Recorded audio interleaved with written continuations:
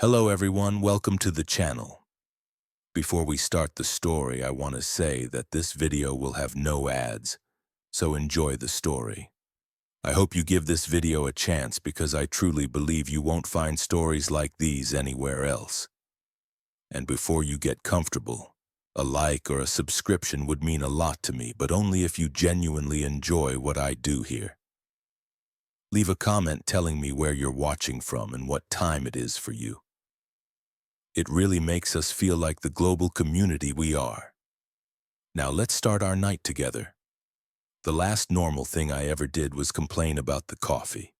Standing in my kitchen, morning light streaming through the windows of my Linden Hills apartment, I remember staring at my mug and thinking the beans had gone stale. That was my concern. The pressing matter of my Tuesday morning. Stale coffee. Sophie was at the breakfast bar behind me, kicking her feet against the stool legs in that rhythm she couldn't seem to stop, working through a bowl of Cheerios with the methodical dedication only an 8-year-old could muster. My brother Marco was on the couch, scrolling through his phone while his wife Dawn stood at the window watching something on the street below. "There's another ambulance," Dawn said. "That's the third one this morning." I didn't look up from pouring my inadequate coffee. Flu season starting early. It's October. Climate change. I shrugged, carrying my mug to the counter. Everything's weird now. Marco snorted from the couch. "That's your explanation for everything, Liz." "Because it explains everything." Sophie giggled, milk dribbling down her chin. "Auntie Liz says the ice caps are crying." "I said melting, sweetheart. The ice caps are melting." Same thing. I couldn't argue with 8-year-old logic, so I didn't try. Instead, I settled onto the stool beside her and watched her eat, feeling that particular warmth she always sparked in my chest, the one that reminded me I wasn't completely dead inside, despite my best efforts. They'd driven up from Chicago for a long weekend, supposedly to see the fall colors, but really because Marco was worried about me.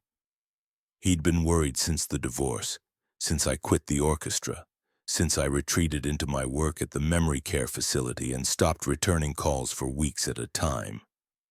This visit was an intervention disguised as family bonding, and I was letting it happen because Sophie was here, and Sophie made everything bearable. "What's the plan today?"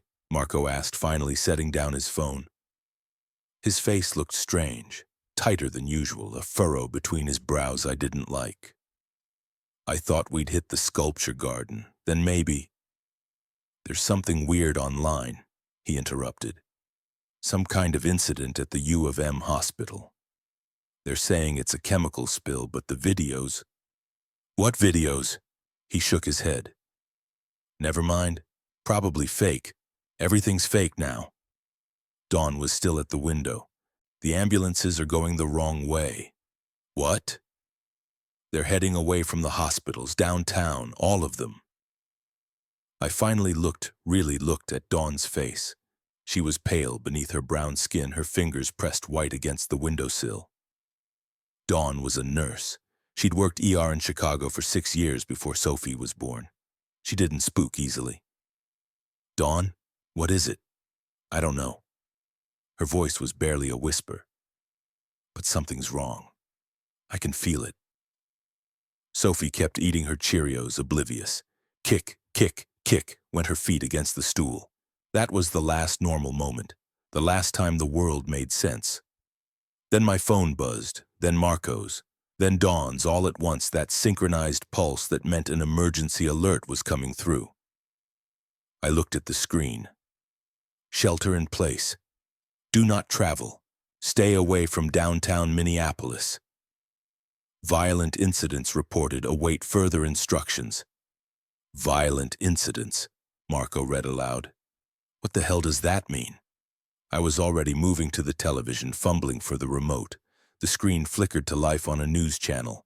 Aerial footage of something burning downtown, smoke pouring from buildings I recognized, streets I'd walked 100 times. The crawler at the bottom was filled with words that didn't make sense together. Mass casualty event. Hospital overrun. National Guard deployed. Avoid all contact with infected individuals. Infected? Dawn's voice cracked. Infected with what? The anchor was trying to stay calm, but I could hear the tremor in her delivery. We're receiving reports of extremely violent behavior from individuals who appear to be suffering from some form of neurological. The feed cut to street-level footage. Someone's phone camera, shaky and terrified. A man was running down Hennepin Avenue screaming something unintelligible. Behind him, 3 people were following. But they weren't running like people run. They were moving with a terrible, jerking urgency, their bodies bent forward, arms reaching. The man tripped. He fell. The 3 figures descended on him. I turned the television off before Sophie could see what happened next.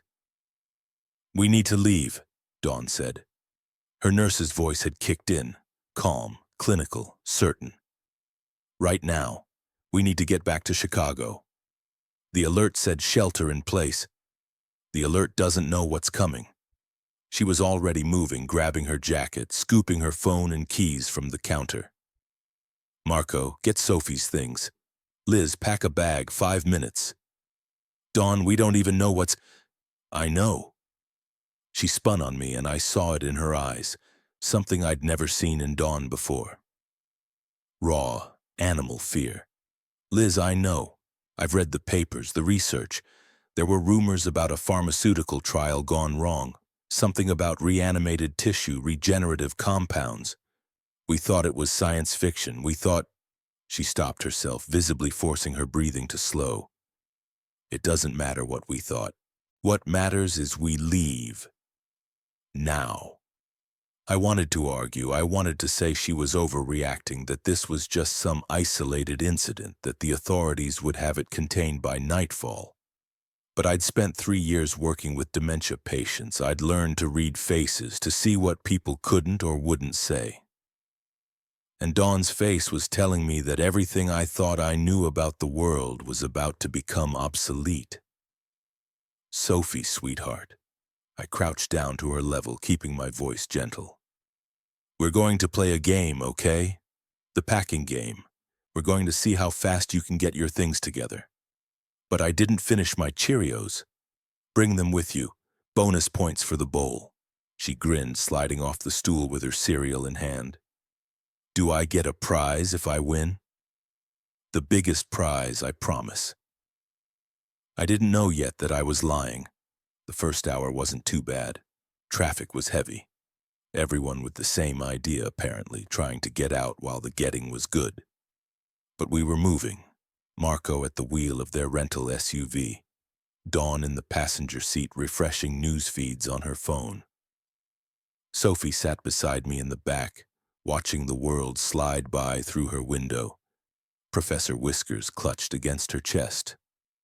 "Why is everyone driving the same way?" she asked.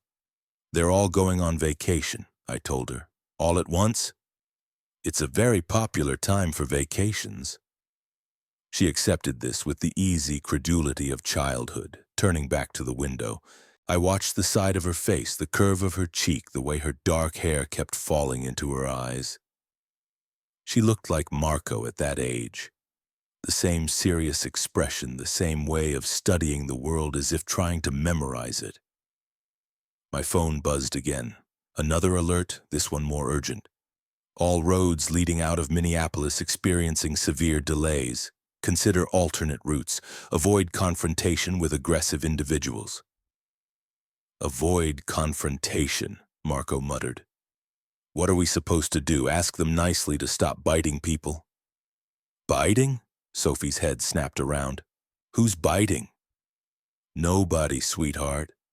Dawn didn't look up from her phone. "Your dad's being dramatic." But I saw her hand reach over to grip Marco's arm, saw her fingers dig into his sleeve. We inched forward another car length. Horns blared somewhere ahead. In the rearview mirror, I could see smoke rising from downtown, thicker now, darker. Something had caught fire in a serious way, something big. "Maybe we should try the back roads," I offered. "I know some routes through." That's where the thing happened, Dawn interrupted, still staring at her phone. The initial incident. They're saying it started at a research facility in Eden Prairie, a pharmaceutical company called Very Health. Something got out. Got out? Test subjects. They were running human trials on some kind of regeneration treatment. Something went wrong. The subjects became violent, bit the staff. The staff bit others. It spread to the hospital where they were transported. Then to the University Medical Center, then she stopped, her face going gray. They're saying the infection rate is geometric. Every victim becomes another vector. What does geometric mean? Sophie asked. It means the numbers get big fast, I said automatically, my mind racing. Dawn, if this is as bad as you're saying, it's worse. The videos coming out of Chicago are already... She caught herself, glancing back at Sophie. It's spreading faster than anyone expected. The whole Midwest might be compromised within days. Chicago? Marco's hands tightened on the wheel. We're driving toward Chicago. I know. Then where do we go? Nobody had an answer. We sat in the idling car, surrounded by 1,000 other idling cars, watching the smoke rise behind us and wondering what waited ahead. That's when the first gunshots echoed across the freeway. I'll never forget the sound of a highway becoming a killing field. It started with those distant pops.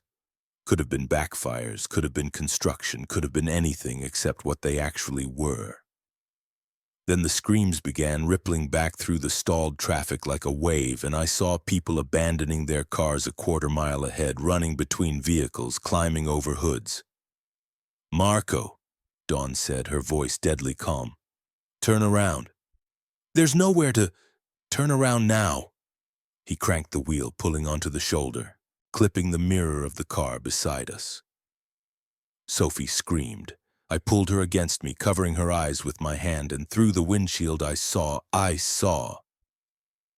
A man was on the hood of a sedan 3 cars ahead, tearing at the windshield with his bare hands. His fingers were bloody, the nails ripped away, but he didn't seem to notice. His face was wrong. Eyes too wide, mouth stretched in something that wasn't quite a smile, veins bulging dark against his skin. A woman inside the car was screaming, pressing back against her seat, and the man just kept clawing, kept slamming his fists against the glass until it cracked, until it shattered, until he was through. Marco floored the accelerator. The SUV lurched onto the grass median, tearing up sod, bouncing over the uneven ground. Behind us, the screaming multiplied. Not just fear now, but something worse, something wetter, something I couldn't let myself identify. Don't look back, I told Sophie, but I was looking. I couldn't stop. The highway had become a feeding ground. Dozens of those wrong-moving figures were swarming between cars, pulling people from vehicles, descending in groups of 3, 4, 5. A woman in a business suit dragged a man through his driver's side window. A teenage boy leapt onto a motorcycle, taking down rider and machine in a tangle of limbs. An elderly man shuffled toward a minivan where children's faces pressed against the glass, terrified, trapped. I saw a mother throw her baby to a stranger on the median before she was pulled back into the chaos. I saw a truck driver climb onto his cab and leap toward the freeway railing, choosing the fall. I saw a police officer empty his magazine into a crowd of attackers and watched them keep coming. Watched them reach him. Watched him go down under a pile of bodies that weren't done moving even as they fed. Eyes on the road, Dawn screamed, and Marco swerved to avoid a burning car that had rolled off the highway.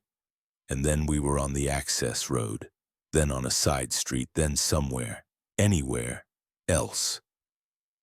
Sophie was crying into my chest, but I couldn't hear her.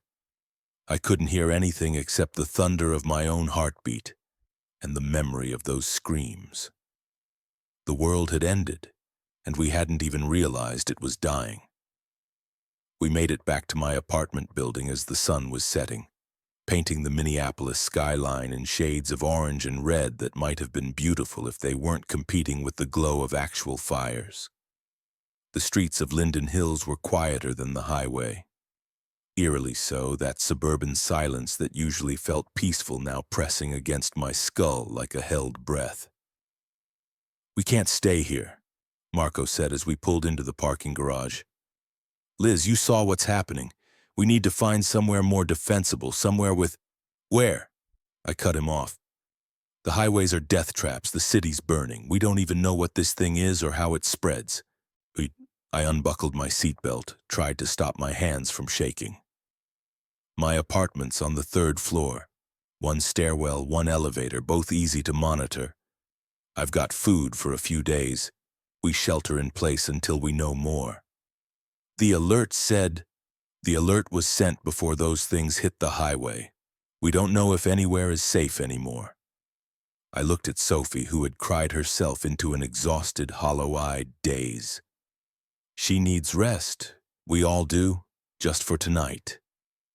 Dawn and Marco exchanged a look, that married couple telepathy that always made me feel like an outsider. But finally Dawn nodded. "One night. But we keep the bags packed, and we take shifts watching the door." I had no argument with that. We moved quickly through the garage, the echo of our footsteps too loud in the concrete space. The elevator was still working, thank God. We rode up in tense silence, watching the numbers climb, each of us straining to hear any sound that shouldn't be there. My apartment was exactly as I'd left it that morning, which seemed impossible. The coffee mug still sat on the counter. Sophie's cereal bowl still held the dregs of her abandoned breakfast. My cello stood in its corner, gathering dust the way it had for 3 years, a monument to the life I'd let slip away. Marco immediately started checking windows, testing locks. Dawn went to the kitchen, taking inventory of supplies. I led Sophie to the guest bedroom, helped her into the bed, tucked Professor Whiskers under her chin. "Auntie Liz?"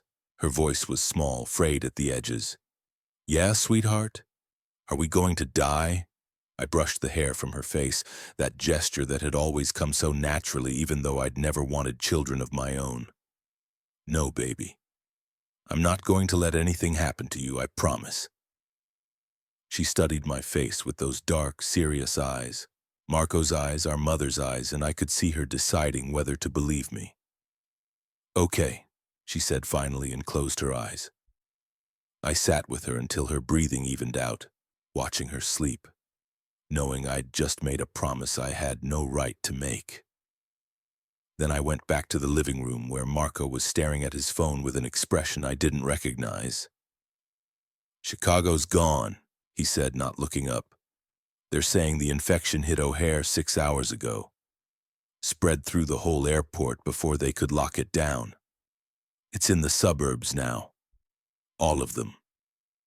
Dawn made a sound, a sharp intake of breath that might have been a sob.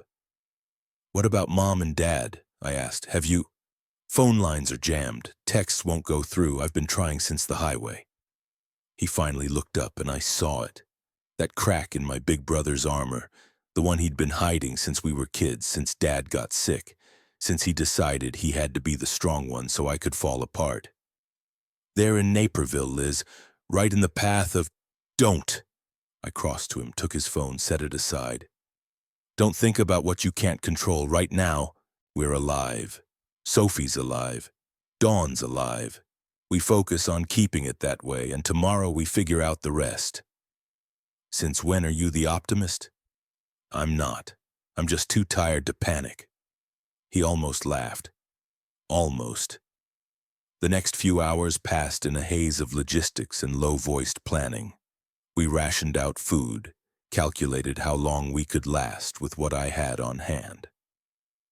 We barricaded the front door with my heavy dining table, pushed the bookshelf in front of the window that faced the fire escape. We found 3 working flashlights, a handful of candles, a first aid kit I'd never opened. Dawn took the first watch, sitting in the armchair with a kitchen knife across her knees, her eyes fixed on the door. Marco crashed on the couch, exhausted past the point of protest. I should have slept too. My body was screaming for it, but I couldn't. I stood at the bedroom window looking out over the city I'd called home for 15 years, watching it transform into something unrecognizable. Fires burned in pockets across the skyline.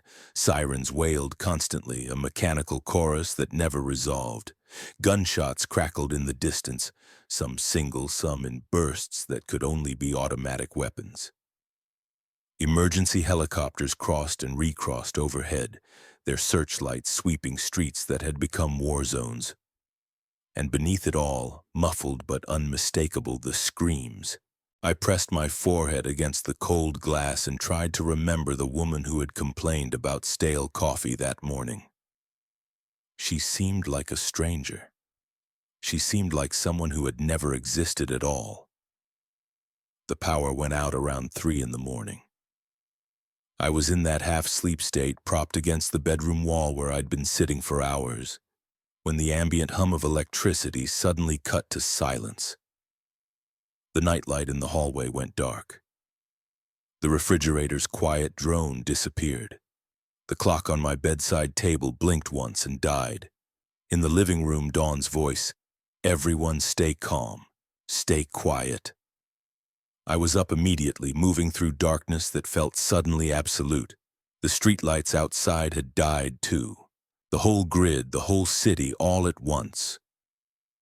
The only illumination came from the fires still burning downtown, that hellish orange glow that painted the ceiling in flickering shadows. Marco was awake, pressed against the barricaded door, listening. Dawn hadn't moved from her chair, but her hand had tightened on the knife until her knuckles went white. "It might just be the local substation," I whispered. "Or it might be everywhere." We listened. Outside, the sirens had stopped. The helicopters were gone. The silence was so complete I could hear my own pulse, could hear Sophie's soft breathing from the bedroom, could hear a sound from the stairwell below us. Footsteps, but wrong, too slow, too deliberate. A shuffle, then a pause, then another shuffle. "Something's in the building," Marco breathed. "How?" "The doors were locked, Does it matter?" The footsteps continued climbing. 1 floor, 2. I counted the shuffles, tried to estimate distance, tried to pretend my hands weren't shaking. Then the footsteps stopped, right outside our door. We stood frozen, 3 people in the dark, staring at the barricaded entrance. I could hear breathing now, heavy, wet, rattling. Something that sounded like congestion, like fluid in lungs that shouldn't be full. It was standing inches away, separated from us by wood and a dining table and nothing else. A sniffing sound, like an animal testing the air. Don't move, don't breathe, don't exist. Seconds stretched into eternities. The thing outside shifted its weight, the floorboards creaking under its feet. I thought I heard it moan. Soft, almost sad, like someone trying to remember a song they'd forgotten. Then it moved on. Shuffle, pause, shuffle, continuing up toward the 4th floor. I didn't exhale until I couldn't hear it anymore. "We have to go," Dawn said. Her voice was barely audible, less than a whisper. "If there's one, there are more. We can't stay here." "Go where?" "The streets are anywhere, somewhere with other people, strength in numbers." Marco was already moving toward the bedroom. "I'll get Sophie. Liz, pack whatever water and food will fit in 1 bag. We move in 5. There was no argument left in me. I worked by memory and touch, grabbing water bottles, energy bars, the first aid kit, shoving everything into my largest backpack. I added a flashlight, extra batteries, the hunting knife I'd bought years ago for a camping trip I never took. At the last moment, I grabbed my wooden flute from its hook by the door. A silly thing, hand-carved, barely functional. But Sophie had given it to me for my last birthday, and I couldn't leave it behind. Sophie emerged from the bedroom in Marco's arms, still half asleep, clutching Professor Whiskers. "Auntie Liz? Where are we going?" "An adventure, sweetheart. Remember how you wanted to see the lake? In the middle of the night? That's when the best adventures happen. Dawn was at the door, ear pressed against the wood, listening. She held up 3 fingers, counted down, 2, 1. We moved the barricade as quietly as possible, eased the door open, stepped into a hallway that smelled of copper and something else. Something rotten, sweetly wrong. The emergency lights were dead. The only illumination came from my flashlight, its beam cutting through darkness that seemed to resist it. The stairwell door was 5 feet away. An eternity. We crept forward. Every footfall was thunder. Every creak of the old building's bones was a betrayal. I kept the flashlight low, tried to avoid sweeping it across any windows or under any doors, tried to pretend we were invisible. We reached the stairwell, pushed through, started down. 2 floors to ground level, 40 steps, maybe 50. I'd never counted before. Now I counted each one, each careful placement of my feet on stairs I'd climbed 1,000 times without thinking, each measured breath that kept me from screaming. We made it to the 1st floor. The lobby was ahead, glass doors leading to the parking garage.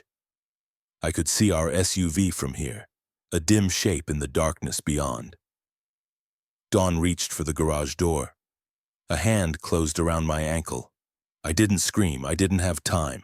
I was yanked backward, crashing to the floor, and then a weight was on top of me. A man, or what had been a man, his face inches from mine. I could see him in the spillover from my dropped flashlight. Dead eyes filmed white, mouth torn where someone had bitten his cheek, skin mottled with bulging veins that pulsed with something that wasn't blood. He was still wearing his uniform, the maintenance man who'd fixed my garbage disposal last month. Roger. His name was Roger. "Liz!" Marco's voice far away. Roger's mouth opened.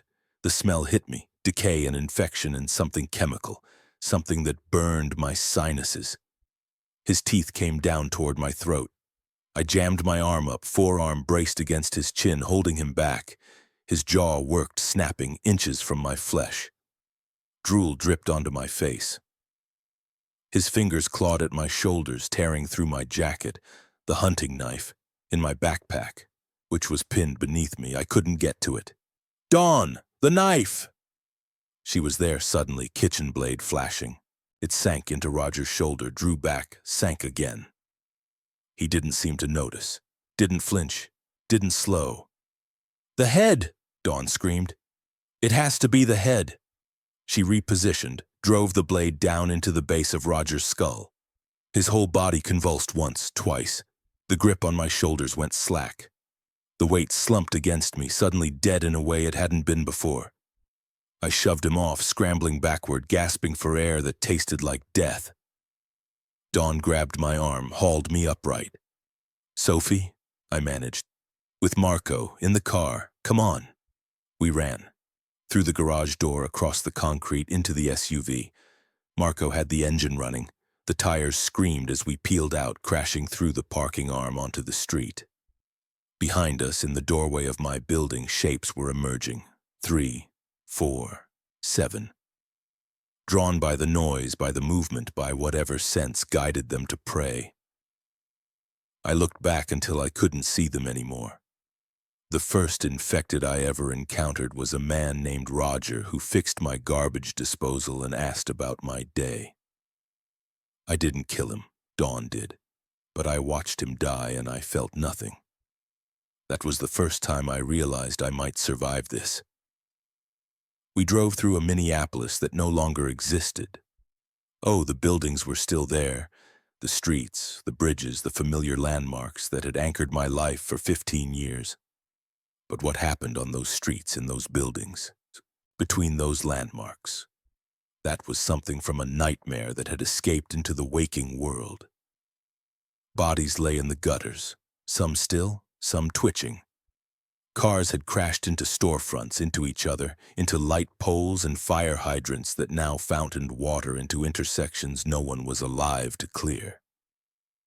The infected wandered everywhere, singly and in groups, drawn to sound and movement, but seemingly content to shuffle aimlessly when no prey was visible.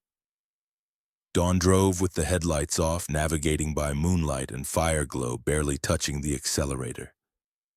"Where are we going?" Marco asked. "Lake Calhoun, the Norway house." Dawn's voice was steady, mechanical.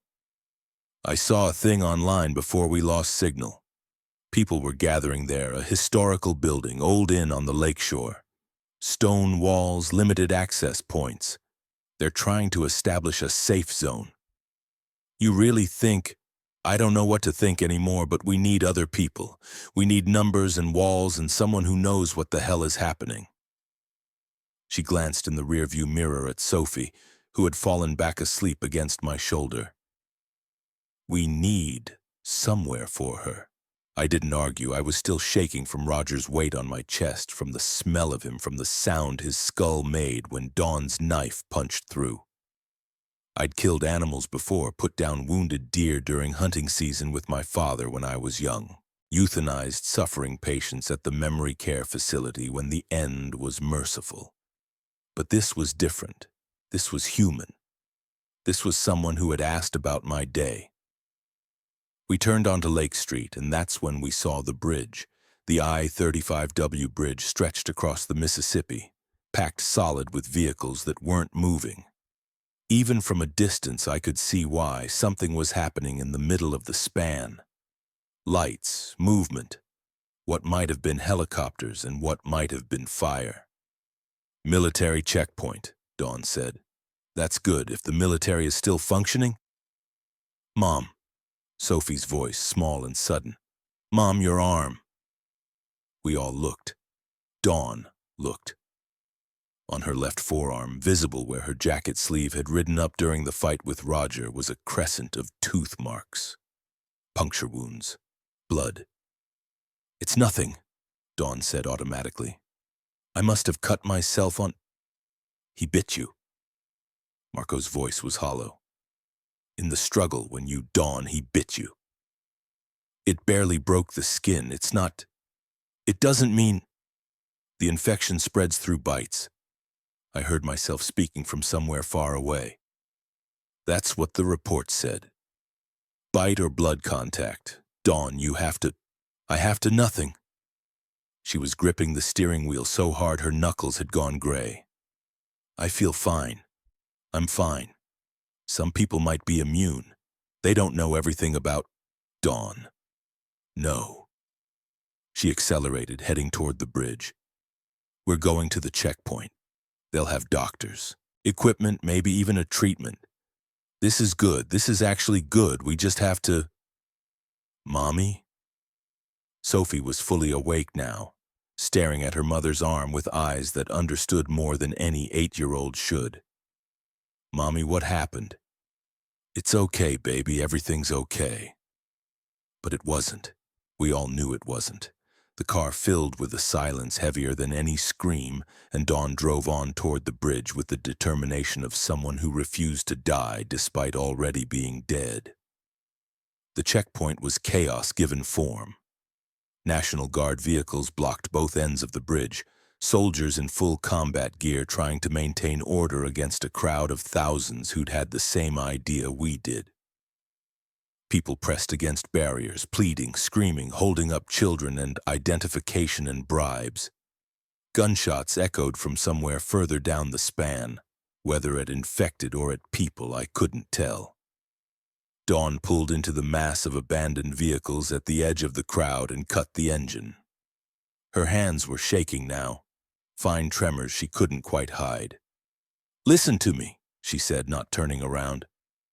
"I'm going to get us through that checkpoint. We stay together, we move fast, we don't stop for anything. Once we're on the other side, we find transport, we get to the safe zone. Whatever happens, you keep Sophie safe, promise me." "Dawn, promise me, Liz." "I promise." She finally turned. Her face was waxy with sweat, pupils dilated even in the darkness, but she smiled. That warm, genuine smile that had made my brother fall in love with her a decade ago. "Then let's move." We got out of the car. Sophie was in Marco's arms immediately, clinging to his neck. I grabbed the backpack, the knife, kept close to Dawn as she pushed toward the checkpoint. The crowd was a living thing, pulsing and pressing and pulling in 1,000 directions. Elbows caught my ribs, feet trampled mine. Someone was praying loudly, someone else was sobbing, someone else was screaming about the government and conspiracies and the end times. The smell was overwhelming. Fierce sweat and diesel and the copper tang of blood from injuries sustained in the crush. Dawn moved through it like water through rock, finding gaps that didn't seem to exist, applying pressure in precisely the right places. Her nurse's training, maybe, or something else, something the infection was giving her even as it took everything away. We reached the barrier. A soldier, young, Hispanic, exhausted, held up a hand. Medical screening required before crossing. Anyone symptomatic will be... I'm a nurse, Dawn interrupted, showing her ID. Critical care trained. I can help with triage. The soldier hesitated. Behind him, I could see medics working on wounded refugees, the clearly infected being dragged toward a containment area. The dead weren't being left dead. I watched 2 soldiers approach a body bag, watched it bulge from the inside, watched them level their weapons and fire through the black plastic until it stopped moving. Please, Dawn said, my daughter's with me. She needs to get through. The soldier looked at Sophie, looked at Dawn, looked at the chaos erupting on all sides. Go, he said, stepping aside. Straight across, no stopping, evac vehicles on the other side. We pushed through the barrier onto the bridge proper. The span was a river of humanity flowing in both directions, refugees heading for the promised safety beyond, soldiers moving the opposite way to reinforce the checkpoint. Abandoned vehicles created choke points that forced people to squeeze between bumpers and through gaps barely wide enough for a child. Above us, helicopters circled, their rotors drowning conversation. Dawn was moving faster now, almost too fast. Her steps had taken on an urgency that went beyond fear. Dawn, Marco called. Dawn, slow down, Sophie can't... We have to hurry. Her voice was different, strained, like she was speaking through clenched teeth. We have to get across before... She stopped. In the middle of the bridge, surrounded by hundreds of people, my sister-in-law stopped walking and turned to face us. Her eyes had changed, the pupils blown wide, the whites marbled with red veins that weren't there minutes ago. Sweat poured down her face. Her whole body trembled, but not with cold. Dawn, Marco stepped toward her. Honey, what? Don't, she held up a hand. The bite mark was black now, poisoned veins spreading from it like roots. Don't come closer, I can feel it happening, I can feel myself. Slipping. We'll find help. The medics are right here. They can... There's no help, Marco. Her voice cracked, tears streaming down her cheeks even as her jaw tightened against something internal. Some struggle we couldn't see. I knew when it bit me. I've read the research. There's no treatment, no reversal, nothing. Once it's in your blood, you're gone. Mommy? Sophie's voice, small and terrified. Mommy, you're scaring me. Dawn looked at her daughter. Some desperate love blazed through the gathering fog in her eyes. Sophie, baby, look at me. I need you to remember something. She was speaking through chattering teeth now, fighting for every word. I love you. I have always loved you. I will always love you, even when... A spasm racked her body, her back arched. Even when I'm not myself anymore, find somewhere safe. Listen to your dad and your aunt. Be brave. Another spasm. Be so brave. Dawn, please. Marco was crying, reaching for her. Stay back. She stumbled away from him, nearly falling. I can feel it, Marco. I can feel it wanting to hurt her, to hurt you. It's like a voice in my head telling me to... Her hands came up, pressing against her temples. No, I won't. The crowd around us had noticed something wrong. People were pulling away, creating a circle.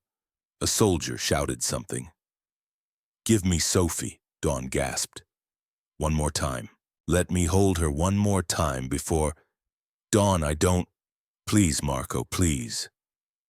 He hesitated. He shouldn't have. He should have run, should have kept Sophie away, should have listened to the voice in his head that was screaming danger. But he loved her, and love makes us stupid in the end. He passed Sophie to Dawn. For one perfect moment, mother and daughter embraced. Dawn's eyes closed. Her trembling stopped. She breathed in the scent of Sophie's hair, pressed a kiss to her forehead, whispered words too soft for me to hear. Then her eyes snapped open. Wrong. The soldiers saw it at the same time I did. They raised their weapons. Dawn's arms tightened around Sophie. Her mouth opened. Her teeth came down towards Sophie's neck. "No!" Marco lunged forward, trying to tear them apart. I don't know who fired first. I don't know if it was one bullet or a dozen. What I know is the sound, thunder in an enclosed space, impossibly loud, and the spray of blood that caught me across the face, and Dawn's body jerking, twisting, finally releasing Sophie as she crumpled. Marco caught Sophie, scooped her up, started to run. But there were too many people, too much chaos, too little time. The gunfire had panicked the crowd. Everyone was running now, stampeding in every direction. I lost sight of Marco and Sophie almost immediately, separated by a tide of bodies. "Marco!" I screamed. "Sophie!" Above us, a helicopter was descending too fast. Something was wrong with its rotors. Smoke trailing from the engine, flames licking along the tail. It spiraled toward the bridge like a wounded bird. It hit the span 200 feet ahead. The explosion sent a shockwave through the concrete. I felt the bridge buck beneath my feet. Cracks spider-webbed across the road surface. A car tumbled off the edge. People fell, screaming. I ran toward where I'd last seen them. Through the smoke, through the fire, through bodies living and dead. "Marco! Sophie!" The bridge was groaning now. Structural collapse. The helicopter had hit something critical. A support column maybe, or weakened an already stressed joint. The span was tilting slowly at first, then faster. I caught a glimpse of purple. Sophie's coat, just ahead. Marco had her in his arms, pressed against the railing, trying to find a way through the chaos. "Marco!" He turned. Our eyes met. The bridge gave way beneath him. I watched my brother fall. I watched him release Sophie, throwing her toward me, toward anyone, as the concrete crumbled under his feet. I watched him disappear into the river below without a sound. Sophie hit me hard enough to knock me down.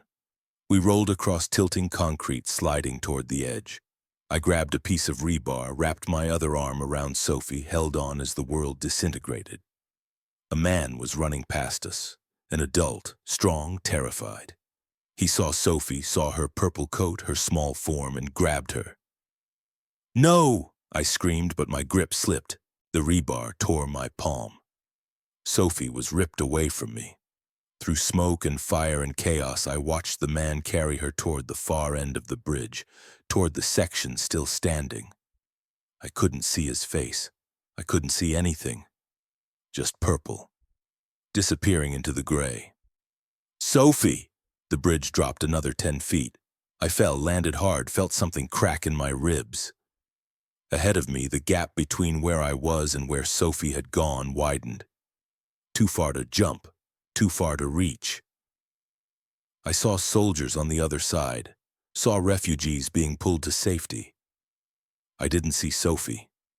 Someone grabbed me from behind, another survivor, a stranger, and dragged me backward, toward the checkpoint we'd come from. I fought them. I screamed Sophie's name until my voice broke. I tried to crawl toward that gap even as it became an abyss. But they were stronger than me, and the bridge was dying, and Sophie was gone. The fires downtown burned for 3 days. I spent them in a kind of trance, moving when told to move, eating when food was put in my hands, staring at walls that meant nothing and remembering nothing but the purple coat disappearing into smoke. The checkpoint had been abandoned. The military had pulled back. The survivors who'd been turned away, hundreds of us, scattered into the ruins of the city like leaves in a hurricane. I ended up at the Norway house after all. Not because I remembered Dawn's plan, but because the group I'd attached myself to was heading there, and I had nowhere else to go. I followed them through streets that had become graveyards, past infected who shambled through the wreckage in search of prey, past living humans who looked at us with suspicion and kept their distance. The inn was exactly what Dawn had described, an old stone building on the shores of Lake Calhoun, solid and defensible and full of people who were trying to remember how to hope.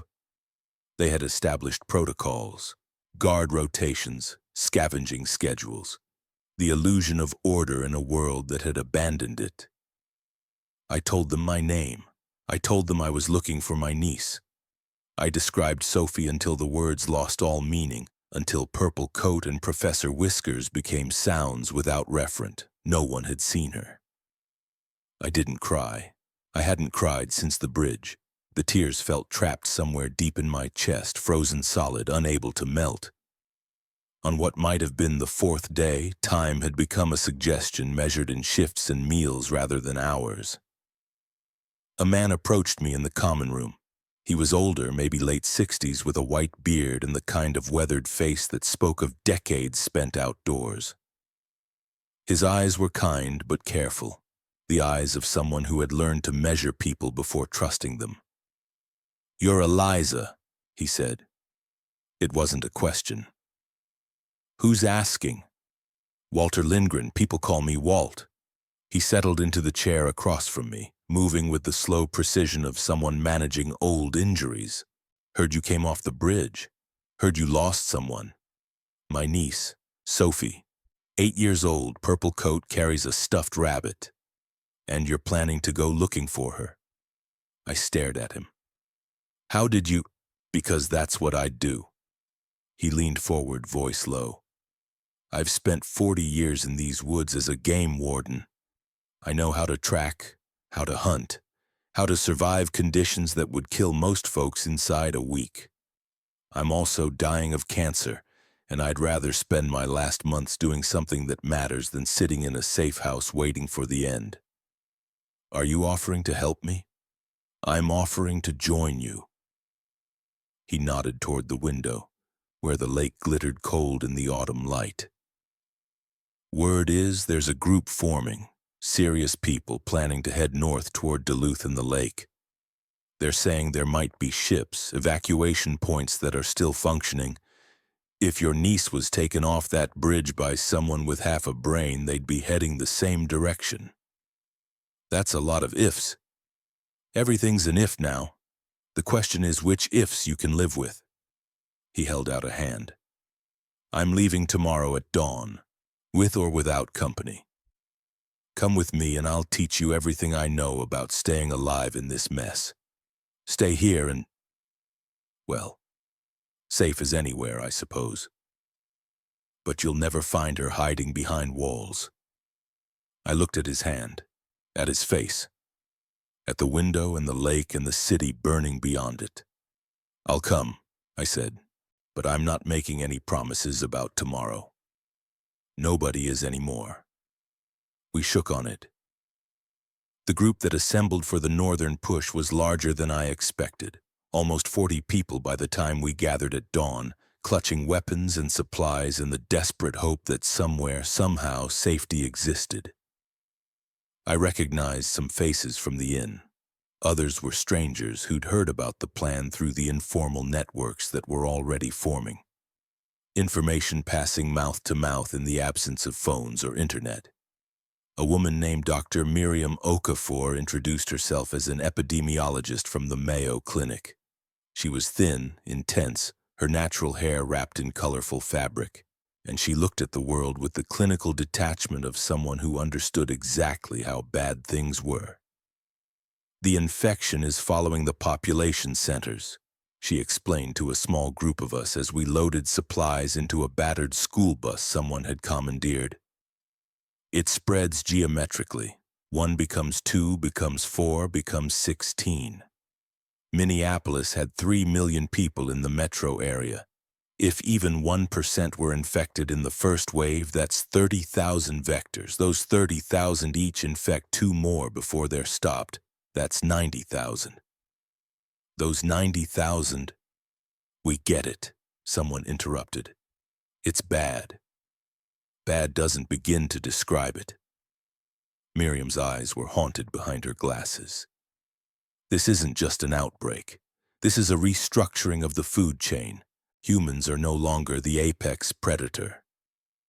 I thought of Roger, the maintenance man, of the feeding frenzy on the highway, of Dawn's eyes going wrong in the middle of the bridge.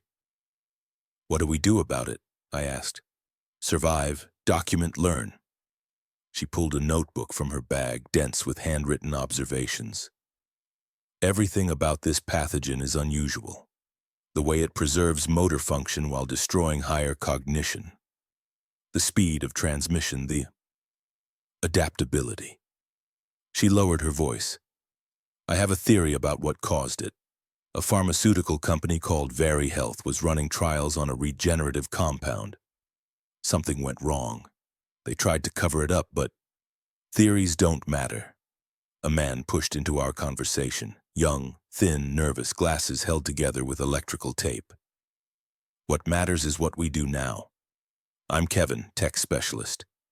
If you need anything rewired, rebuilt, or rebooted, I'm your guy. And you think tech is going to save us? Someone scoffed. I think information is going to save us. I'm working on a way to get comms back up, at least local radio.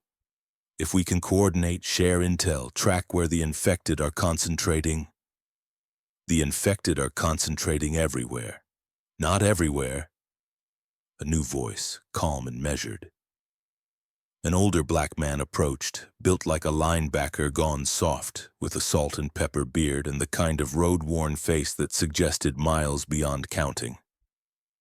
Jerome Washington. Call me Rome.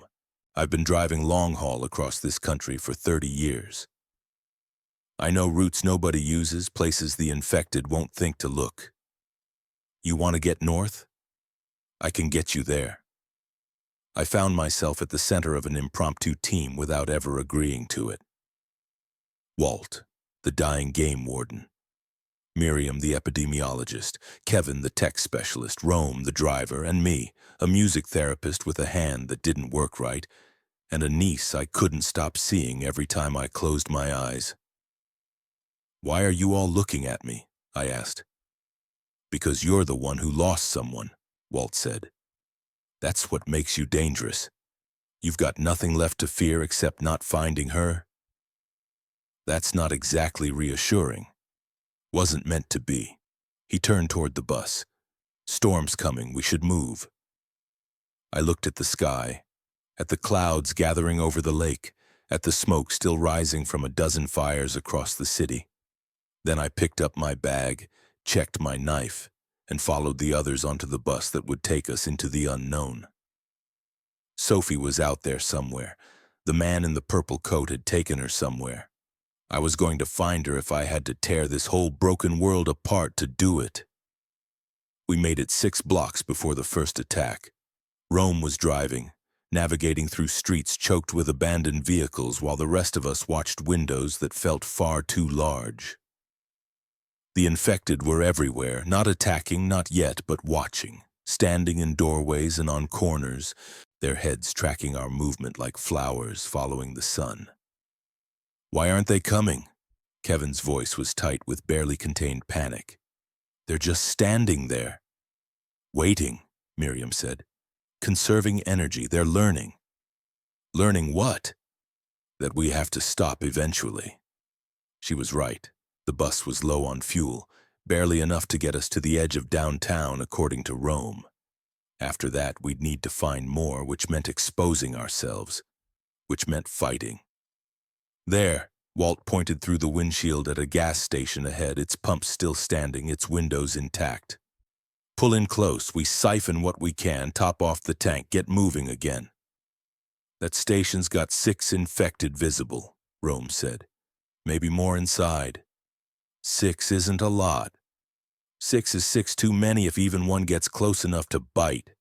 A woman's voice cut through the argument, young, hard, edged with dark humor. I can take 6. I turned to see a girl, maybe 19, with short hair dyed half blue and enough piercings to set off a metal detector. She was holding a machete like she knew how to use it. Carmen Delgado Reyes, she said, catching my look. Pre-med. Well, was pre-med. Now I'm just the crazy bitch with the blade. She grinned, but there was something broken behind her eyes. Who's coming with me? I stood up before I knew I was doing it. I am. Walt rose as well. That's 3. Enough for defense, small enough for speed. I can, Kevin started. You stay with the bus, Miriam interrupted. If anything happens to the driver, I can handle myself. Kevin, her voice was gentle but firm. We need you alive. Your skills matter. Don't waste them on a fuel run. He subsided, flushed and frustrated. Rome pulled the bus alongside the gas station, blocking the view from the street. Walt, Carmen, and I slipped out through the rear emergency exit, staying low, moving quick. The 6 infected we'd spotted were shambling around the pump area, 2 in stained hospital gowns, 1 in a police uniform missing half its face, 3 in civilian clothes that might have been soccer moms and accountants a week ago. They hadn't noticed us yet. The noise of the idling bus, maybe, or the wind, or whatever passed for luck in the new world. I'll take the pumps, Walt whispered. Carmen, watch the store entrance. Liz, watch our backs. Stay quiet unless you have no choice. We moved. Walt crept toward the pumps, a jerry can in one hand and a silenced pistol in the other. Where he'd gotten a silenced pistol, I had no idea. Carmen positioned herself near the store's shattered door, machete ready. I hung back, scanning the street, the rooftops, the shadows between buildings. The infected continued their aimless patrol. Shuffle, pause, shuffle. The rhythm of the dead. Walt reached the pumps, lifted the hose, began filling the jerry can, the liquid sloshing too loud in the silence. One of the hospital gown infected turned, its head cocked, orienting on the sound. Walt froze. I froze. The infected stood motionless for what felt like hours. Then it turned away and resumed shuffling. Breathe. Just breathe. Walt filled the can, started on a second. The gas pumped slowly, must have been running on some kind of backup system, barely functional. A sound from behind me. I spun, knife rising. A child. A little boy, maybe 5, standing in the doorway of a brownstone across the street. His face was pale, terrified. He was wearing Spider-Man pajamas. He opened his mouth to scream. I was across the street before I knew I was moving, my hand clamping over his mouth, my body blocking him from view. Shh. I kept my voice barely above a breath. I'm not going to hurt you. Are you alone? Where are your parents? His eyes, huge and wet, flicked toward the interior of the brownstone. Are they sick? A nod, tears spilling down his cheeks. Is there anyone else? Anyone not sick? A shake. Okay, here's what we're going to do. I crouched to his level, trying to project a calm I absolutely did not feel. I have friends in that big yellow bus over there. They're good people. They're going somewhere safe. Do you want to come with us? Another nod, desperate this time. I need you to be very quiet. Can you do that? Not a sound until we're on the bus. He nodded again, his small hand reaching for mine. We crept back toward the gas station. Walt had finished filling the cans and was retreating toward the bus. Carmen was holding position, her machete dripping. She'd had to silence something that emerged from the store, apparently. The infected were still shuffling, still not attacking. We were 10 feet from the bus when the boy's foot caught on a piece of debris. He stumbled, fell, let out a small, involuntary yelp. Every infected head snapped toward us at once. "Run!" Walt's silenced pistol barked twice, dropping the closest shambler. "Carmen, cover fire! Get him on the bus!" I scooped the boy up and ran. Behind me, the world erupted. Carmen's machete singing through the air, Walt's pistol cracking, the infected moaning as they surged toward the sound of prey. The bus door was open. Rome's voice, "Move, move, move!" I threw myself through the door, the boy still clutched against my chest. Carmen and Walt piled in behind me. Rome slammed the door and floored the accelerator before we even hit our seats. Through the rear window, I watched the infected, more than 6 now, dozens pouring from buildings and alleys, chase the bus for 100 yards before falling behind. "Is everyone okay?" Miriam was already checking us, her hands clinical and quick. "We're good." Walt was breathing hard, reloading his pistol. "Kid's name is... What's your name, son?" The boy stared at us with shell-shocked eyes. "Isaiah. Isaiah. Good name, strong name." Walt holstered his weapon. "You did good out there, Isaiah, real good." The boy didn't respond, he just curled against my side, trembling. And I held him because there was nothing else to do. Because someone had to hold the children when the world ended, and there was no one else left.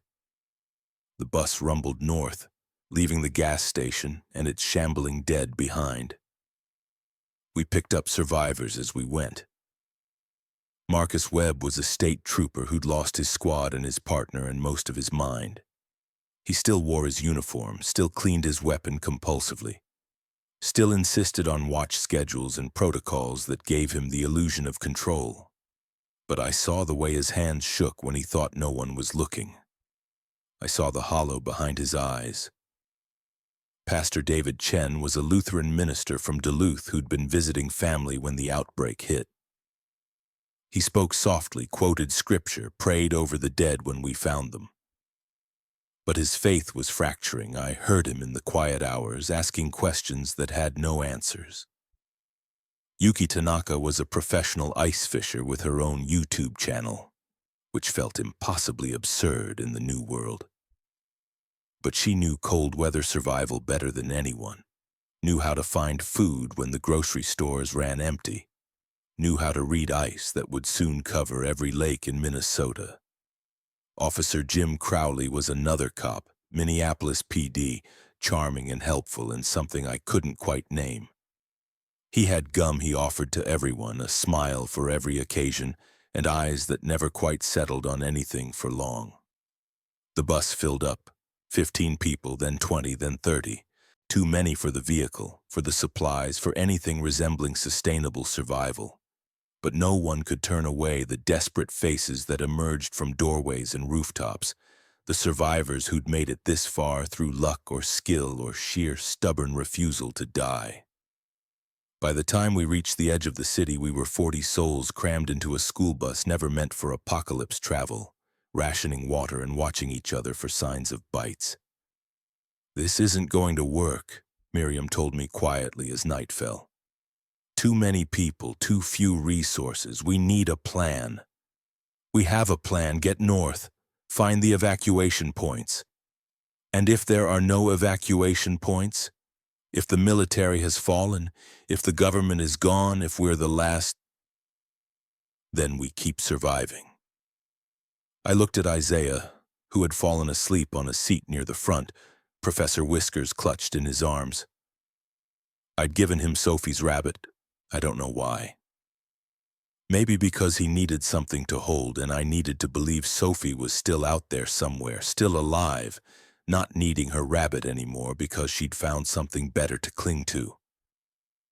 "We keep surviving until there's a reason to stop." Miriam followed my gaze. "You gave him the toy. He needed it more than I did. You think she's still alive?" I didn't answer. I couldn't answer. The truth was a shape I couldn't look at directly, a grief too big to fit inside my chest. If Sophie was dead, then nothing mattered. Not the bus, not the survivors, not the flickering hope that somewhere north there might be safety. If Sophie was dead, I would walk into a horde and let them take me, because what was the point of surviving in a world without her? But if she was alive, if that stranger had carried her to safety, if she was out there somewhere waiting to be found, then I had to keep moving, had to keep breathing, had to become whatever this world demanded I become. "She's alive," I said finally. "She has to be." Miriam nodded, but I saw the doubt in her eyes, the same doubt I refused to acknowledge in my own. The bus rumbled on into darkness. We lost the bus on what might have been the fourth night out of Minneapolis. Rome had found a route through the back roads, avoiding the major highways that had become death traps. We were making good time, all things considered. The infected sparse in the rural areas, the survivors settling into something that almost resembled routine. Then the engine died. It happened without warning, without drama, without any of the movie-style explosions or attacks. One moment we were rolling through farmland painted silver by moonlight. The next we were coasting to a stop in the middle of nowhere, the engine clicking and cooling in the sudden silence. "Fuel pump," Rome diagnosed after 20 minutes under the hood. "She's done." "Can you fix it?" "I'm a driver, not a mechanic, and even if I could, we don't have the parts." 40 people standing on a dark road in hostile territory, stranded, vulnerable, screwed. "There's a town ahead," Kevin said, checking the map by flashlight. "Morristown, maybe 2 miles. If we move fast." 2 miles with 40 people? Marcus shook his head. "The infected will hear us coming from a mile away." So we split up. Small groups, different routes, rendezvous point at the town center. "Bad idea. We lose cohesion, we lose strength. We stay here, we're dead by morning." They argued. They always argued. I stopped listening and studied the darkness instead. That skill I'd developed at the memory care facility. Reading bodies, reading silence, reading the things people couldn't or wouldn't say. Isaiah tugged at my sleeve. "Miss Eliza?" "Yeah, buddy?" "There's someone watching us." I followed his gaze. At the edge of the road where the tree line met the ditch, a figure stood motionless in the shadows. Not infected. I could tell by the posture, the stillness, the absence of that shuffling hunger. This was a person. Watching. Waiting. I touched Walt's arm, pointed. He saw it too. His hand went to his weapon. "Don't." A girl's voice, young but steady, cut through the darkness. "I'm alone. I've been following you since the gas station." The figure stepped forward, and in the moonlight I saw her, biracial, maybe 15, with cornrows and an oversized hoodie, a backpack slung over her shoulders, and a look in her eyes that no teenager should ever have. "My name's Sienna," she said, "and if you're going to Morristown, I should probably tell you there's about 100 infected between here and there. I can show you a way around, if you want." "Why should we trust you?" Marcus demanded, his hand on his holstered pistol. Sienna shrugged. "You shouldn't. But you've got 40 people and no vehicle, and I've got information and nothing left to lose. Seems like a fair trade to me." She was lying about something. I could see it in the micro-tension around her eyes, the slight hitch in her breathing. But the lie wasn't about the infected, and it wasn't about betrayal. It was something personal, something she was carrying that she didn't want anyone to see. I stepped forward before anyone else could speak. "Show us the way, I'll walk with you." "Liz," Walt warned. "She's telling the truth about the infected, and we don't have a better option." I looked at Sienna, met those 2 old eyes. "Lead the way." The way around took 3 hours, winding through fields and farmsteads that had been abandoned so recently their lights still burned. Sienna moved like a ghost, showing us where to step, where to hide, where the infected had gathered and where they hadn't. I walked beside her and asked no questions, giving her the gift of silence. Eventually, she started talking anyway. I was at school when it started. Everybody started getting sick, coughing, fever, acting weird. Then Mr. Harrison, the gym teacher, bit somebody. Then everyone was biting everyone, and I just ran. She paused, navigating around a particularly dense section of trees. I hid in the equipment shed behind the softball diamond, stayed there for days, ate granola bars from the vending machine I managed to break open. When I finally came out, the whole town was gone. I'm sorry. Don't be. They weren't. I didn't have anybody there anyway. Foster system since I was 6, the family I was placed with.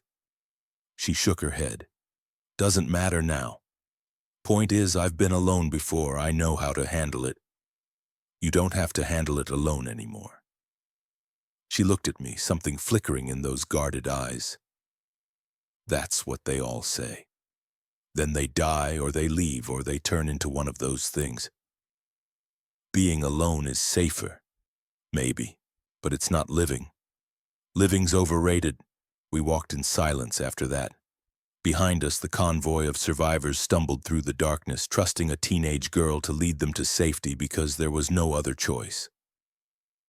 By dawn, we reached Morristown. The town was a graveyard, but it had walls. Someone had been busy in the days since the outbreak. The main street had been barricaded with cars and debris, the storefronts fortified with boards and barbed wire. It looked like a defensive position, or at least the beginnings of one. "Hello?" Marcus called out, his trooper voice carrying across the empty street. "Anyone here?" Silence. The wind rattled loose shutters. A door somewhere creaked, then movement, shapes emerging from doorways and rooftops, maybe 15 people armed with rifles and shotguns and farming implements. They didn't look friendly. "That's far enough," a man's voice called. He emerged from the barricade, a shotgun resting easy in his arms. 50s, burly, farm strong. His eyes swept our group with cold assessment. "We ain't got room for 40 more mouths." "We're not looking to stay," Rome said, stepping forward with his hands visible. "We're heading north to the lake. Just need somewhere to rest, maybe trade for supplies." "Heading north?" The man laughed, harsh and humorless. "Son, nothing north but death. Military pulled out of Duluth 2 days ago, left the whole city to burn. Whatever evacuation you're dreaming about, it doesn't exist anymore." The words hit like a physical blow. I heard gasps behind me, murmurs of despair. "That can't be right," Kevin stammered. "The radio signals are a week old. World's moving faster than radio these days." The man lowered his shotgun slightly, his expression shifting from hostile to something closer to pity. "Look, we've got enough trouble keeping our own people alive. We can't take on 40 more, especially not city folk who don't know one end of a hoe from another. Best I can offer is 1 night in the barn and you're gone by dawn. Take it or leave it." There wasn't really a choice. We took it. The barn was cold, drafty, and smelled of manure and old hay. But it had walls and a door that locked, and after 4 days in a bus and 3 hours trudging through hostile countryside, it felt like paradise. I found a corner away from the others and sat with my back against a support beam, trying to process what we'd learned. Duluth was gone. The evacuation was gone. The military was gone. Sophie, if she'd been taken toward Duluth. "Hey," Carmen dropped down beside me, offering a flask. "Found this in the farmhouse. Real moonshine, apparently, tastes like paint thinner." "Sounds perfect." I took a pull. She was right, it burned like fire going down. I took another. "You're thinking about her," Carmen said. "The kid you lost." "Niece, Sophie." "Right." She took the flask back, drank deep. "I lost somebody too. My sister, Anna, she was 12. A pause. "I was at a party when everything went down. I left her home alone because I wanted to get drunk and hook up with this guy who didn't even notice me. By the time I got back, she'd already turned. I'm sorry.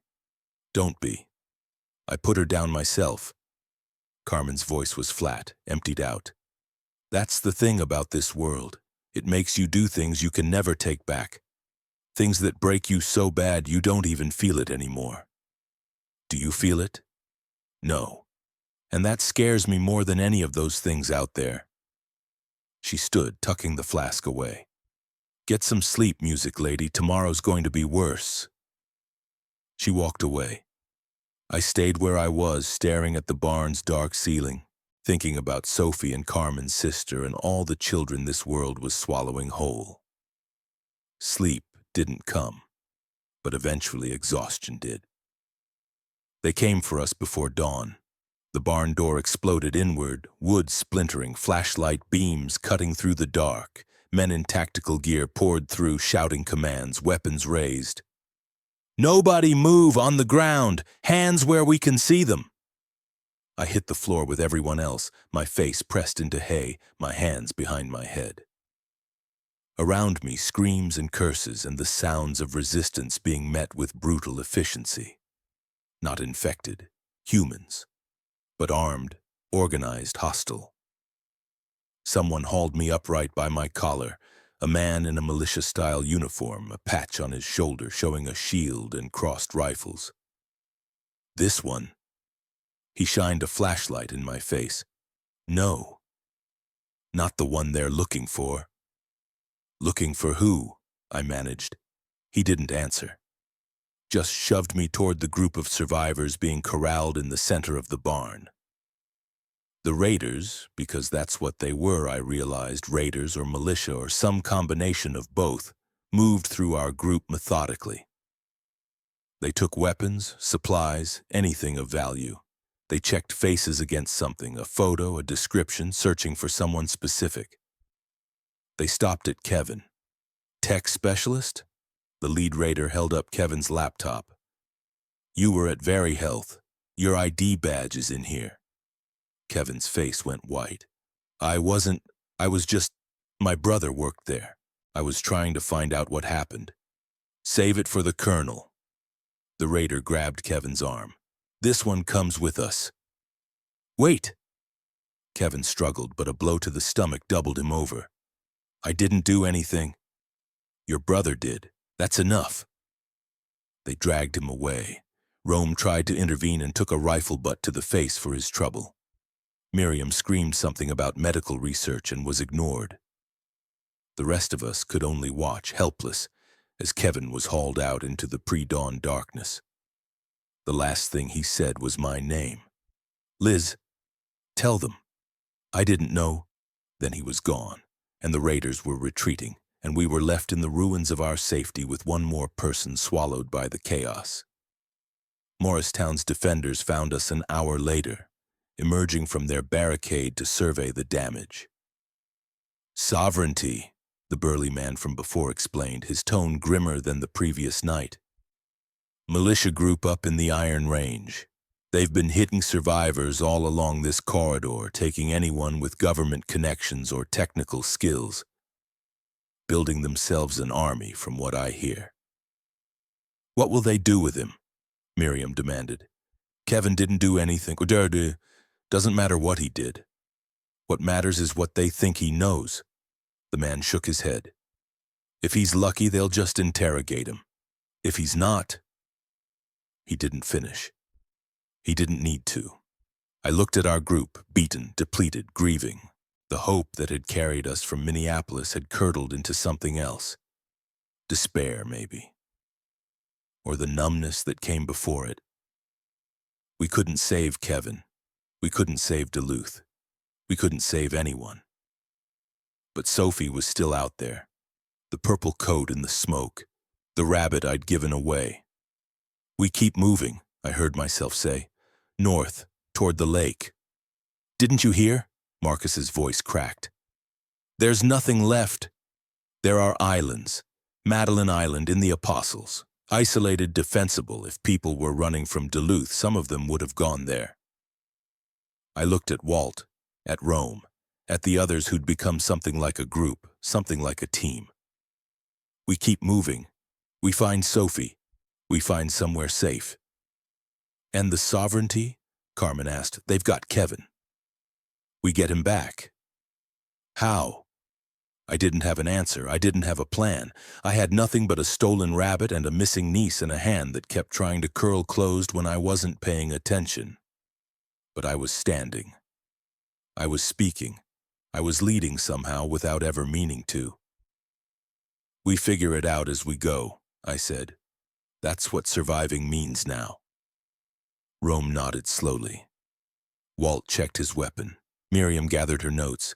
Carmen hefted her machete. Even Sienna, the girl from the darkness, stepped forward. I'm in, she said. Might as well see how this ends.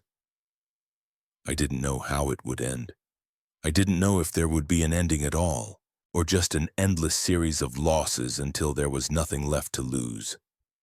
But Sophie was out there. The world was burning, and I was still alive somehow despite everything.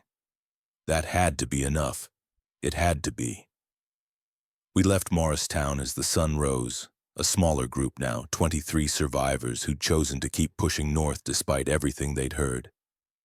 The rest stayed behind, trading uncertain futures for walls and routine, the comfort of a cage over the terror of the open road.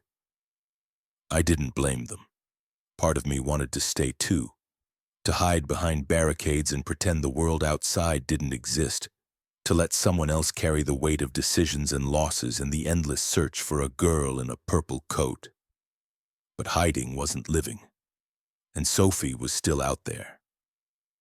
So I walked, through fields turning gold with autumn, past farmhouses that had become tombs under a sky that still held the sun despite everything that had happened beneath it. The group spread out along the road in a ragged column, the strong supporting the weak, the armed watching for threats that could come from any direction. Rome walked beside me for a while, his breathing easy despite his size, his eyes constantly moving. You know this is a fool's errand, he said quietly. One kid lost on a bridge weeks ago. She could be anywhere. She could be... Don't say it. Gone. Liz, I've seen a lot of loss in my life. On the road, in the rear view, in the places I never stopped long enough to remember. And the thing I learned is that sometimes you have to let go. Sometimes holding on hurts worse. I can't let go. I flexed my left hand, the one with the focal dystonia, the one that had cost me my career and my marriage and my sense of self. I've already let go of too much. Sophie's the only good thing I haven't managed to destroy yet. What if she's not out there to find? Then I'll destroy myself looking for her. But at least I'll have tried. I looked at him, met those kind, tired eyes. Is that foolish? Hell yes, he almost smiled. But it's also human, and human's about all we've got left. We walked in silence after that, two broken people in a broken world, heading toward a hope that might not exist. But we were walking. We were still walking. And sometimes that's enough. The infected were waiting for us at the crossroads. We saw them from a distance, a mass of bodies clogging the intersection ahead, maybe 50 or 60 shambling figures. They weren't moving, weren't feeding, just standing in the road like a human traffic jam, their heads turning occasionally toward sounds or movements that attracted their attention. Shit, Carmen breathed. We can't fight through that many. We go around, Walt said, through the fields. It'll take longer, but... Wait. Miriam had pulled out binoculars. Where she'd gotten binoculars, I had no idea, and was studying the crowd. Look at their behavior. They're not random, they're organized. I squinted at the mass. She was right.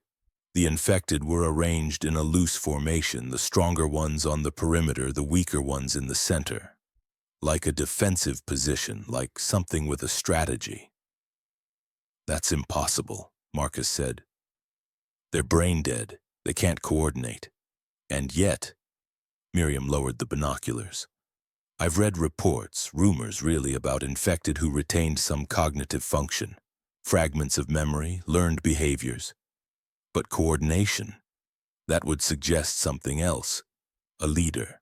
A movement in the field to our left. A figure rising from the tall grass, impossibly silent. Not a shambler. This one stood tall, straight, its posture almost military. Its face was wrong. Too still, too focused, none of the slack-jawed hunger of the others, and its eyes tracked our group with clear, predatory intelligence. "Run," I whispered. "Run now." The figure opened its mouth. What came out wasn't a moan or a growl. It was a shriek, high-pitched, piercing, carrying across the distance to the infected crowd. Every head in that crowd snapped toward us at once, and then they charged. We ran. There was nothing else to do. No cover, no defense, just open road and a horde descending with impossible speed. Not all of them were shamblers, I realized. Some were fast, so fast, fresh infected who hadn't rotted yet, their bodies still capable of the bursts of speed that had made them human. The group scattered. Some fled into the fields, some tried to stand and fight, some simply froze and were overrun. I grabbed Isaiah, when had he become my responsibility, and dragged him toward a farmhouse 100 yards distant, knowing it was too far, knowing we wouldn't make it, running anyway. Gunshots behind me, screams, the wet sound of bodies colliding. I didn't look back. We reached the farmhouse. The door was locked. I kicked it once, twice, 3 times, felt the frame splinter. Isaiah was crying, clutching my leg, making noise that would draw them to us. The door gave way. We tumbled inside. I slammed it shut, threw the deadbolt, shoved a heavy cabinet in front of it. Seconds later, the impacts began. Fists against wood, bodies slamming into walls. The house shook with each collision, dust raining from the ceiling, ancient timbers groaning in protest. "Hide," I told Isaiah, pushing him toward a closet. "Don't come out until I tell you, no matter what you hear." "Miss Eliza, promise me." "I promise." He disappeared into the darkness of the closet. I closed the door, pressed my back against the cabinet, and pulled my knife. The front door was failing. The wood cracked, split, began to give way. I thought of Sophie. I thought of the bridge and the purple coat and the sound of Marco's scream as he fell. I thought of all the ways I'd failed the people I loved, all the times I'd run when I should have stayed, all the walls I'd built to keep from feeling anything. No more running. The door exploded inward. The first infected through was a runner. Young female, still in her waitress uniform, moving fast. I caught her arm, used her momentum against her, drove my knife into the side of her skull. She dropped. More behind her. Always more. I fought without thinking, letting instinct and terror take over, my body moving in ways I'd never trained for but somehow knew. The knife rose and fell. Bodies dropped. Blood splattered across my face, my hands, soaking into my clothes until I couldn't tell where I ended, and the carnage began. 3 down. 5. 7. Then something hit me from behind. A shambler I hadn't seen, coming through a window I hadn't noticed. I went down hard, the knife spinning from my grip. And then there was weight on my chest, teeth snapping at my throat. This is it, I thought. This is how it ends. A gunshot. The infected's head exploded. Walt stood in the doorway, his silenced pistol smoking, blood running from a gash on his forehead. "Get up," he said. "We're leaving." Behind him I could see the others, Rome, Carmen, Miriam, Sienna, forming a defensive line, creating a corridor through the chaos. Some of our group were missing. Some were down, motionless or twitching. I grabbed Isaiah from the closet, lifted him into my arms, and ran. We counted the dead that night. 7 gone. 7 names I was just learning, 7 faces that had become familiar over 4 days of desperate travel. 7 more losses in a world that seemed designed to do nothing but take. The smart one who'd run through the fields made it to a barn that became their tomb. The brave one who'd tried to stand their ground had lasted almost a minute before being overwhelmed. The quiet one, the kind one, the one who always had a joke, all gone, all absorbed into the horde that was even now wandering the countryside looking for more. We'd retreated to an abandoned farmstead 5 miles from the crossroads, too exhausted to go further. The building was secure enough. Rome and Marcus had checked, and we had enough supplies for maybe 2 more days if we rationed carefully. No one was talking. No one was sleeping. We just sat in the darkness, listening to each other breathe, wondering who would be next. Isaiah was curled against my side, finally asleep. His small hand was wrapped around my finger, holding on like I was the only stable thing in a world that had lost all stability. He was 5 years old. He'd watched his parents turn. He'd hidden in a brownstone while the world ended around him. And somehow, he'd survived. Somehow, he was still here. I thought about Sophie again, about the man who'd grabbed her on the bridge, about where she might be, what she might be enduring, whether she was as afraid as Isaiah or whether she'd found someone to hold her hand in the dark. I had to believe she was alive. I had to believe there was somewhere safe, some destination worth reaching, some ending that wasn't just more loss and more horror and more running. Because if this was all there was, if survival meant nothing but watching everyone you loved die, one by one, until you were the only one left, then what was the point? What was the point of any of it? "Hey," Sienna's voice soft in the darkness. She'd settled on my other side at some point, close but not touching. "You did good today. 7 people died, and 16 didn't. Because you led them to that farmhouse. Because you held off the infected long enough for Walt to reach you." She paused. "I don't like many people. Most people are weak or stupid or both. But you're not. I'm terrified. So am I. Doesn't make us weak. Makes us smart." I looked at her, this 15-year-old girl who'd survived alone for weeks, who moved through darkness like she'd been born to it, who had something cold and broken behind her eyes that I recognized because I saw it in my own. "Why are you really here, Sienna?" She was quiet for a long moment. Then, "I killed someone before the outbreak, a foster parent. He was bad. Really bad. I did what I had to do, and I ran, and I was on the run when everything fell apart." She shrugged, a gesture of forced casualness. "So I was already a monster before the world made monsters of everyone else. This apocalypse, it's not new to me, it's just bigger. You're not a monster." "How do you know?" "Because monsters don't feel this much pain." She didn't respond, but she leaned slightly closer and I let her, and we sat in the darkness together. 2 damaged people in a damaged world, holding on because the alternative was letting go. Tomorrow we'd keep moving.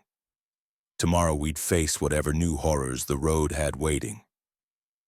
Tomorrow more people might die and I might be one of them, and Sophie might stay lost forever. But tonight, we were alive. Tonight we were together. Tonight had to be enough. By the time the sun rose, we were already moving. The farmstead behind us, the crossroads behind us, the 7 who fell behind us, their faces joining the gallery of ghosts I carried now. Marco and Dawn and the maintenance man named Roger and all the nameless dead I'd stepped over on streets that used to be civilization. Ahead, the unknown, the sovereignty territory we'd have to cross, the rumors of something worse beyond it, the lake that might offer safety or might offer nothing at all. And Sophie. Always Sophie. The purple coat, the stuffed rabbit, the laugh I could almost hear if I closed my eyes and believed hard enough. "You're thinking too loud," Carmen said, falling into step beside me. "Didn't know that was possible. Your face does this thing when you're spiraling, gets all tight around the eyes." She mimicked my expression, exaggerated and unflattering. See? Like that. Thanks for the feedback. I'm just saying, wherever your head's going, don't let it drag you down. We need you here. Present. Whoever that kid is you're looking for, she needs you functional, not lost in memories. She was right. I knew she was right, but being right and being able to act on it were two different things. How do you do it? I asked. Stay present? After what you told me about your sister? Carmen's face flickered, something dark passing behind her eyes before the mask snapped back into place. I don't feel it. That's the trick. You lock it in a box, shove the box in a corner, and you don't open it until you're somewhere safe enough to fall apart. She tapped her temple. The box is full. Has been for days, but I won't open it. Not until this is over. And if it's never over, then I guess the box stays closed forever.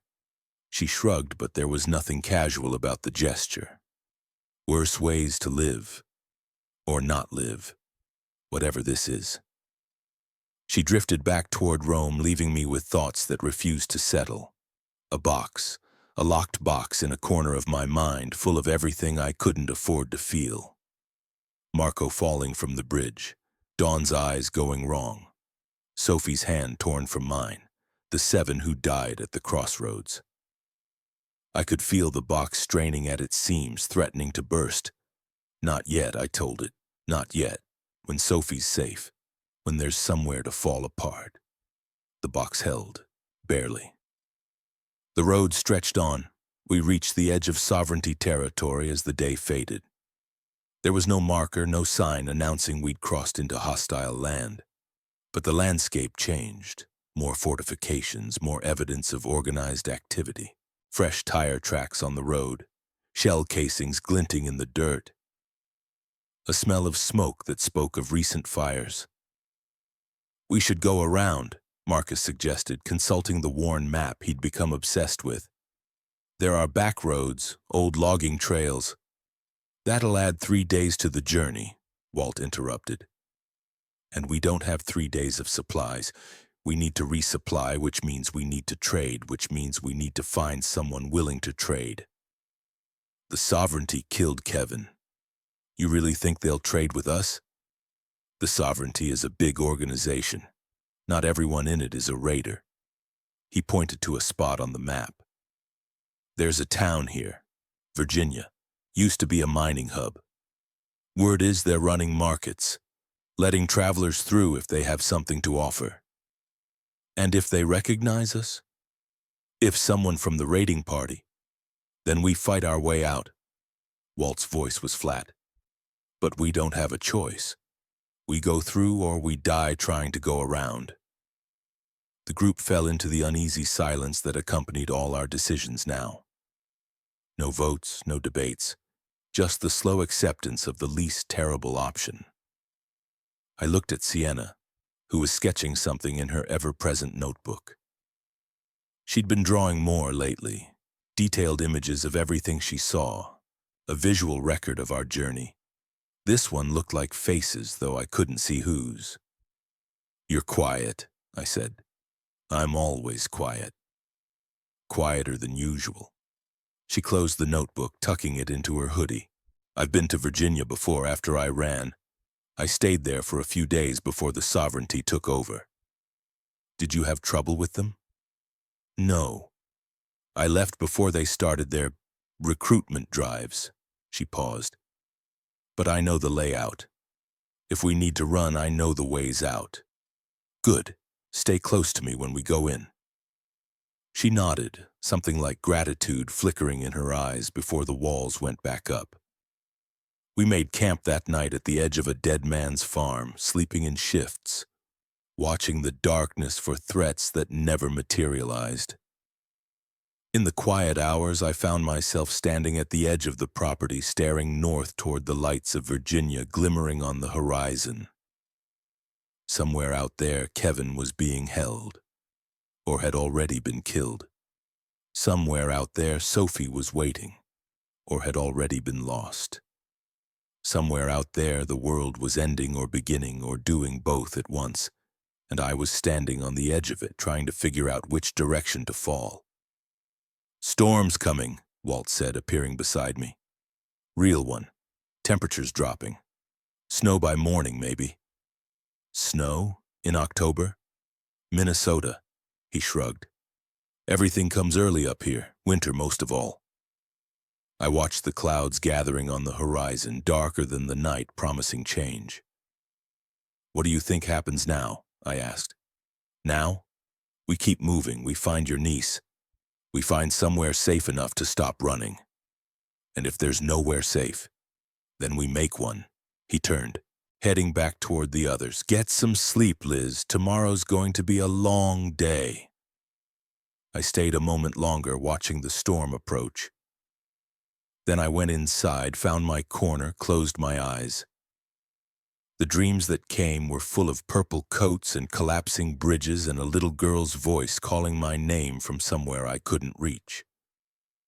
When I woke, the snow had started falling, and somewhere in the distance a sound rose above the wind, a shriek high and piercing carried across the miles. The things in the darkness were learning, and we were running out of time.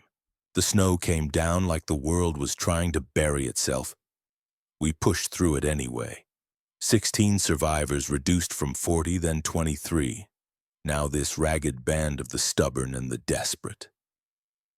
The road to Virginia was a white expanse broken only by abandoned vehicles and the occasional dark shape shambling through the drifts. The infected moved slower in the cold, Miriam had noted, their coordination compromised by temperatures their parasitic passengers weren't designed for. Small mercies. Isaiah rode on Rome's shoulders now, too exhausted to walk, too young to understand why we couldn't stop. His small hands gripped Rome's collar like it was the only stable thing in the universe. Maybe it was. "How much further?"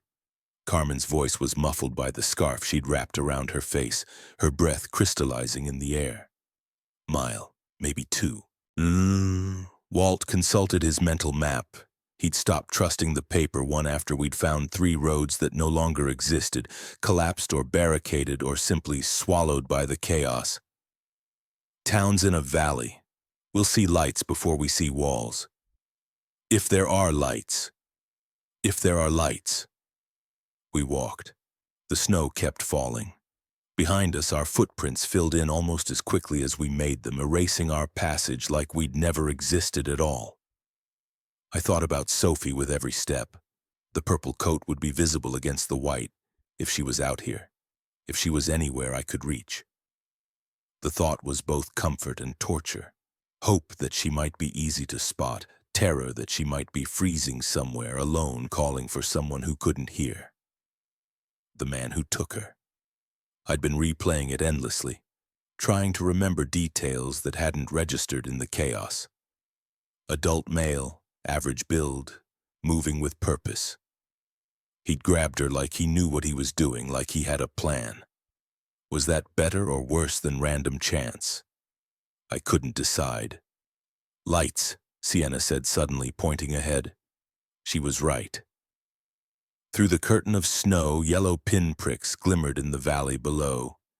Virginia. Population 12,000 before.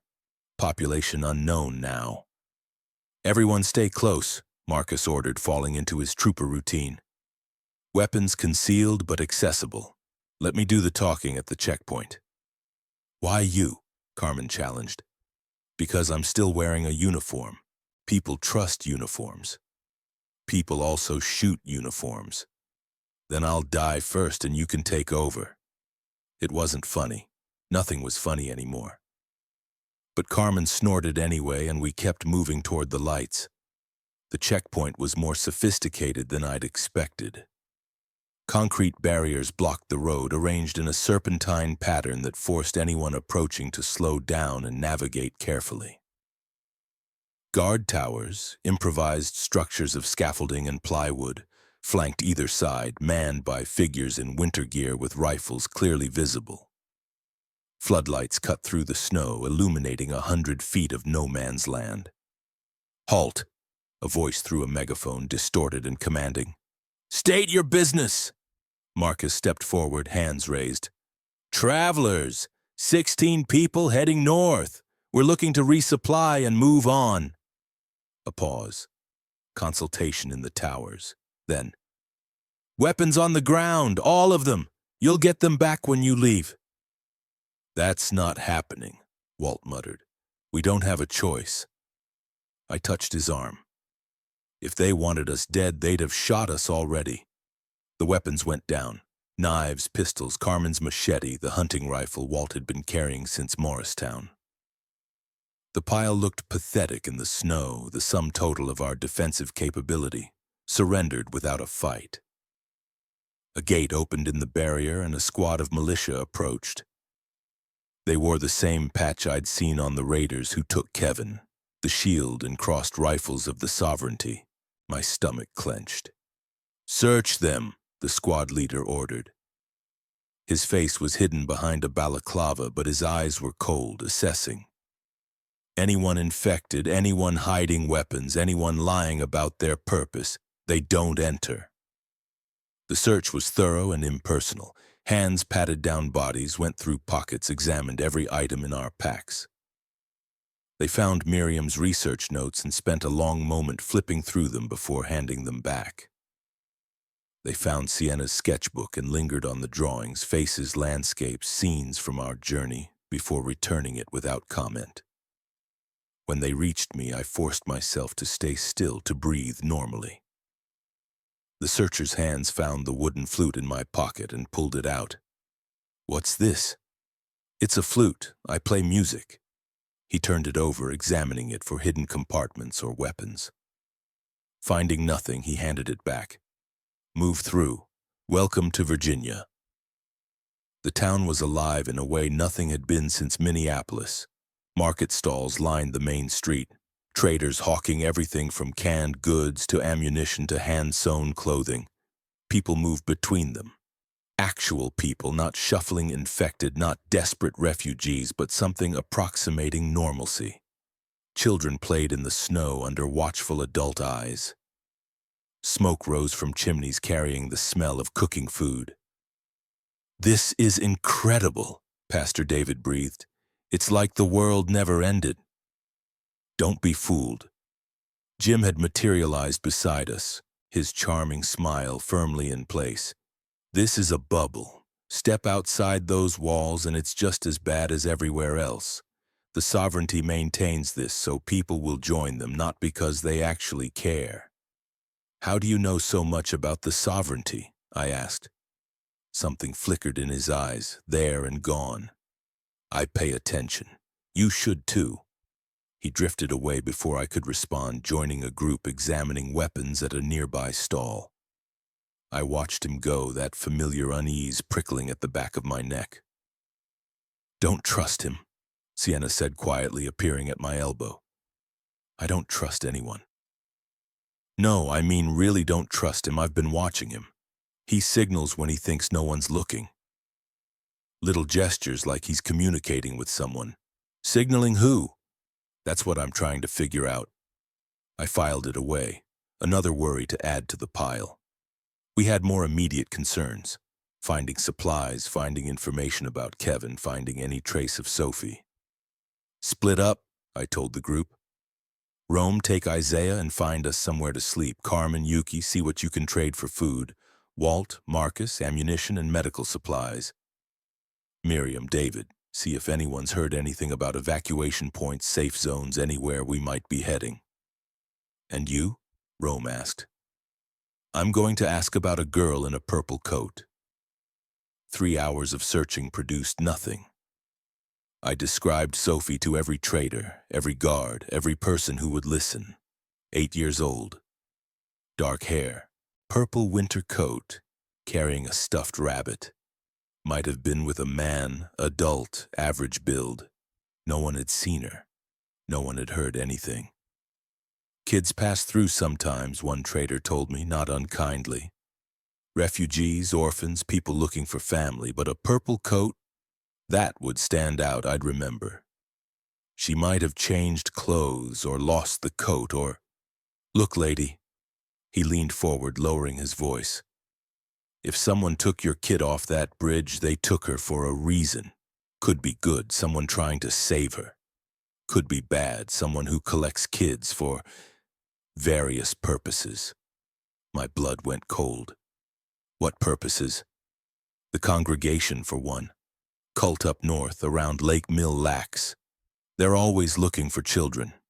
Say they're saving them for the new world. He shook his head. Creepy bastards. But they keep their kids alive, at least. Fed. Protected. Could be worse fates. Where exactly is this congregation? Camp on the lake. Used to be a church retreat. They're not violent, not to outsiders anyway, but they're not exactly welcoming either. He studied my face. You thinking about going there? I'm thinking about finding my niece. Then I hope you find her, truly, but be careful. Things up north are different. The sovereignty's bad enough, but they're just thugs with guns. The congregation? He shuddered. They believe what they're doing is righteous. That's worse. I thanked him and moved on, my mind racing. Lake Mill Lacs, the congregation, a cult that collected children. It wasn't much, but it was more than I'd had that morning. We gathered that evening in the abandoned storefront Rome had secured, a former hardware store, its shelves stripped but its walls solid, its back room equipped with a working wood stove someone had installed. The news wasn't all bad. Carmen and Yuki had traded some of our extra clothing for 3 days' worth of canned food. Walt and Marcus had found ammunition, though not as much as we needed, and a basic medical kit that made Miriam's eyes light up. David had connected with local religious leaders gathering information about conditions to the north. Duluth's gone, he reported, completely overrun. The evacuation collapsed when a ship carrying infected arrived from across the lake. They'd been bitten during the crossing but hid it. The whole harbor went up in flames. What about the islands? Rome asked. The apostles? Rumors. Some say there are survivors there holding out. Others say the infection reached them too. David shrugged helplessly. Nobody knows for sure. Communication's too unreliable. I heard something about a radio signal, Yuki added. Shortwave, broadcasting on a loop. Something about a safe zone, coordinates, instructions for reaching it. The sovereignty's been trying to triangulate the source, but they haven't found it yet. Why would the sovereignty want to find a safe zone? Marcus asked. To control it or destroy it. Edie. Jim's voice came from the shadows where he'd been sitting, silent until now. The sovereignty doesn't want people to have options. They want everyone dependent on them. A real safe zone would undermine their whole power structure. And you know this how? Jim smiled his charming smile. I told you. I pay attention. I watched him, remembering what Sienna had said about signals. Something was wrong with Jim. I couldn't prove it, couldn't even articulate it clearly, but the feeling wouldn't go away. We need to find Kevin, I said, changing the subject. He was taken by sovereignty raiders. If he's still alive. He's not. Marcus's voice was flat. I made some inquiries quietly. Kevin was executed 3 days ago outside the mining pit they use as their headquarters. They accused him of being a government collaborator. Silence. Miriam's face went gray. Carmen's hand went to her machete, gripping the handle until her knuckles whitened. 3 days ago? I heard my voice from somewhere far away. We were still on the road. We couldn't have done anything. Marcus wouldn't meet my eyes. The sovereignty doesn't negotiate. They don't have trials. If they decide you're guilty, you're dead. Kevin, the nervous tech specialist with his taped-together glasses, always fiddling with electronics, convinced that information would save us. He'd been trying to find out what happened to his brother, the very health test subject who might have been patient zero. Now he was dead, and we hadn't even been there. "We keep moving," I said, forcing the grief down into that box Carmen had taught me about. "Tomorrow we leave Virginia, head north toward the lake. There's a place called the Congregation, a cult that takes in children. If Sophie was taken by someone heading that way." "A cult?" David looked troubled. "Liz, cults are dangerous. They manipulate people, isolate them. Sophie is 8 years old. If there's even a chance she's there, I have to look." No one argued.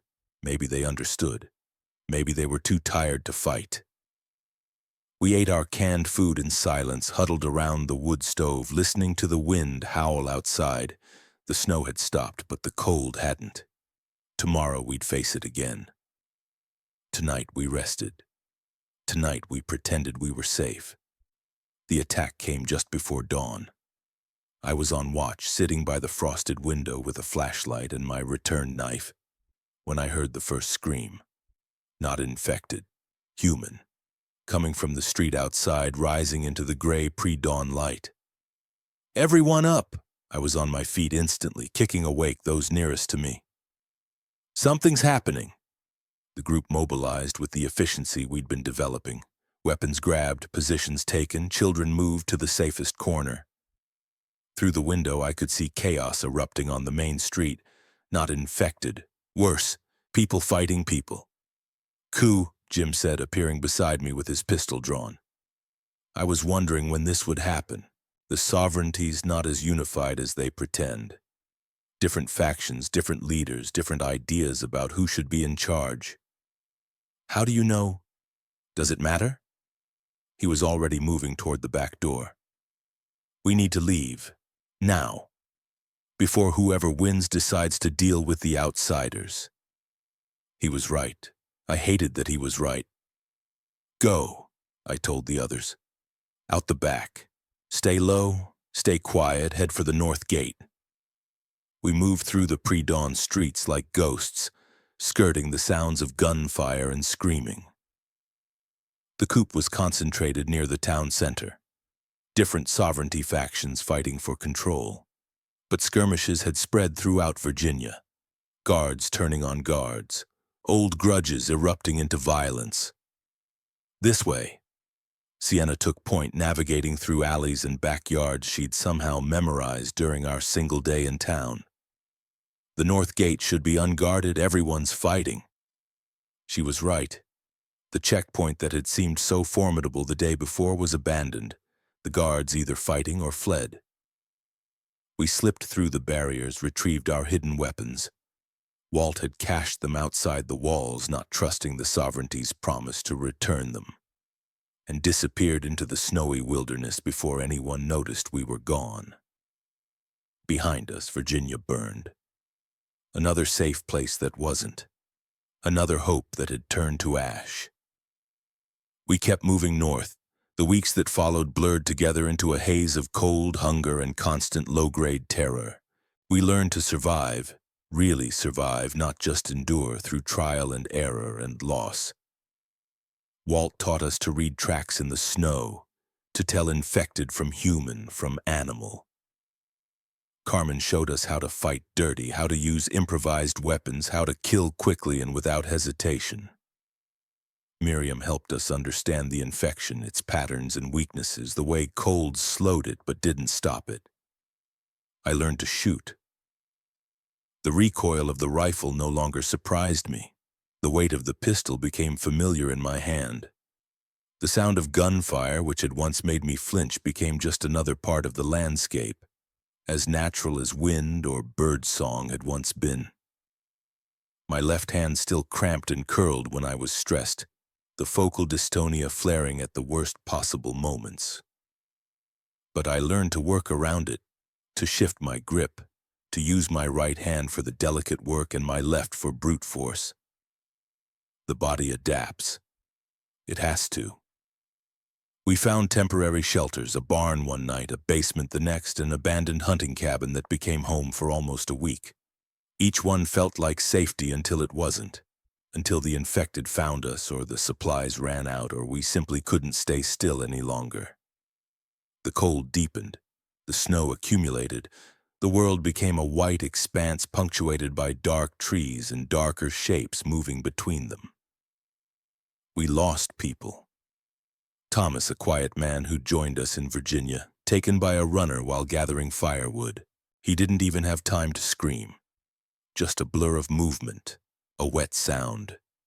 And then he was gone, dragged into the trees before any of us could react. Elena, an elderly woman who'd been with us since the Norway house, died from pneumonia in the hunting cabin. We didn't have antibiotics, didn't have any way to help her breathe easier. Miriam did what she could, but what she could do wasn't enough. Elena slipped away in the night and we buried her in the frozen ground and kept moving because there was nothing else to do. Marcus shot a 15-year-old boy at a roadside encounter. A split-second decision when the boy raised something that looked like a weapon but turned out to be a flashlight. The boy died choking on his own blood, asking for his mother, and Marcus didn't speak for 3 days afterward. The guilt ate at him, visible in the tremor of his hands and the way he couldn't meet anyone's eyes. We didn't talk about it. There was nothing to say. The radio signal came through on a stolen military frequency, crackling through the handheld unit Walt had scavenged from an abandoned National Guard vehicle. Coordinates follow. Safe zone. Lake Superior North Shore. Split Rock. Repeat. Kevin would have loved this, I thought, adjusting the dial to clear the static. He would have figured out exactly where the signal was coming from, would have triangulated the source and mapped the route and explained the technical details none of us understood. Kevin was dead. We didn't have time for grief. Split Rock Lighthouse, Walt said, consulting his mental map. That's on the lake, maybe 80 miles from here. Used to be a tourist attraction. A lighthouse? Carmen sounded skeptical. What kind of safe zone is a lighthouse? Visible from the water, defensible position on the cliffs. Easy to spot for anyone coming by boat. Rome was nodding slowly. If someone's trying to coordinate rescues or evacuations, that's where you do it from. If the signal's real, Marcus said. His voice was still hollow, still haunted by the boy he'd killed. Could be a trap. Could be bait. Could be our only chance. I looked around the group, 15 of us now, counting Isaiah and Sienna, reduced again by cold and violence and the simple mathematics of survival. We keep moving north. If the lighthouse is real, we'll find it. If it's not, we keep going to the lake anyway. And the congregation? David asked quietly. I thought we were looking for Sophie. We are. But the congregation is on the way. Lake Mille Lacs is between here and the North Shore. We can check for Sophie and still reach the lighthouse. I paused. If she's not there, we keep going. But I have to look. I have to know. No one objected. Maybe they understood that I would look whether they agreed or not. Maybe they'd learned that hope, even desperate hope, was too valuable to argue against. We packed up. We moved out. The radio signal pulsed in my pocket like a second heartbeat, promising something that might be safety or might be death. In this world, they were often the same thing. The first encounter with the sovereignty proper came at a crossroads 3 days north of Virginia. We'd been warned. Refugees we passed had spoken of patrols, of checkpoints, of citizenship tests that few outsiders passed. But knowing and experiencing were different things. They appeared from the trees like ghosts, a dozen armed figures in white winter camouflage, rifles leveled at our group before we even knew they were there. On the ground! Everyone now! We dropped. There was no choice. They had us surrounded, had us outgunned, had every advantage. The snow was cold against my face, my hands spread visible, my weapons out of reach. Boots crunched closer. Someone kicked through our packs, scattering supplies across the ground. Well, well, a man's voice, amused and cruel. Travelers. On their way somewhere important, I'd guess. Nobody travels in this cold without a destination. We're heading north, Marcus said, slipping into his trooper voice. To the lake. We have sick and elderly. I see a state trooper uniform. The voice grew closer. Minnesota State Patrol, if I'm not mistaken. Government man. You know what we do with government men? I'm not government anymore. Nobody is. There is no government. There's us.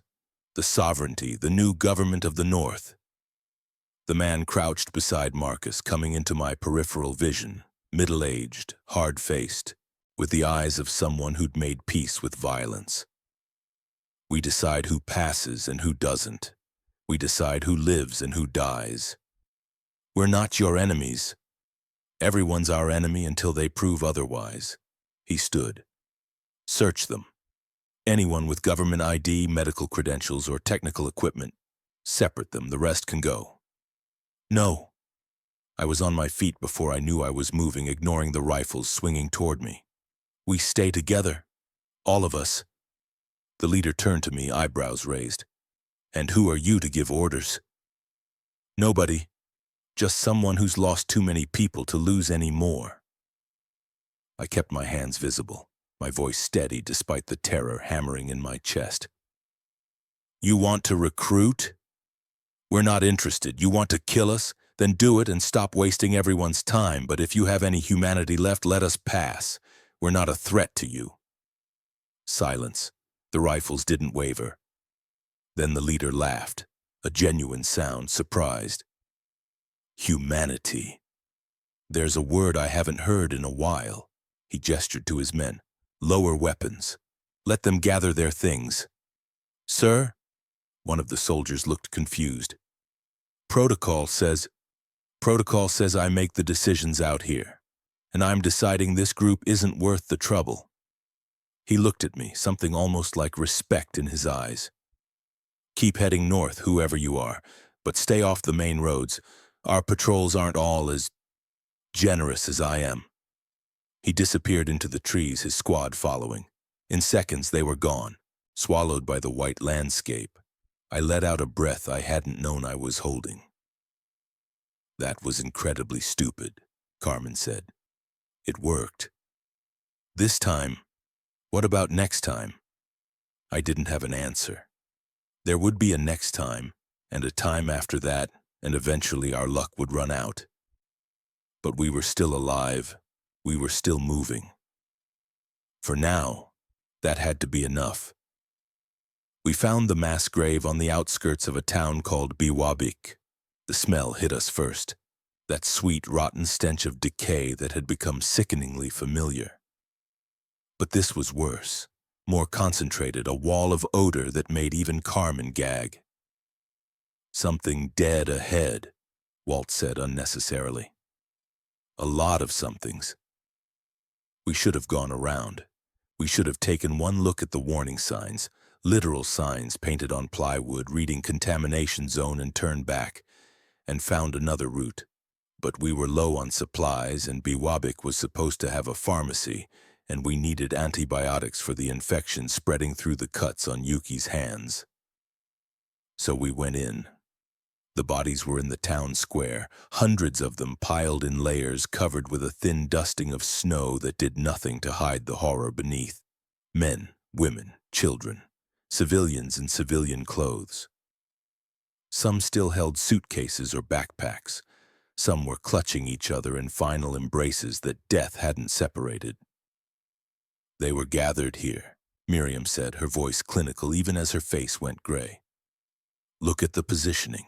They didn't fall in combat. They were assembled, organized, then... She pointed to the walls surrounding the square, bullet holes, hundreds of them, thousands. Military, Marcus breathed. The military did this. Containment protocol. Jim had wandered to the edge of the grave, studying the bodies with an expression I couldn't read. When an outbreak can't be stopped, you stop the people instead. Quarantine becomes execution. It's in the contingency plans. Has been for years. How do you know what's in military contingency plans? I demanded. He turned, that charming smile sliding into place. I read a lot. The lie was obvious. The truth beneath it was terrifying. "We need to get out of here," David said. His voice was shaking. This is evil. This is an evil place. The pharmacy first." Miriam had already started moving, her medical training overriding her horror. "Yuki needs antibiotics. We might not get another chance." We found the pharmacy ransacked but not empty. Miriam gathered what she could: antibiotics, painkillers, bandages, anything useful. The rest of us stood guard, trying not to look at the square, trying not to think about what it meant. The government had done this. The people who were supposed to protect us had gathered civilians into a town square and executed them like animals. There was no going back to the world that had existed before. That world was dead, buried in a mass grave in a town called Biwabik, and whatever rose from its ashes would be something new. Something we'd have to build ourselves. Lake Mille Lacs appeared on the horizon on a day when the sun actually broke through the clouds, turning the frozen expanse into a glittering white plain. "Beautiful," Sienna murmured, sketching furiously in her notebook. "Horrible and beautiful." She was right. The lake stretched for miles, its surface frozen solid, dotted with ice fishing shacks and abandoned vehicles. In the distance, on the far shore, structures were visible. Buildings, walls, the suggestion of organized habitation. "The congregation," Walt confirmed, consulting sources we'd gathered along the way. "Camp Revelation, they call it. Used to be a Lutheran church camp before the outbreak. Now it's whatever it is." "How do we approach?" Rome asked. "We can't just walk up and knock." "Why not?" I was already moving toward the shore. "They're not hiding. If they wanted to be invisible, they wouldn't have visible buildings. They want to be found. By people they can recruit," Carmen warned. "That trader in Virginia said they collect children." "What if they try to take Isaiah or Sienna? Then we don't let them." I looked at our group, hardened now, armed, capable of violence we wouldn't have imagined weeks ago. We're not helpless refugees anymore, we're survivors. And I'm not leaving until I know if Sophie is there. The crossing took hours. The ice was thick enough to hold our weight, but we moved carefully, testing each stretch before committing, aware that a fall through the ice in these temperatures would be death. Isaiah rode on Rome's back again, too light to risk on uncertain surfaces. Sienna walked beside me, her sketchbook tucked away, her eyes constantly scanning. "If your niece is there," she said quietly, "what happens?" I take her back. "And if she doesn't want to come?" I didn't answer. I'd been avoiding that question for weeks, pushing it down into the box with everything else I couldn't afford to feel. Sophie was 8. She would want to come. She would recognize me, would run into my arms, would be the same little girl who'd asked me to play the wobbly song. She had to be. The alternative was unthinkable. Camp Revelation was not what I expected. The walls were solid but not intimidating. Wooden palisades rather than concrete barriers, gates that stood open rather than sealed shut. People moved freely between buildings, children playing in supervised groups, adults working at various tasks. The smell of cooking food drifted across the ice. "Welcome," a man approached as we reached the shore, middle-aged, pleasant-faced, wearing a warm smile that didn't quite reach his eyes. "We don't get many travelers this time of year. I'm Brother Thomas. Can I help you?" "We're looking for information," I said, stepping forward. "About a girl who might have come through here. 8 years old, dark hair, might have been wearing a purple coat. Her name is Sophie." Something flickered across Brother Thomas's face. Recognition, quickly hidden. "We have many children here. Many orphans of the fallen world taken in and protected. But I'd need to speak with the prophet before giving out information about any of them." "The prophet?" "Our spiritual leader, Prophet Martin Wells. He guides our community in these difficult times." Brother Thomas's smile widened. "Perhaps you'd like to meet him? We have food, warmth, shelter. You look like you could use all three." The invitation was poisoned. I could feel it. But if Sophie was here, I had no choice. "We'd like that," I said. "Thank you." Prophet Martin Wells received us in what had once been the camp's main lodge, now converted into something between a church and a throne room, with religious imagery covering the walls and a raised platform at one end where a man sat in a high-backed chair. He was older than I expected, late 50s, maybe 60s, with silver hair and the kind of weathered face that suggested years of outdoor work. His eyes were kind, grandfatherly even, and his voice was warm when he spoke. "Welcome, travelers. We receive all who seek shelter from the storm." "We're not seeking shelter," I said. "We're seeking a girl. My niece, Sophie Marchetti. She was separated from me on the I-35W bridge in Minneapolis, taken by a man I didn't recognize. I've been told children are brought here sometimes." Wells nodded slowly, his expression sympathetic. "Many children have come to us, yes, orphans of the collapse, rescued from the chaos by our missionaries. We give them safety, education, purpose." He paused. "Tell me about your niece. What does she look like?" I described Sophie, her dark hair, her serious eyes, the purple coat, Professor Whiskers. Wells listened attentively, his face giving nothing away. "I know the child you describe," he said finally.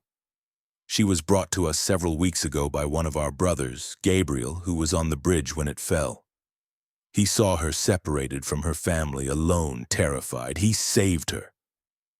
My heart stopped, started again racing. "She's here? She's alive?" "She's here, she's safe." Wells raised a hand before I could move. "But I must be honest with you. The child who arrived here was traumatized, broken. She believed her family was dead, all of them. We've given her a new name, a new purpose. Integrating her back into whatever you represent would be difficult. She's my niece, my family. You were her family."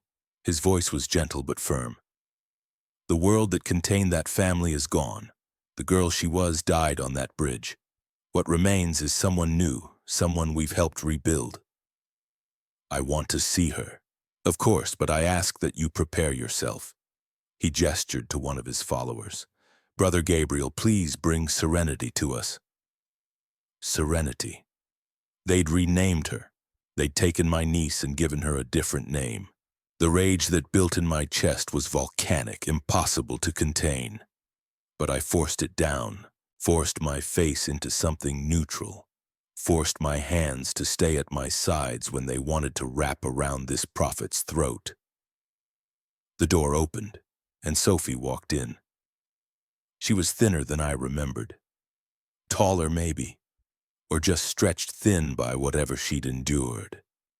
Her dark hair had been cut short, and she wore the plain brown clothing that seemed to be the congregation's uniform. Her eyes, those serious dark eyes that had always reminded me of Marco, swept over our group without recognition. When they reached me, nothing happened. No flicker of memory, no sudden light of recognition, nothing. "Sophie," I breathed. The girl flinched at the name.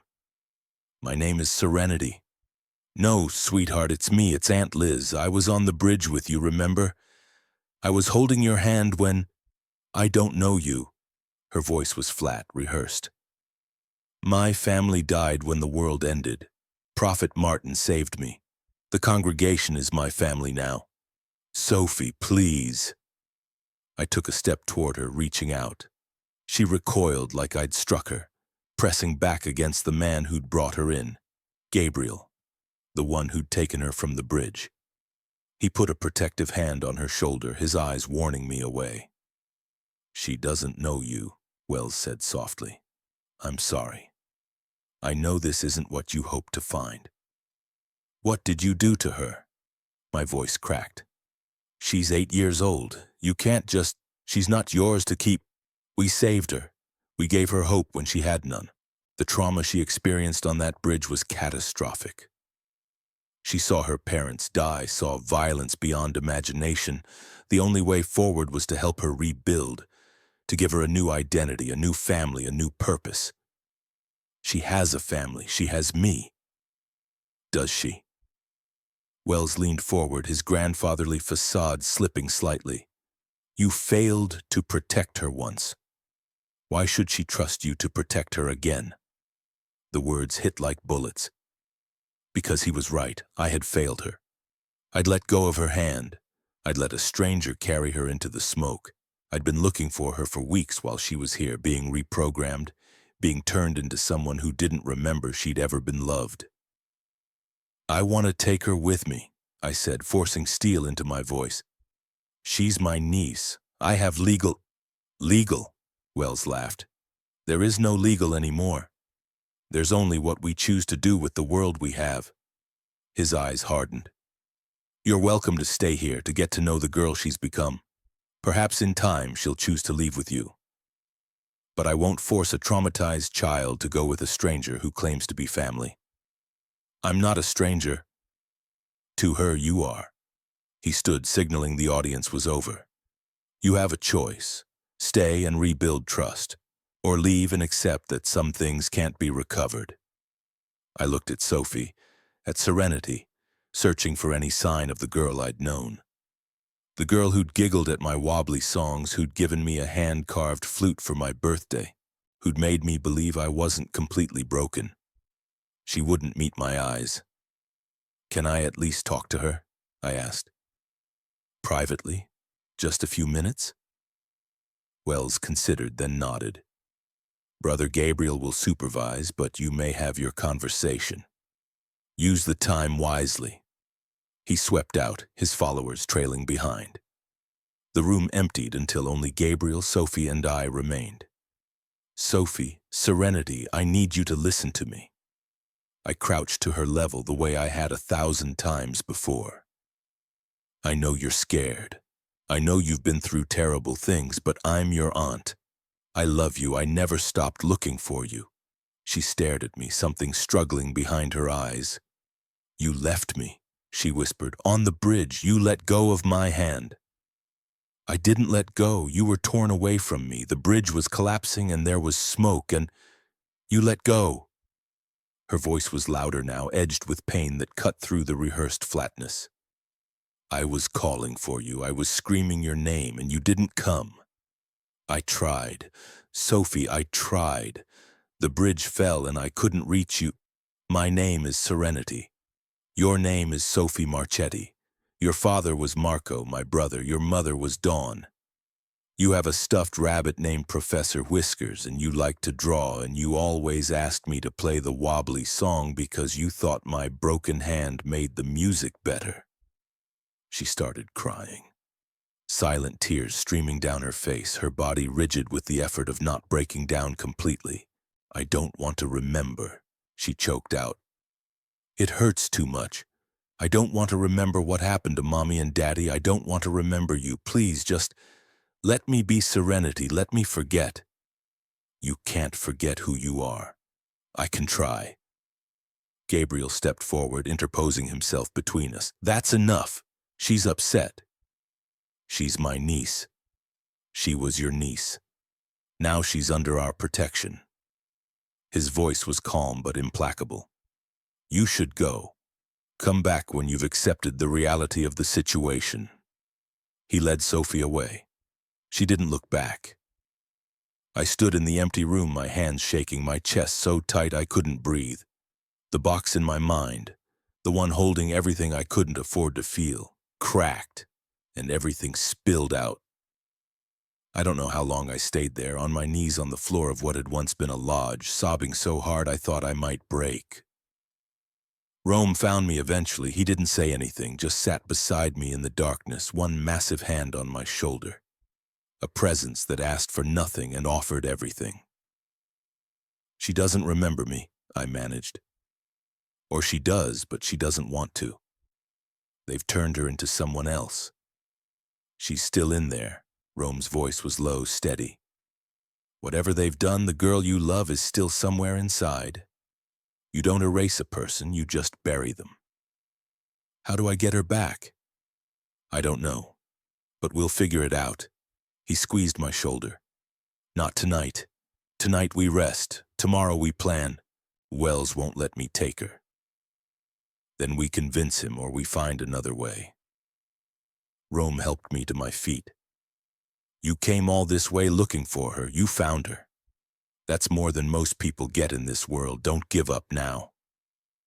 I let him lead me out of the lodge, into the cold night air, toward the barracks where our group had been given shelter. The congregation's hospitality felt like a trap closing around us, but I was too shattered to care. Sophie was alive. Sophie was here. Everything else could wait until morning. Morning brought clarity of a sort. I gathered the group in our barracks, keeping my voice low. The walls here had ears, I was certain.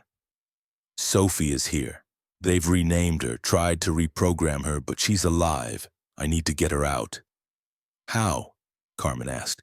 You saw this place. They're organized, they're watching us, and that prophet has his followers wrapped around his finger. I don't know yet, but I won't leave her here to be raised by a cult. What if she doesn't want to leave? Sienna's voice was quiet. I know what it's like to be somewhere terrible and not want to leave because the alternative seems worse. If she's been here for weeks, if they've been feeding her and protecting her while the world outside was nothing but death. She's 8 years old. She doesn't get to make that choice. Does anyone? Sienna met my eyes. I'm not saying we don't try. I'm saying we need to be prepared for the possibility that rescuing her might hurt her more than it helps. I wanted to argue, but the words stuck in my throat. Because Sienna was right. Sophie, Serenity, had built walls around herself to survive. Tearing those walls down might help her heal, or it might destroy whatever stability she'd managed to find. We stay for a few more days, I decided. I try to build trust. I try to reach her. If you can't, then we figure out something else. The group exchanged glances, that silent communication we'd developed over weeks of shared survival. They didn't like it. None of us liked anything about this place, but they understood.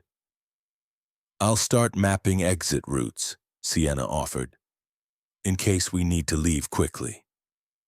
I'll see what medical supplies they have, Miriam added. Maybe offer my services as a doctor, get access to more of the compound. I'll make friends. Jim's voice was smooth as always. Find out who the true believers are and who's just here for survival. I nodded. We had a plan. It wasn't a good plan, but it was something. Now we just had to survive long enough to execute it. The days that followed were a special kind of torture. I saw Sophie across the compound, during meals, during the mandatory education sessions the congregation held, during the supervised play periods for children.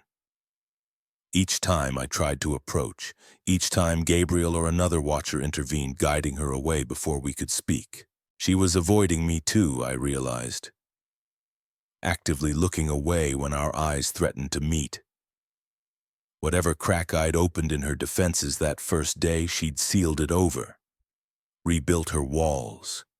Become Serenity again. The congregation's doctrine was insidious in its simplicity.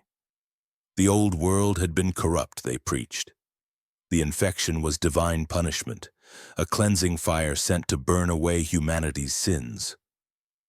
Those who survived did so because they were chosen to build a new world, a better world under the prophet's guidance. Children, Wells proclaimed, were the future of that world. Uncorrupted vessels who would be raised in righteousness, unburdened by the failures of their parents' generation. They belong to the congregation now, to the collective, to God's plan. It's brainwashing, Miriam said during one of our whispered conferences. Classic cult psychology, isolation, identity reconstruction, us versus them mentality. They're building an army of believers, and the children are the foundation. Can it be undone? Maybe, with time, therapy, a stable environment, but not quickly and not while she's surrounded by reinforcement. Miriam's face was troubled. Liz, I know you don't want to hear this, but forcing her to leave might not be the answer. The trauma of another upheaval, another loss of stability. So I just leave her here? Let them finish turning her into a stranger? I'm not saying that. I'm saying the solution isn't simple. Whatever we do, there will be consequences we can't predict. The conversation ended there. None of us had answers that felt like answers. On the 5th day, David disappeared. One moment he was there, at morning congregation, sitting with the rest of us in the pews while Prophet Wells delivered his daily sermon. The next, he was gone. Not in his bunk, not in the common areas, not answering calls through the compound. He left, one of the congregation members told us when we asked. Requested permission to join a work detail outside the walls. Hasn't returned. But David wouldn't leave without telling us. David, who prayed for every member of our group by name each night, who had appointed himself our spiritual caretaker, who quoted scripture even when he wasn't sure he believed it anymore. David would never abandon us. They took him, Carmen said flatly. Whatever he saw or said or did, they took him. We don't know that. Yes, we do. She was right. I knew it in my gut, the same way I'd known something was wrong with Jim, the same way I'd known the Sovereignty Patrol was about to attack before they emerged from the trees. David was gone, and there was nothing we could do about it. That night I dreamed of mass graves and children with empty eyes and a bridge collapsing endlessly, forever, never reaching the bottom. The confrontation came on the 6th day. I'd managed to intercept Sophie during a supervised play period, approaching her while her watcher was distracted by another child's scrape. Sophie, please, just talk to me. 1 minute.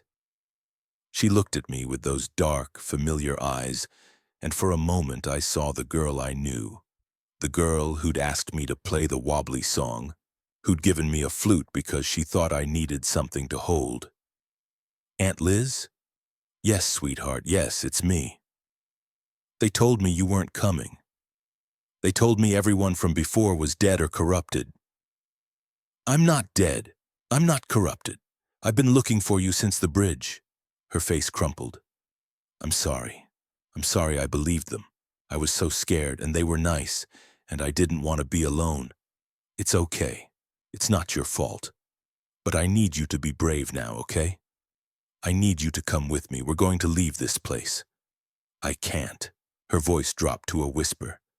They watch me. They watch all the children, and if we try to leave, they... Serenity. Gabriel's voice, sharp and commanding. He was striding toward us, face dark with anger. Step away from her, now. I'm just talking. You're manipulating a traumatized child. He grabbed Sophie's arm, pulling her behind him. Prophet Wells gave you a chance to behave appropriately, and you've abused his trust. She's my niece. I have every right. You have no rights here. His voice was cold. You're a guest. Guests who violate our hospitality are asked to leave. Guests who persist in violation are dealt with more firmly. Behind him, other congregation members were gathering. Not armed, not yet, but clearly prepared to escalate. Aunt Liz, Sophie's voice, small and scared. Don't fight, please. I don't want anyone to get hurt. I looked at her, at the fear in her eyes, at the way she'd positioned herself between me and Gabriel like she was protecting both of us. And I understood something. She wasn't brainwashed. Not completely.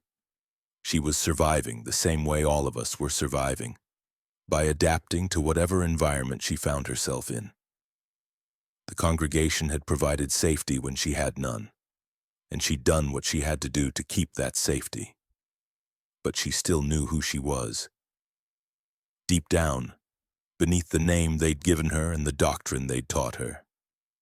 Sophie Marchetti was still in there, and she was telling me to wait. Okay, I said, raising my hands. Okay, I'll go. Gabriel's posture relaxed slightly. A wise choice. I suggest you take your people and leave the compound. The prophet's patience has limits. We'll leave tomorrow. We just need to gather our supplies. Tonight. You leave tonight. There was no arguing. I nodded, not trusting my voice, and backed away from the little girl who was mine but wasn't, who remembered me but couldn't show it, who was surviving the only way she knew how. I would come back for her. Somehow, someday I would come back. But not tonight. Tonight we ran. The escape was chaos. Jim betrayed us. Of course he did, alerting the congregation the moment we started gathering our things. Carmen caught him in the act, standing at the edge of the compound, flashing some kind of signal toward the main lodge. I knew it. She had her machete at his throat before anyone could stop her. I knew you were dirty. Carmen, wait, I started. He's been feeding them information since we got here. Since before, probably. That's how the sovereignty found us in Virginia, how they always seemed to know where we were. Jim's charming smile had finally cracked, revealing something colder underneath. You don't understand. The congregation and the sovereignty, they're not enemies. They're partners. Different methods, same goal. Control the survivors, control the future. Why? Because there's something out there that scares them more than each other. Something coming down from the north, from the deep cold. The infected are evolving, becoming something worse. The only way to survive is to band together, to consolidate. By collecting children, by executing refugees, by doing what has to be done. His eyes met mine. You think you're the good guys? You think your little group of survivors matters? There are things happening that you can't imagine, powers moving that make your search for one little girl seem... Carmen drew her blade across his throat. He died choking on his own blood. The same sound the boy Marcus had shot had made, the same wet gurgle that haunted all our nightmares now. We have to go, Carmen said, wiping her machete clean. They're coming. She was right. Lights were flaring across the compound. Voices were shouting. The congregation was mobilizing. We ran. Not towards Sophie. There was no time, no path, no way to reach her without getting everyone killed. But toward the ice, toward the darkness, toward the frozen expanse of lake that represented our only escape. David! Rome gasped as we fled. We have to find David. He's dead. Sienna's voice was flat. I found where they took him. The prophet decided he was a corrupting influence. They made an example. No time to grieve. No time to process. Just running across ice that groaned beneath our feet, away from lights and pursuit and the girl I'd come all this way to find. I looked back once. Just once. In the glow of the compound's lights, I could see a small figure at the edge of the shore, watching. Not running after us, not calling out, just watching. Sophie. I'm coming back, I thought at her. I swear to God, I'm coming back. Then the darkness swallowed us and she was gone. We lost 2 more that night. The ice gave way beneath Yuki in the middle of the lake, a section weakened by currents we couldn't see, collapsing without warning. She went under so fast there was no time to scream.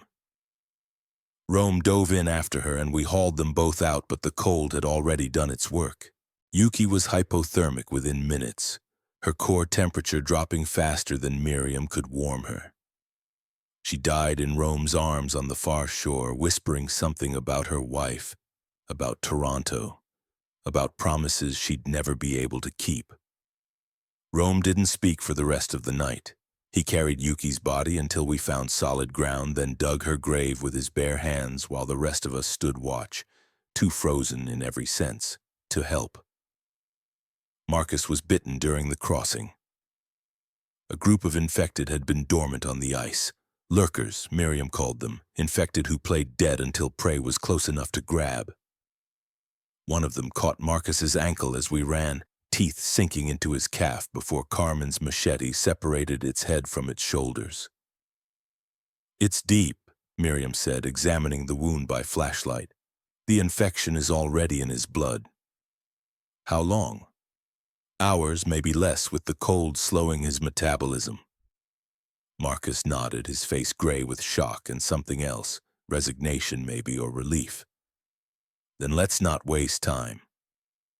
He pulled me aside as the others prepared to move on. "Liz, I need to tell you something before.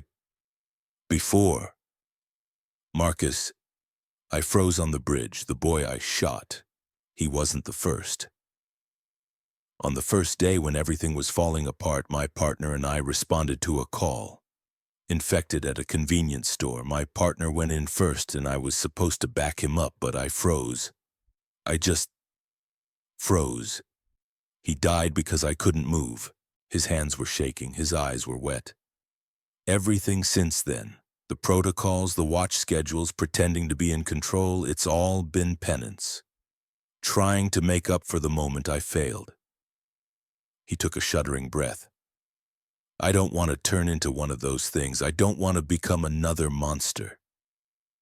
"You won't." I understood what he was asking. "I won't let you. Promise me." "I promise." He nodded, some tension easing from his shoulders. "The boy I shot, his name was Jason. I found out later. Jason, 15 years old, just trying to get home to his mom." His voice cracked. "I see him every time I close my eyes. I hope I see him again soon. I hope I can tell him I'm sorry." "You will." We sat together in the cold as dawn began to lighten the sky. Marcus's breathing grew labored, his skin flushed with fever despite the freezing temperatures. The infection was working faster than Miriam had predicted. "It's time," he said as the first tremors began. Before I lose control." I drew my pistol. The weight of it was familiar now, natural. "Thank you," Marcus said, "for letting me be part of something. For not leaving me behind." "You were never behind," I told him. "You were always right there with us." He smiled. A real smile, the first genuine expression I'd seen on his face since the boy named Jason. I pulled the trigger. The sound echoed across the frozen lake, flat and final. Marcus Webb, who had frozen when his partner died and spent every day since trying to make up for it, was gone. We buried him beside Yuki. 2 more names for the list. 2 more losses that hollowed out whatever was left of our hearts. Then we kept moving. Because in this world you kept moving or you died. And I wasn't ready to die yet. The days after the congregation blurred together. We traveled light now, 8 of us remaining from the 40 who'd left Minneapolis. Rome, silent in his grief. Carmen harder than ever, her machete never far from her hand. Miriam documenting everything in her notebook, trying to find meaning in the data. Walt, who seemed to have aged a decade in a single night. Sienna, who drew faces of the dead in her sketchbook when she thought no one was watching. Isaiah, who clung to me now the way he'd once clung to Rome, seeking any anchor in the storm. And me.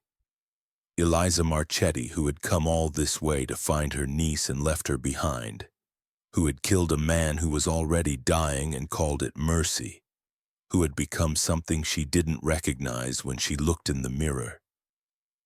We followed the radio signal north toward Split Rock and whatever waited there.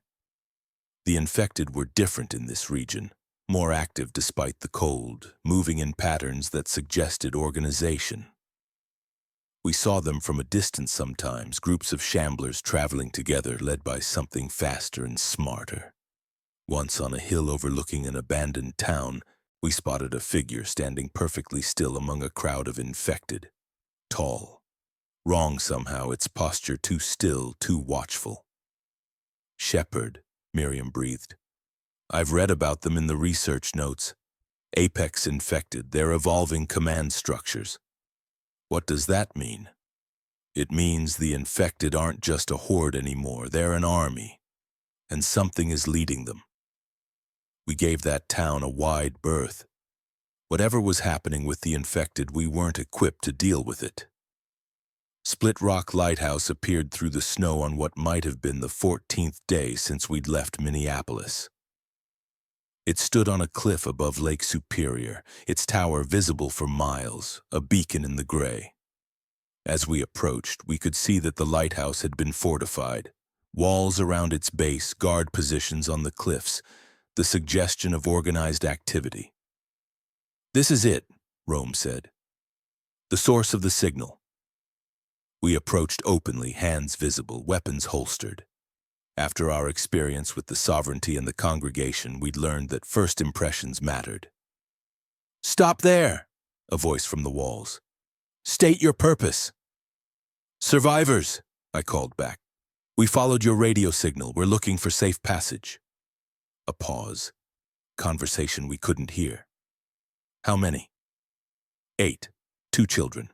Another pause, then, "Come forward, slowly. Anyone with bites or suspicious injuries will be turned away." The gates opened. The community at Split Rock was smaller than I'd expected. Maybe 50 people living in a collection of buildings clustered around the lighthouse. But they had food, warmth, medical facilities that made Miriam's eyes light up. And most importantly, they had boats. "We run supplies to the Apostle Islands," the community's leader explained. A woman named Captain Ellen Marsh, former Coast Guard, weathered and practical. Madeline Island has a survivor community of about 200. We're their lifeline to the mainland. "Is it safe there?" Rome asked. "The island?" "Safer than anywhere else." Marsh's face was guarded. "The infected can't cross open water, at least not yet.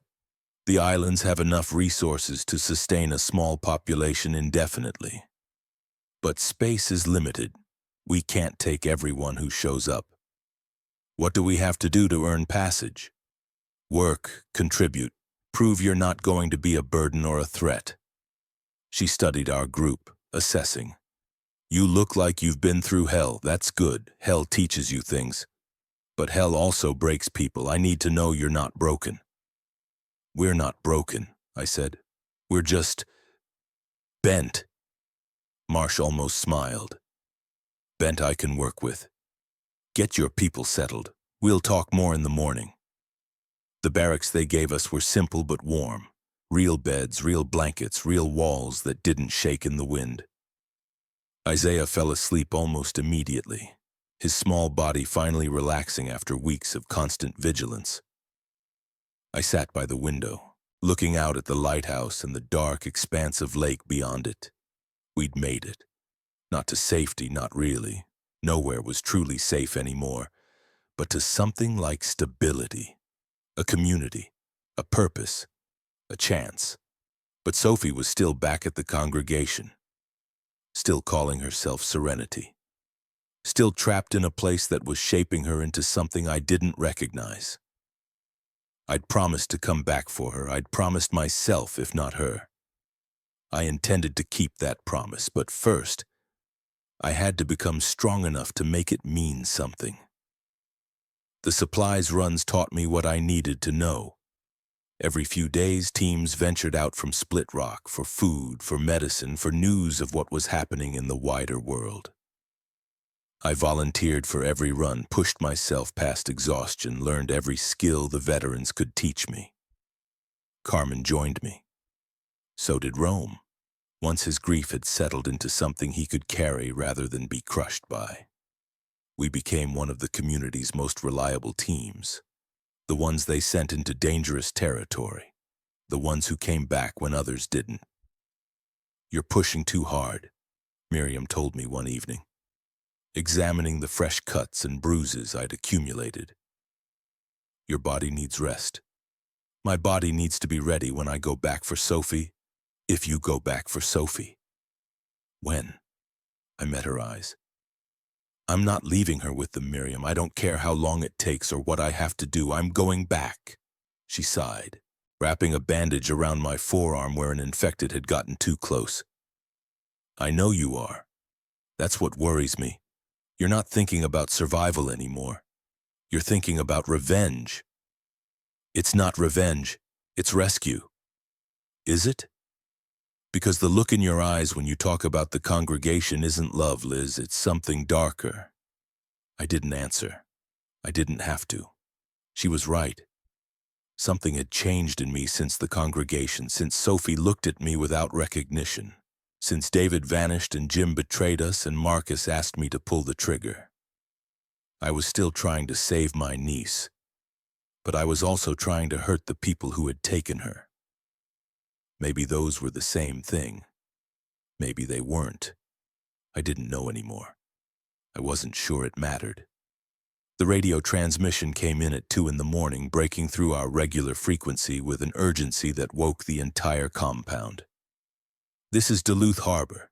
We have survivors. Infected breach at the northern perimeter.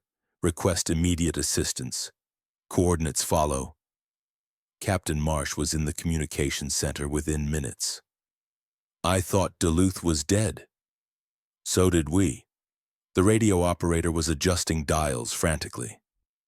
But this signal is strong, coming from somewhere near the harbor. Could be a trap. The Sovereignty uses fake distress calls. Could be.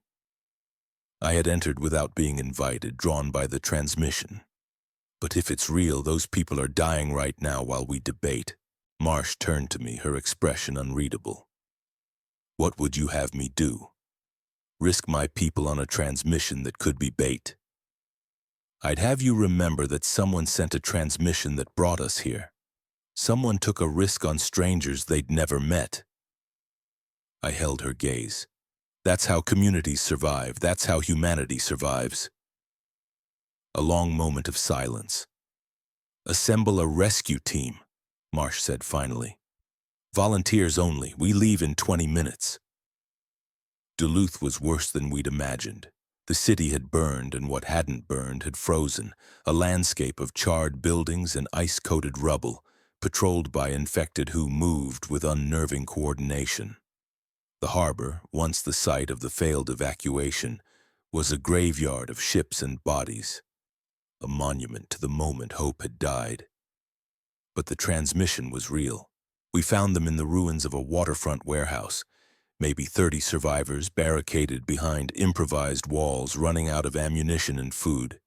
They'd been there for weeks, trapped by circumstances and fear and the simple mathematics of being outnumbered.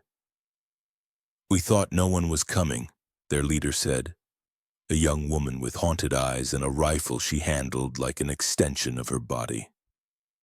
We sent that transmission every night for a month. No one ever answered. We're here now. Rome was already organizing the evacuation, his natural authority emerging in crisis.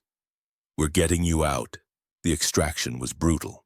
The infected seemed to sense our presence, converging from all directions, that unnerving coordination more pronounced than I'd ever seen. We lost 2 of our rescue team fighting through to the boats, new names for the list, new faces I'd barely learned before they were gone. But we got the survivors out, all 30 of them loaded onto boats in the pre-dawn darkness, speeding across Lake Superior toward the relative safety of Split Rock. Among them was a woman who grabbed my arm as I helped her aboard. "You're looking for someone," she said. Her voice was raspy, damaged by smoke or infection or despair. "A girl. I heard you asking the others." "My niece, Sophie."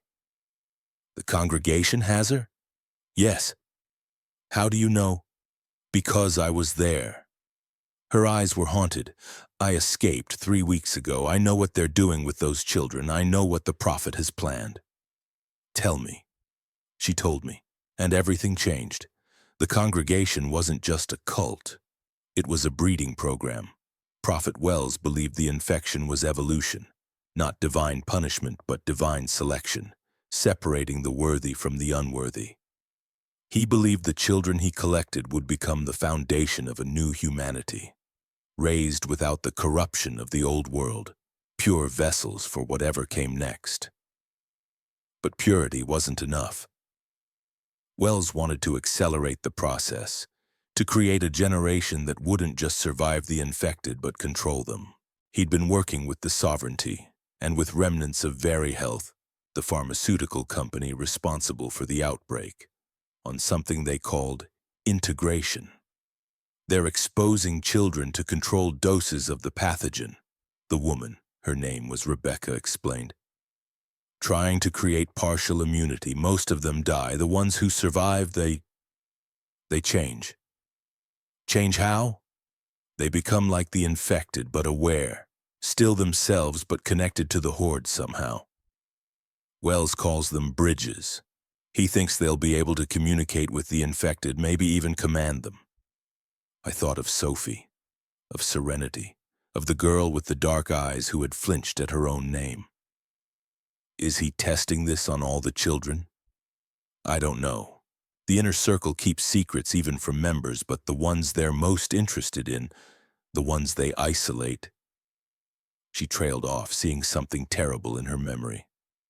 They call them chosen. They say they're being prepared for a special purpose. Sophie had been isolated. Sophie had been given a new name, separated from the other children, watched constantly. Sophie was chosen. I found Captain Marsh in the communications room staring at maps and reports with the exhausted focus of someone who hadn't slept in days. I need a team, I said without preamble. I need to go back to the congregation. The congregation is outside our operational range. We don't have the resources. They're experimenting on children, using them as test subjects for some kind of infected integration protocol. My niece is there. She could be next. Marsh looked up, her expression sharp. How do you know this? One of the Duluth survivors. She escaped the congregation 3 weeks ago. She saw what they're doing. And you believe her? I believe I have to find out for myself. A long silence. Marsh turned back to her maps, tracing routes and obstacles with her finger. If I give you a team, she said slowly, you're not coming back. The congregation is too far, too well defended. You'd be walking into a war with no extraction plan. I know. And you'd be taking resources away from the community. People who could be protecting Split Rock, running supply missions, saving other survivors. I know that too. Why should I let you go? I thought about all the reasons. Sophie, family, love, guilt, promises made on a collapsing bridge. They all seemed too small, too personal, too selfish. Then I thought about what Rebecca had told me. About children being turned into bridges to the infected. About Wells and the Sovereignty and Very Health working together towards something none of us fully understood. Because if Wells succeeds, it won't just affect the congregation. It'll affect everyone.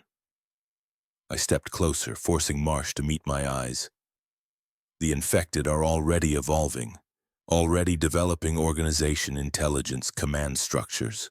If Wells finds a way to control that evolution, to put human minds in charge of infected bodies, he becomes the most powerful person in what's left of the world.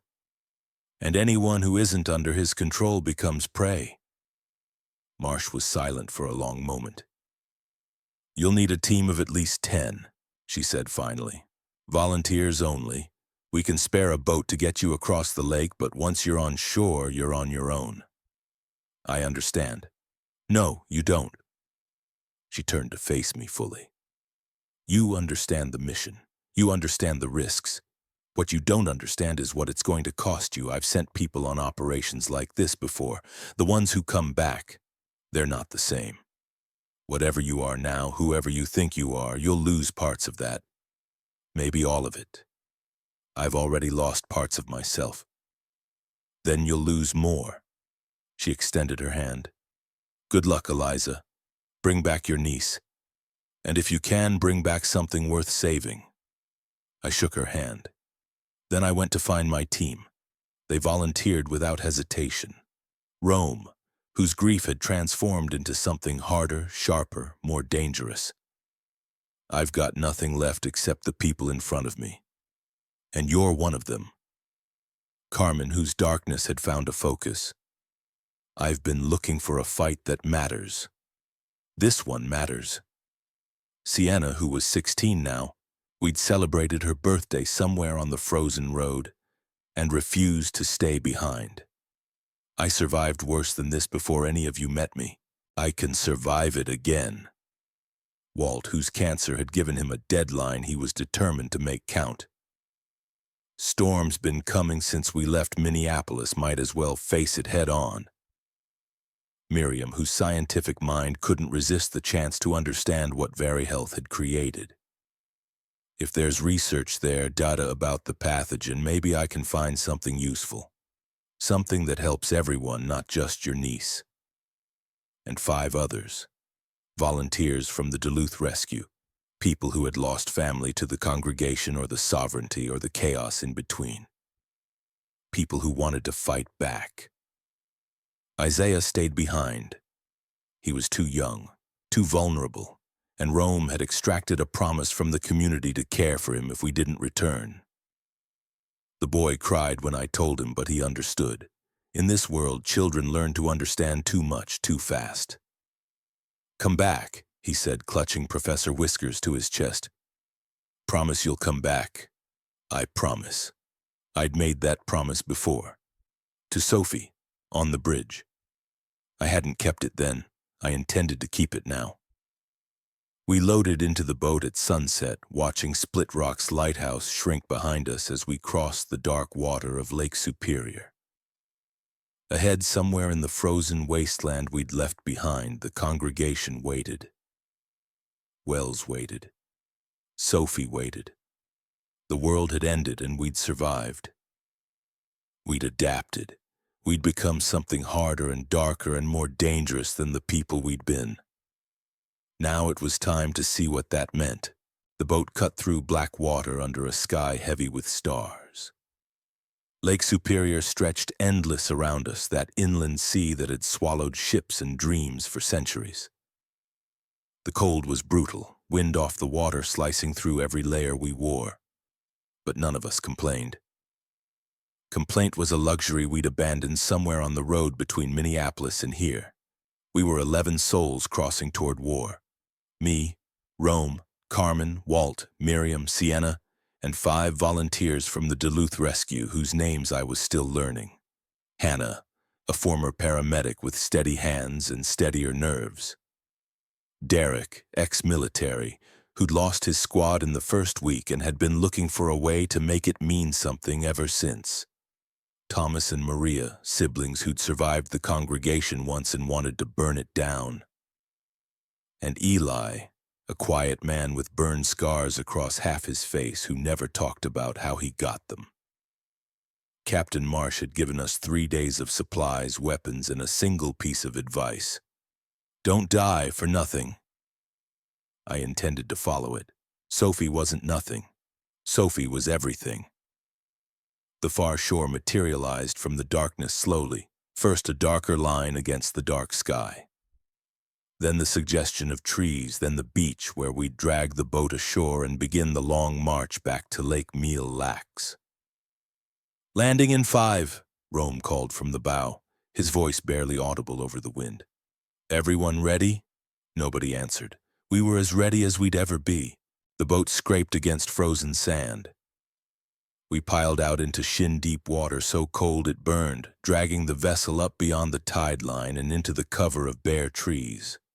Within minutes, we'd concealed it beneath branches and snow. A hidden escape route for a return journey we might never make. South-southwest, Walt said, checking his mental map against the stars. Maybe 60 miles to the congregation's compound. 3 days if we push, 4 if we're careful. We push, I said. Every hour we waste is an hour they might... I couldn't finish the sentence. Couldn't say the words that lived in my nightmares.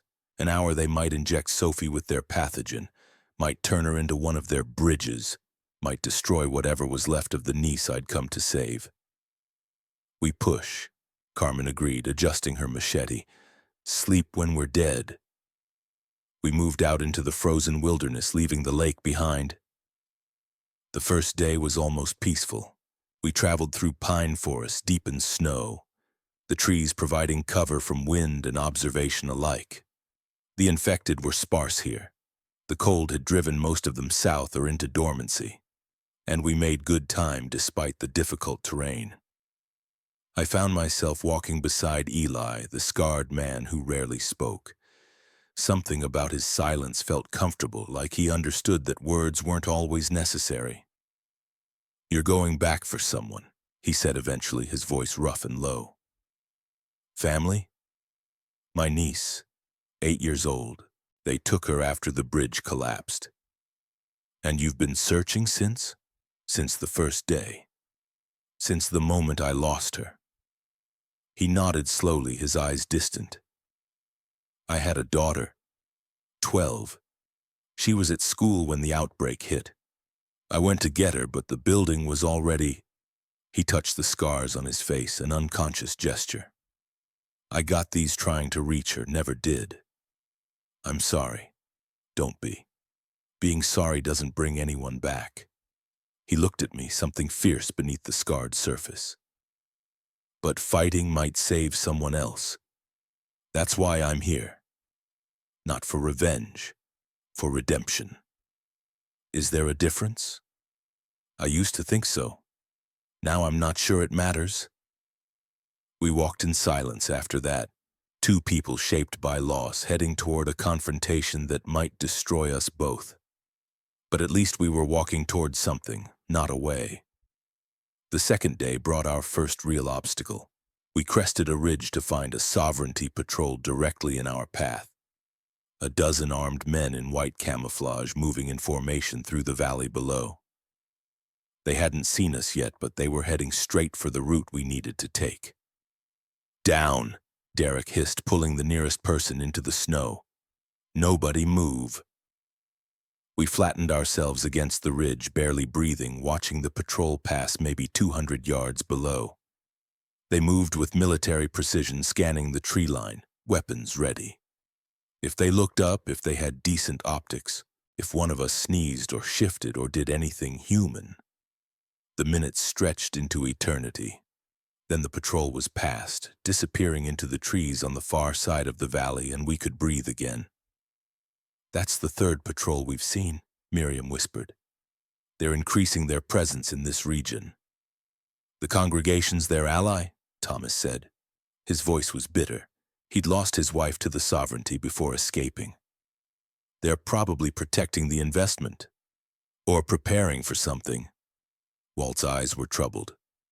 That patrol was moving with purpose, like they were heading somewhere specific. "The compound? Maybe. Or maybe somewhere else." He shook his head.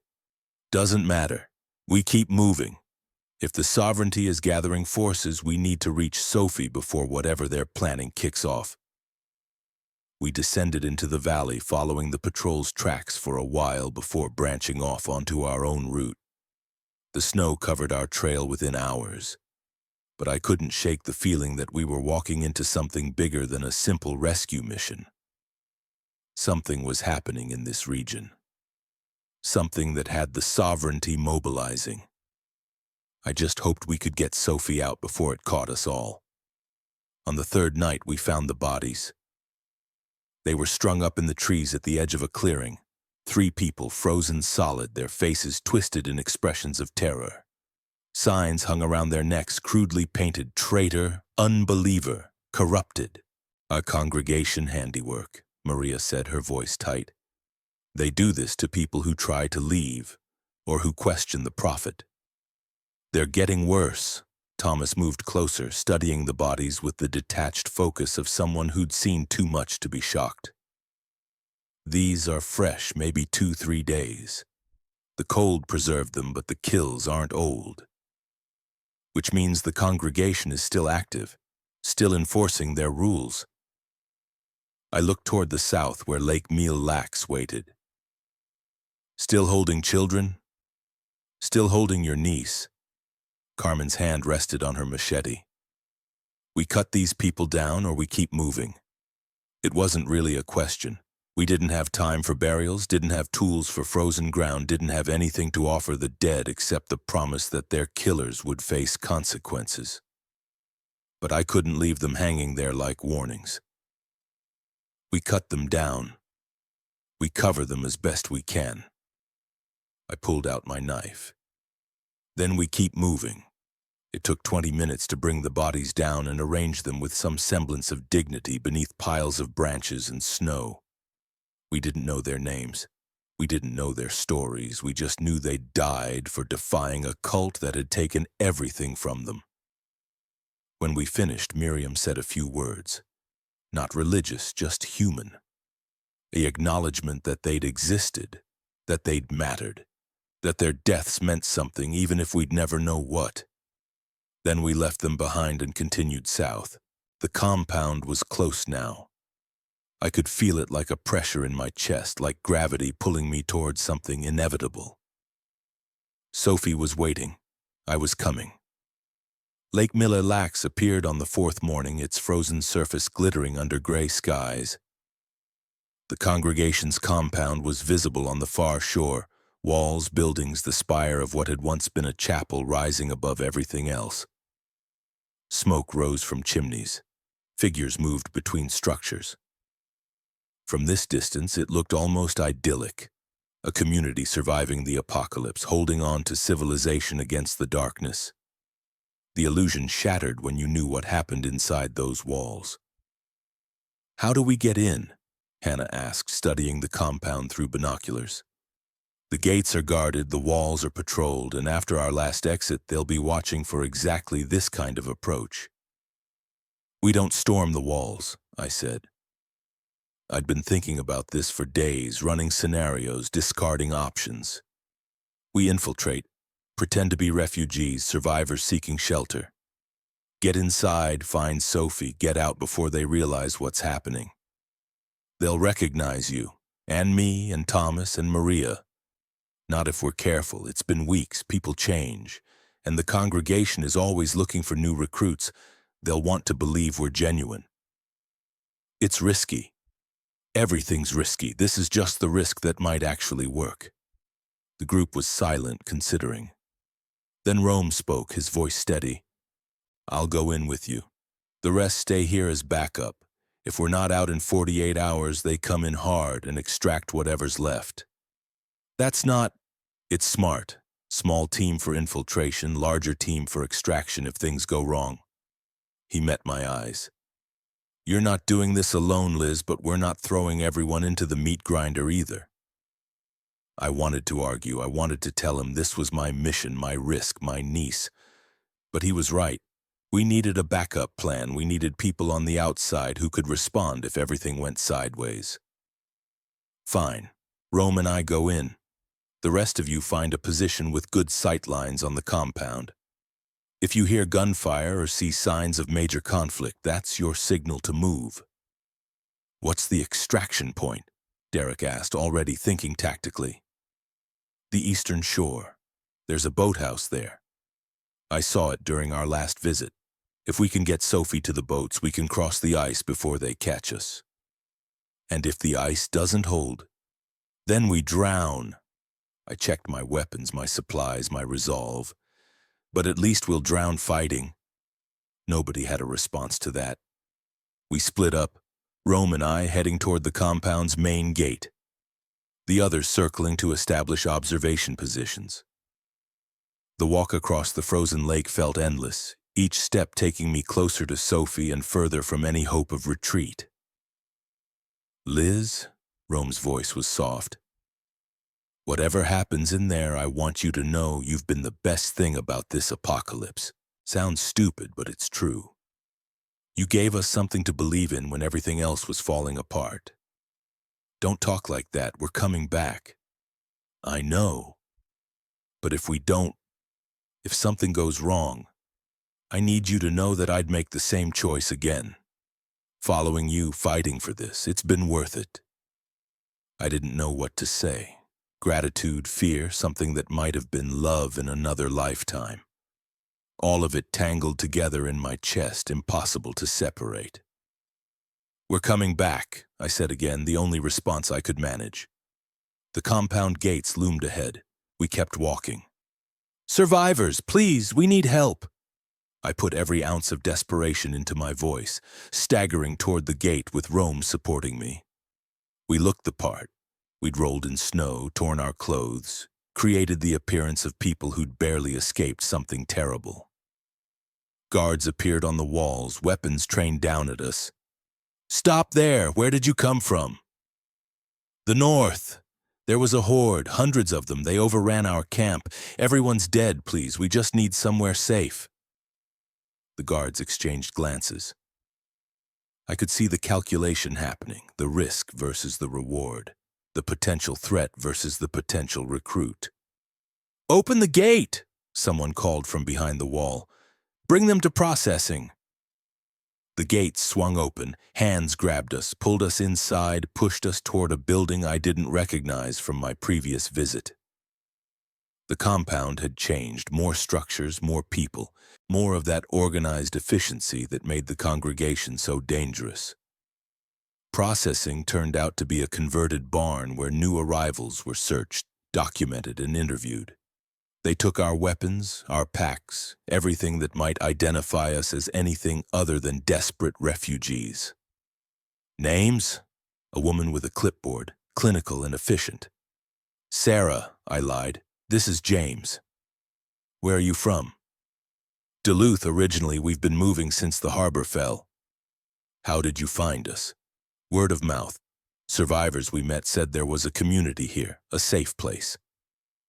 The woman made notes, her expression giving nothing away.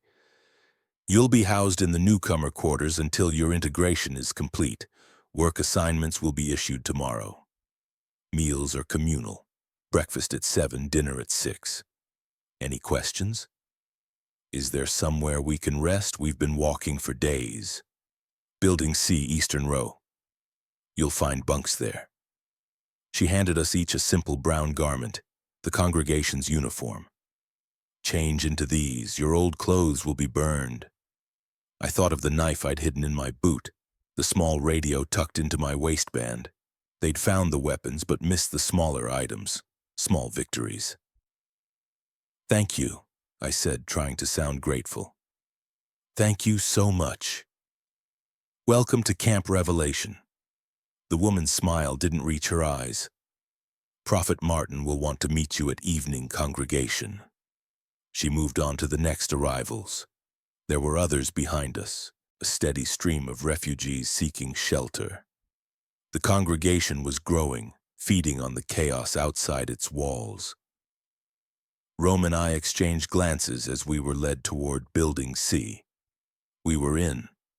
Now we just had to find Sophie, avoid recognition, and escape before the whole thing collapsed around us. Simple. The newcomer quarters were a long barracks building divided into individual sleeping spaces, not cells exactly, but something close. Each room had a bunk, a small storage area, and a curtain for privacy. Surveillance cameras hung from the ceiling, their red lights blinking steadily. "They're watching everything," Rome murmured as we settled into adjacent bunks. "They were before, too. But there are blind spots. I noticed them during my last visit. The cameras can't cover every angle." "How do we find Sophie without tipping them off?" "Evening congregation. The prophet always wants to show off his success stories. The children who've been saved from the corrupt world. Sophie will be there. I'll see her, and then... And then? I didn't have an answer. And then we'd improvise. And then we'd hope. And then we'd probably die. "Rest," I told him. "We have a few hours before congregation. We'll need our strength." He nodded, settling onto his bunk, his eyes already closing. The exhaustion of the journey was catching up with both of us.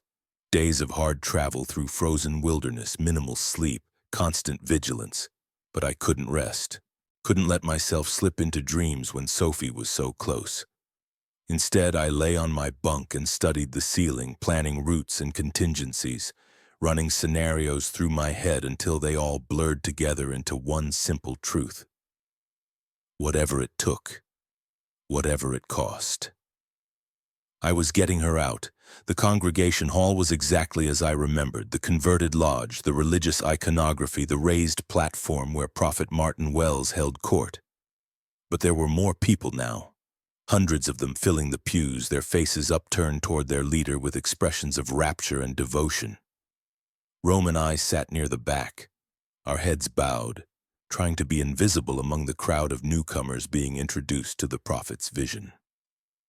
"Brothers and sisters," Wells began, his grandfather's voice filling the hall, "we gather tonight to give thanks for our salvation and to welcome new souls into our family." Applause, amens, the practiced rhythms of cult devotion. The world outside these walls grows darker by the day. The corrupted multiply, the old ways crumble, the governments that claim to protect us reveal themselves as the architects of our doom. Wells's voice rose, took on the cadence of a preacher warming to his sermon. "But here we have built something pure, something worthy, a community that will survive the cleansing fire and emerge to inherit what remains." More applause. I scanned the crowd. Looking for Sophie's face among the children gathered near the front. "Tonight, I want to introduce you to the future of our community. The children who have been reborn in our care, freed from the corruption of their former lives, prepared to lead humanity into a new age."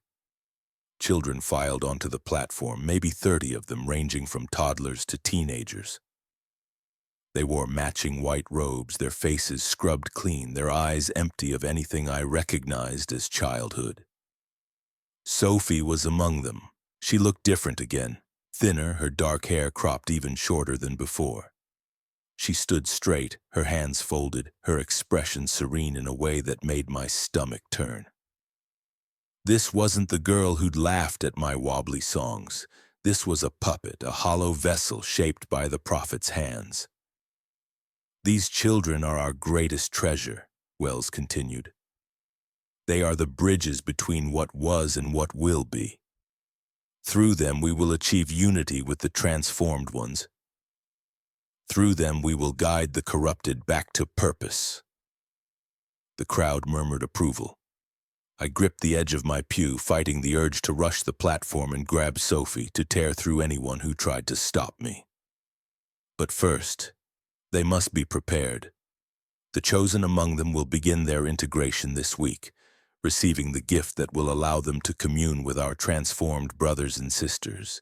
Integration, the word hit me like a physical blow. This week, they were going to inject her with the pathogen this week. "Patience," Rome breathed in my ear. "We can't help her if we're dead." He was right. I knew he was right. But watching Sophie stand there, watching her face show nothing, watching the prophet speak about turning her into something inhuman. I had never wanted to kill someone so badly in my life. The congregation ended with hymns and prayers, the crowd filing out in orderly lines. I watched Sophie disappear through a side door, surrounded by handlers, shepherded toward wherever they kept the chosen children. I memorized every detail, the door, the guards, the route they took. Then I let Rome lead me back to the barracks, my mind already racing toward a plan that would probably get us both killed. "We can't wait until they're ready," I told Rome that night, our heads bent together in the corner of the barracks where surveillance was weakest. "If they inject her with that pathogen, she becomes one of them, I know." His face was grave. "But moving too fast will get us caught. We need to understand the layout, the schedules, the weak points. We don't have time to understand anything.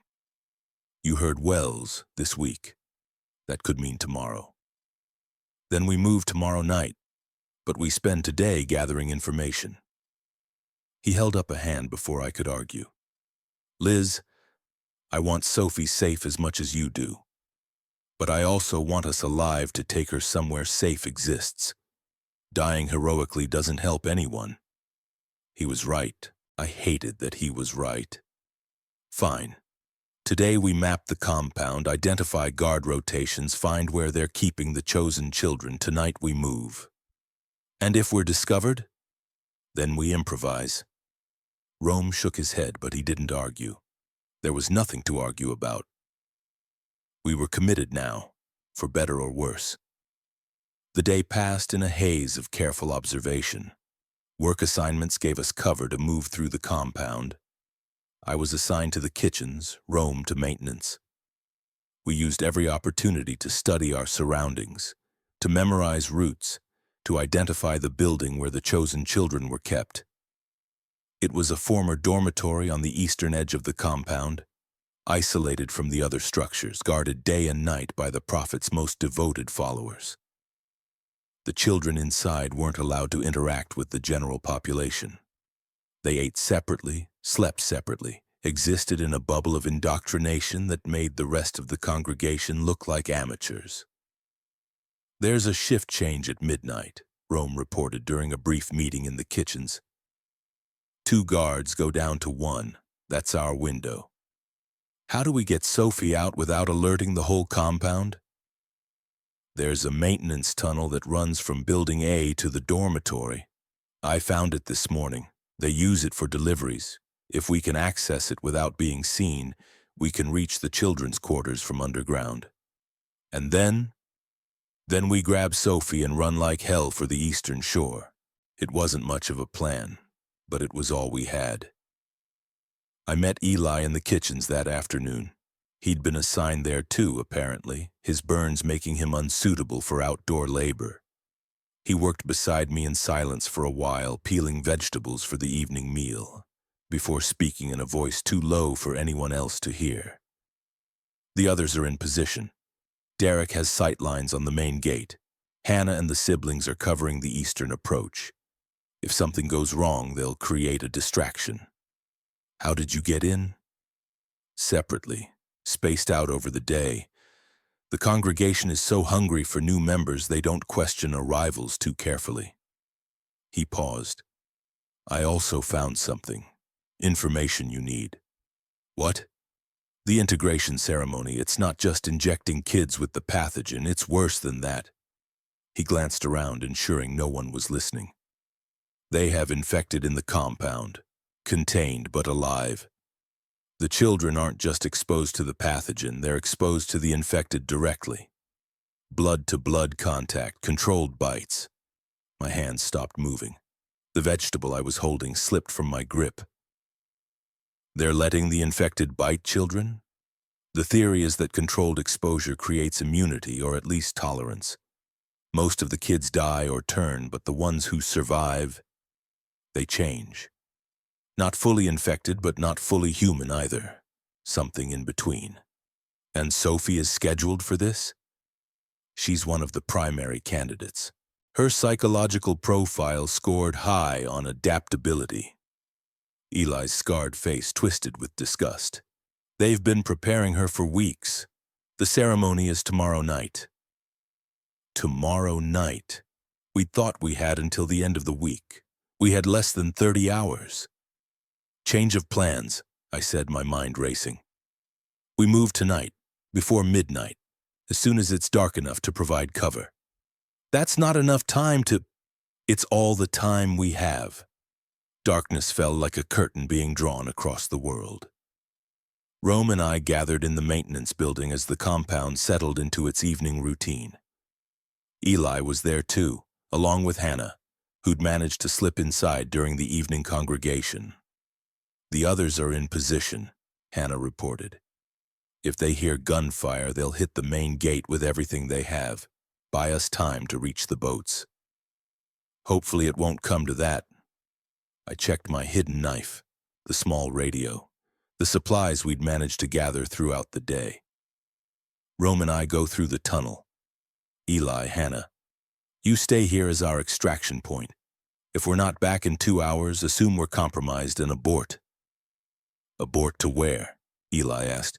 "Anywhere but here." We moved. The maintenance tunnel was exactly where Rome had described, a concrete passage running beneath the compound, used for deliveries and utility access. It was cold, dark and tight enough that we had to move single file, but it got us past the guards and into the basement of the children's dormitory without incident. Up here, Rome whispered, pointing to a ladder leading to a hatch. Should open into a storage closet on the first floor. We climbed. The hatch opened silently. Rome had oiled the hinges earlier that day, and we emerged into darkness that smelled of cleaning supplies and old wood. The dormitory was quiet, too quiet given that it supposedly housed 30 children. I pressed my ear to the closet door, listening for movement, for voices, for any sign of what waited beyond. Nothing. I eased the door open. The hallway stretched empty before us, doors on either side leading to what must be the children's rooms. Emergency lights cast everything in dim red, creating shadows that seemed to move even when nothing did. Sophie's room should be at the end, I breathed. Room 12. We crept forward, checking each door as we passed. Some were locked, some were empty. One opened onto a room filled with medical equipment, IVs, restraints, the tools of the integration that had turned children into monsters. I kept moving. Sophie. Focus on Sophie.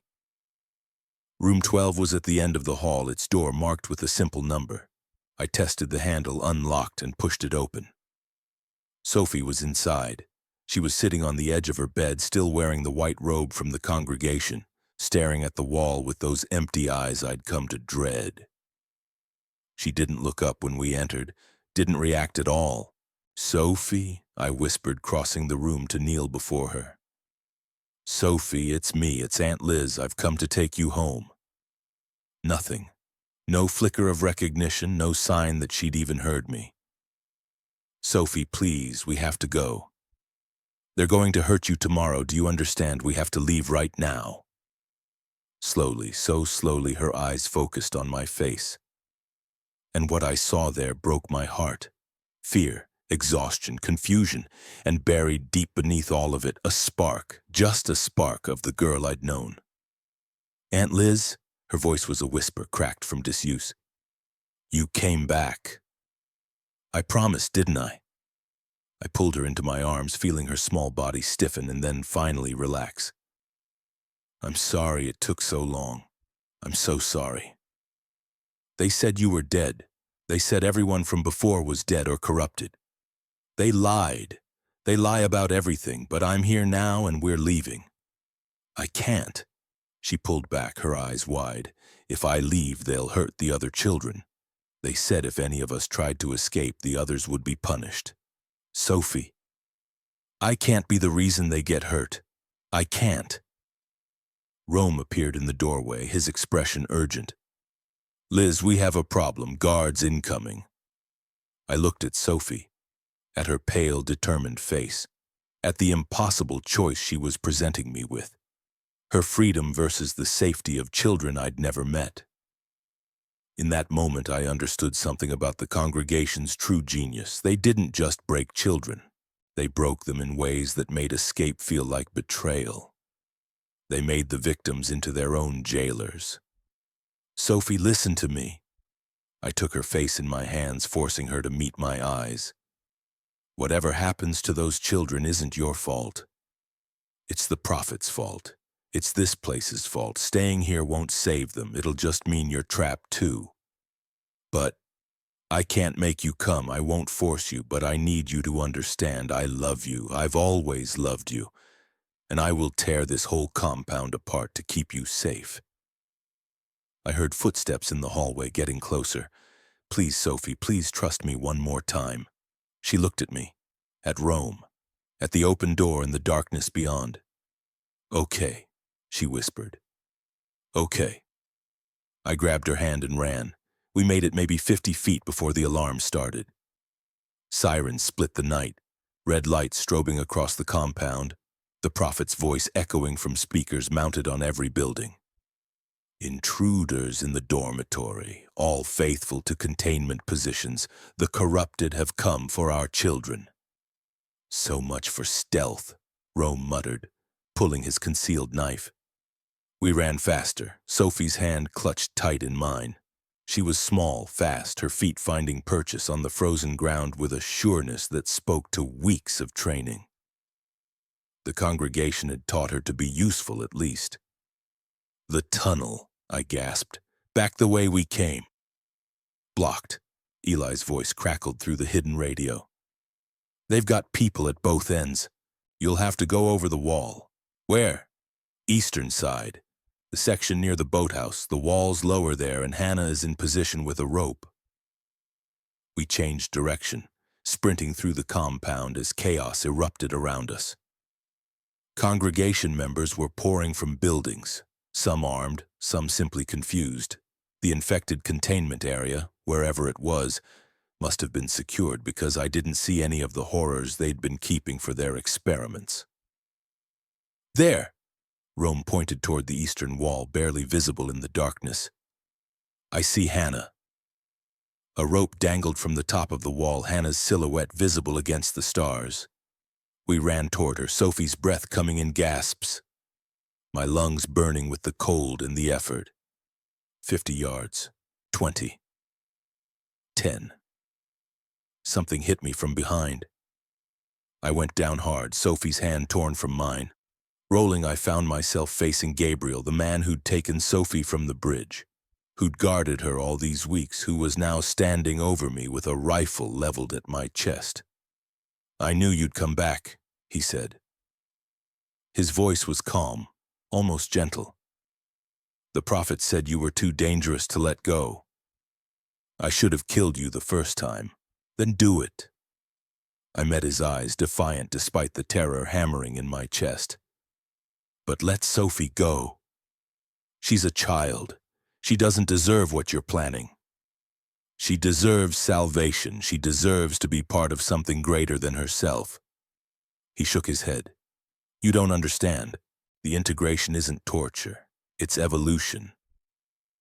The children who survive become something beautiful, something beyond human limitations. The children who survive. What about the ones who don't? Martyrs. Sacrifices for the greater good. She's 8 years old. And in a year, she'll be immortal. Part of the hive, connected to something vast and incomprehensible." His finger tightened on the trigger. "I'm sorry, Elizabeth, I truly am. But you can't be allowed to interfere." I closed my eyes, waiting for the shot. It never came. Instead, there was a wet thunk and Gabriel staggered, a machete buried in his back.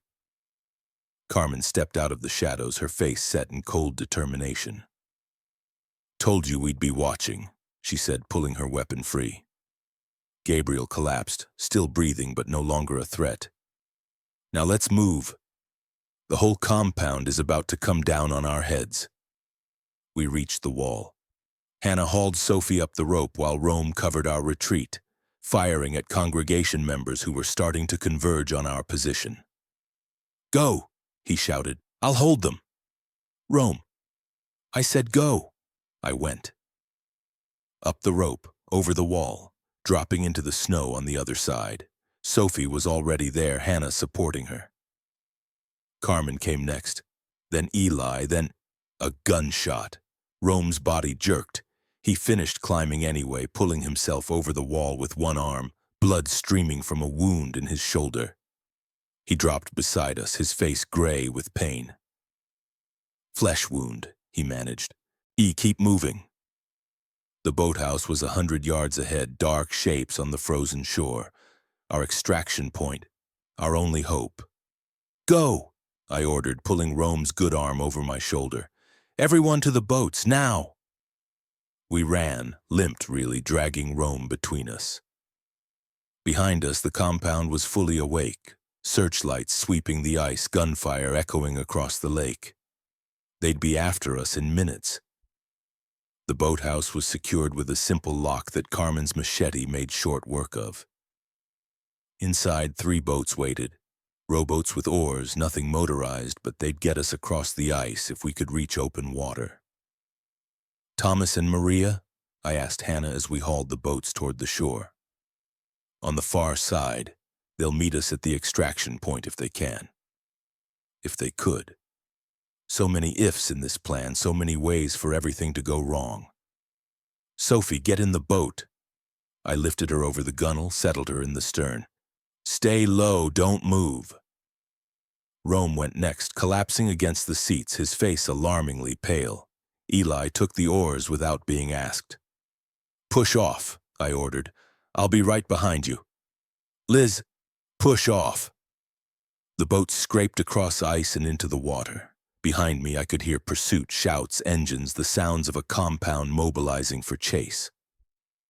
I turned to face them, not to fight. I wasn't suicidal, but to buy a few more seconds, to delay them long enough for the boats to reach deeper water where they couldn't follow on foot. A spotlight found me, blinding. Voices commanded me to surrender. I could see figures running toward the shore, rifles raised. I raised my hands, and then I fell backward off the ice shelf into water so cold it stopped my heart. The cold was absolute. Every nerve in my body screamed for me to gasp, to suck in water that would fill my lungs and drag me down. But I kept my mouth shut, kept swimming, kept pushing through darkness toward the distant glow of the boats. Hands grabbed me, hauled me up, threw blankets over my shaking body as the world came back in fragments. Carmen's face, Rome's voice, Sophie's small hand gripping mine. "You're insane," Carmen said. "You know that, right?" "It worked," I managed through chattering teeth. "It almost killed you." But it didn't. We rode into the darkness, away from the compound, away from the congregation, away from the horrors we'd left behind. The shore receded into the night, searchlights sweeping uselessly across empty ice. We'd done it. We'd actually done it. Sophie was safe. Except we hadn't done it, not completely. The boats couldn't outpace a determined pursuit, and the congregation had motorized vessels. We'd barely reached the eastern shore when we heard engines, saw lights cutting across the lake behind us. "They're coming," Derek reported via radio. "At least 3 boats armed. They'll reach your position in maybe 20 minutes. "Can we outrun them on land? Not with wounded and a child, not in this cold." I looked at Rome, whose shoulder wound had reopened during the crossing. At Sophie, who was shivering despite the blankets. At our team, exhausted, depleted, in no condition to fight off a determined assault. "There's a cabin," Walt said. He'd been silent until now, conserving energy, managing whatever symptoms his cancer was causing. "Maybe a mile inland. Old hunting lodge. I've used it before. Defensible position if we can reach it. Lead the way." We moved, through the trees, through the snow, through the darkness that seemed to close around us like a fist. The sounds of pursuit grew louder. Engines, voices, the occasional gunshot from hunters trying to flush us out. The cabin appeared suddenly, a dark shape against the darker forest. We piled inside, Rome barely conscious, Sophie clinging to my hand. The others took positions at windows, preparing for the siege that was about to begin. "How many rounds do we have?" Carmen asked. "Not enough." Derek checked his rifle. "Maybe 50 total.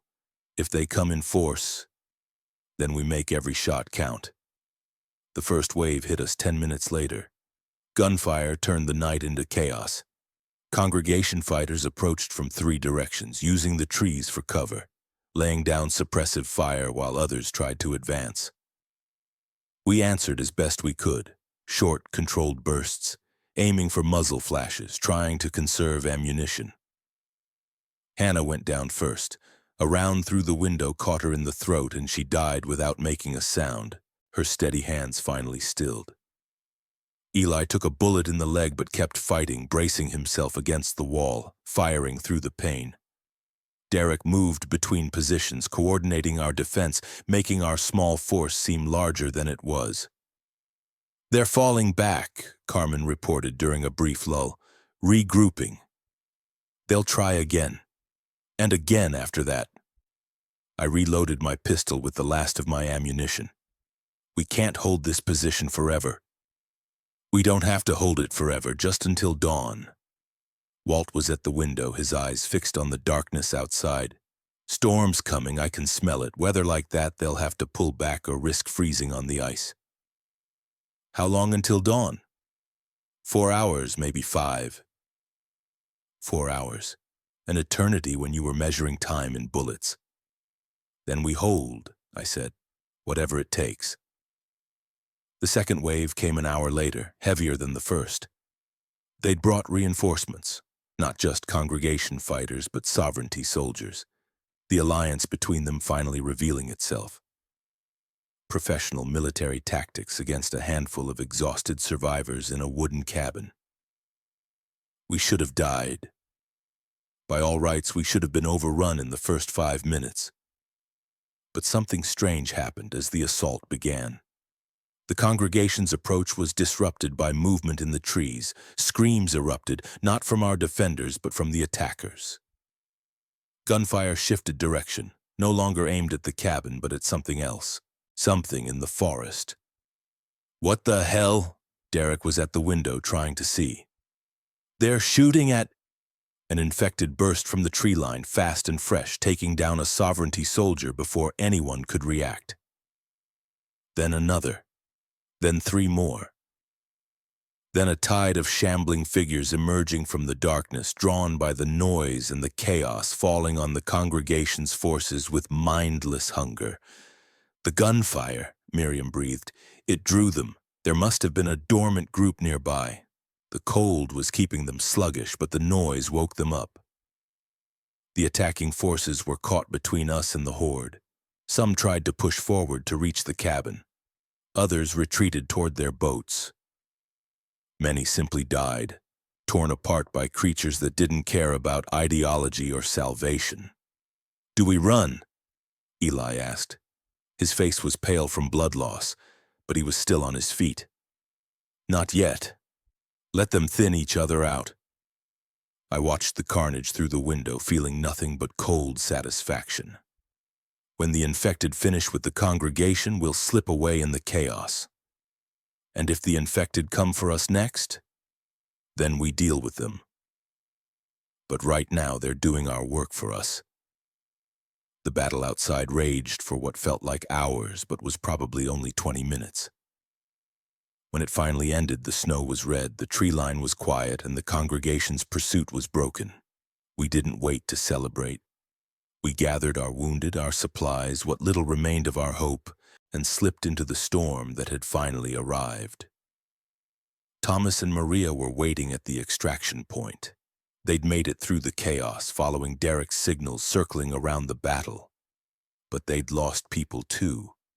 One of their group, a man whose name I never learned, had been taken by the infected during the confusion. "Back to the boats?" Maria asked, supporting her brother who'd caught a piece of shrapnel in the escape. "Back to Split Rock." I looked at our depleted group, 8 of us now, down from 11. Rome with his shoulder wound, Eli with his leg, Thomas bleeding. Hannah dead in the cabin, along with the nameless man from Maria's team. But Sophie was with us, safe, alive, already starting to shake off the hollow expression she'd worn in the compound. "Can we make it?"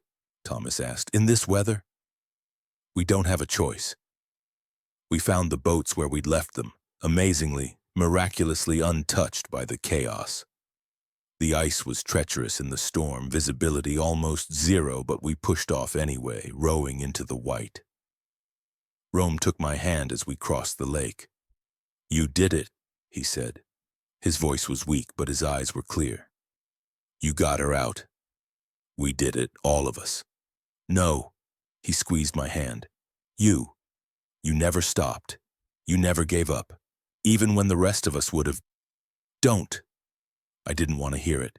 Didn't want to feel the guilt that came with accepting praise while Hannah lay dead in a cabin behind us. "We're not done yet. We're not safe. We're safer than we were." He closed his eyes, leaning back against the gunwale. "That has to count for something." I looked at Sophie huddled beside me, her head against my shoulder. She'd fallen asleep. Actually asleep, not the hollow trance of the congregation's programming. Her face was peaceful for the first time since I'd found her. Maybe Rome was right. Maybe this counted for something. I kept rowing. The storm broke as we reached the far shore. Split Rock Lighthouse appeared through the clearing clouds, its beacon still burning, its walls still standing. We'd made it. Against all odds, against every reasonable expectation, we'd crossed the lake and found our way back to something resembling safety. Captain Marsh met us at the dock, her face tight with concern. We heard radio traffic. The congregation is in chaos. Something about an infected attack. They were chasing us. The infected were drawn by the gunfire. I helped Sophie onto the dock, kept my arm around her. We got her. We got her out. Marsh looked at Sophie, at our battered group, at the empty spaces where Hannah and the others should have been. At what cost? Does it matter? It always matters. But there was something like respect in her eyes. Get your people to medical, we'll debrief in the morning. I didn't argue. I was too tired to argue, too tired to do anything except stumble toward the barracks, Sophie still clutching my hand, and collapse onto a bunk that felt like heaven.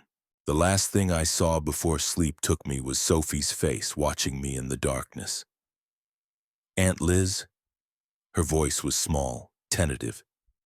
Yeah, sweetheart? Thank you for coming back, for not giving up. I'll never give up on you. I pulled her close, feeling her small body relax against mine. Never. She was asleep within seconds. I followed her soon after. We were alive, we were together. For now, that had to be enough. The days that followed were a blur of recovery and revelation. Rome's shoulder wound wasn't as bad as we'd feared. The bullet had passed through cleanly, missing bone and major blood vessels. Eli's leg would heal with time and proper care. Thomas's shrapnel injuries were painful but not life-threatening. The losses, though, those we felt. Hannah's absence left a hole in our group that no amount of time would fill. The unnamed man from Maria's team, we learned his name was Victor, that he'd been a teacher before the outbreak, that he'd joined the rescue mission because he believed in saving children. Now he was gone. Another name on the list, another ghost to carry. Sophie's recovery was slower, more complicated. The congregation had spent weeks reshaping her mind, installing beliefs and fears that didn't disappear just because she was physically free. She flinched at sudden movements. She woke screaming from nightmares she wouldn't describe. She called herself Serenity sometimes, then caught herself, the confusion in her eyes painful to witness. It'll take time, Miriam counseled me. The psychological damage from that kind of conditioning, it doesn't heal overnight, but she's young, resilient. With love and stability, she can recover. What if she can't? Then you love her anyway, that's what family does.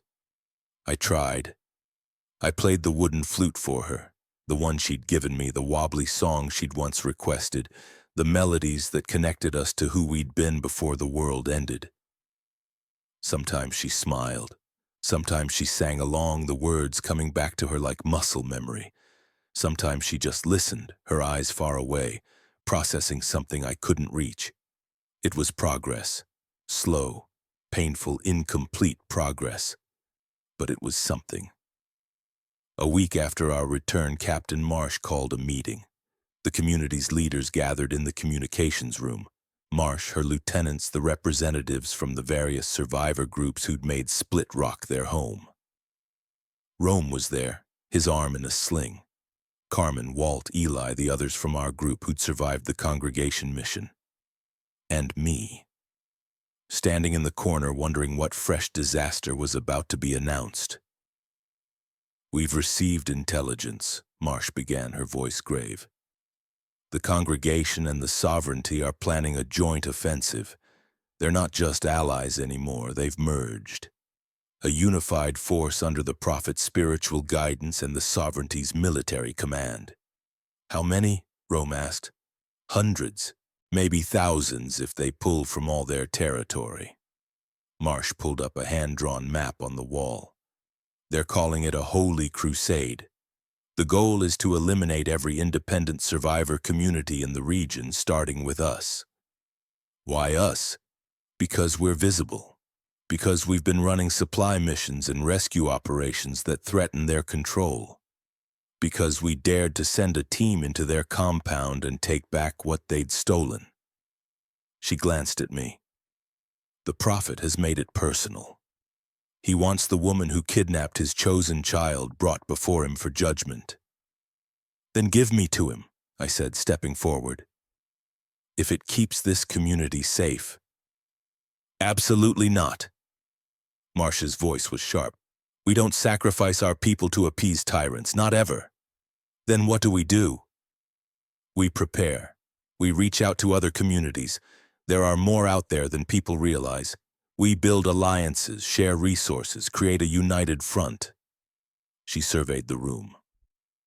The congregation and sovereignty think they can crush us because we're isolated, fragmented. They're wrong. We're stronger together than they could ever be apart. How much time do we have? Weeks, maybe a month, depending on how fast they mobilize. She straightened, something fierce coming into her expression. But we won't sit here waiting for them. We take the fight to them. Hit their supply lines, disrupt their communications, make them feel the cost of this war before it truly begins. The room erupted in conversation, strategies, objections, volunteers, concerns. I listened without really hearing, my mind already racing ahead. The prophet wanted me. The congregation wanted Sophie back. They'd burn down the world to catch us, and they wouldn't stop until they had what they wanted. Unless someone stopped them first. I found Walt on the lighthouse balcony that night, staring out at the dark expanse of Lake Superior. Couldn't sleep? I asked, settling beside him. Haven't slept properly in months, the cancer, you know. Pain keeps you awake. He didn't look at me, his eyes fixed on the horizon. But that's not why you're here. No. You want to go after them. The prophet, the sovereignty, whoever's pulling the strings. You want to end this before they end us. Is that wrong? It's human. He finally turned, and I saw something in his face I hadn't seen before. Not resignation, but resolve. I've been thinking since the congregation about what matters now at the end. About what I want my death to mean. Walt, I'm dying, Liz. The cancer was killing me before the outbreak, and it hasn't gotten any slower. I've got weeks, maybe a month or two. Not enough time to see how this story ends.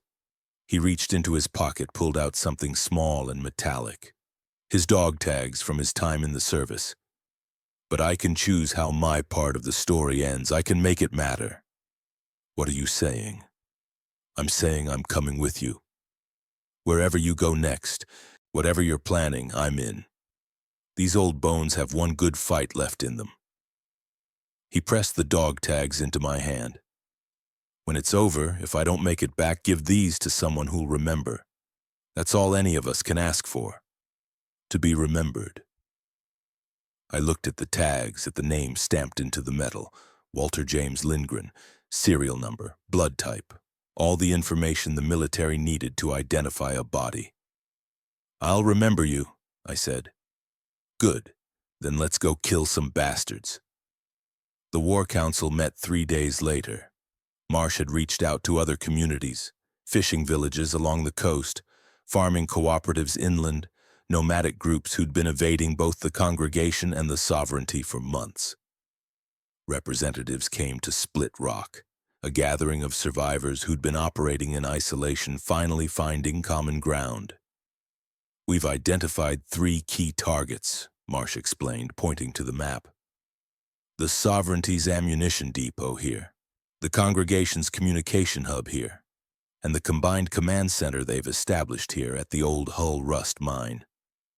That's deep in their territory, one of the newcomers objected. We'd never make it. We would if we coordinated. Simultaneous strikes, multiple directions, overwhelming their ability to respond. She looked at me. Eliza's team took down the congregation's leadership once. They can do it again. The prophet is still alive, I said. We hurt them, but we didn't kill him, and now he's got the sovereignty's military behind him. Which is why we're not sending you after the prophet, not directly. Marsh tapped the mine on the map. This is where they're holding something important. Intelligence suggests it's connected to the very health research. The same research that started the whole outbreak. If we can secure that location, we might find something useful. Like what? Like data, like specimens, like answers about what this infection actually is and whether there's any way to stop it. Miriam leaned forward, her scientific mind engaged. If there's research there, actual research, not just cult propaganda, it could change everything. We've been fighting blind since the beginning. Understanding the pathogen could give us weapons we don't have now. It could also give our enemies weapons, Derek pointed out. There's a reason VeriHealth was working with the congregation. Which is why we need to get there first. I stood, feeling the weight of the room's attention. I'll go. My team, whoever's left of it, will lead the operation against the mine. But we'll need support, diversions, distractions, something to pull their forces away from our target. You'll have it, Marsh promised. The other communities have agreed to coordinated strikes. When you hit the mine, they'll be hitting supply lines and communication relays across the region. The congregation won't know which fire to put out first. It was a good plan, a desperate plan, but a good one. I looked at Rome, at Carmen, at Walt and Eli and the others who'd survived so much to reach this moment. Are we ready for this? We've been ready since Minneapolis, Carmen said, her hand on her machete. Let's finish it. The night before we left, Sophie found me on the dock staring at the dark water. You're going away again, she said. It wasn't a question. I have to. There are bad people who want to hurt us, and the only way to stop them is to fight them, I know. She settled beside me, her small body pressed against my side. Will you come back? I'll try. That's not a promise. No, it's not. I put my arm around her, pulling her close. But I'll do everything I can, and if I don't come back, there are people here who will take care of you. Captain Marsh, Rome. I don't want them, I want you. I know, sweetheart, I want that too. I turned to face her, took her hands in mine. Listen to me. Whatever happens, I need you to keep being brave. Keep fighting. Don't let anyone tell you who you are or what you're worth. You're Sophie Marchetti, not Serenity, not anyone else's idea of you. You're my niece, and I love you, and nothing will ever change that. She was crying, silent tears running down her cheeks, her face crumpled with the effort of holding it together. I love you too, Aunt Liz. I held her until the tears stopped, until her breathing evened out, until she was strong enough to let go.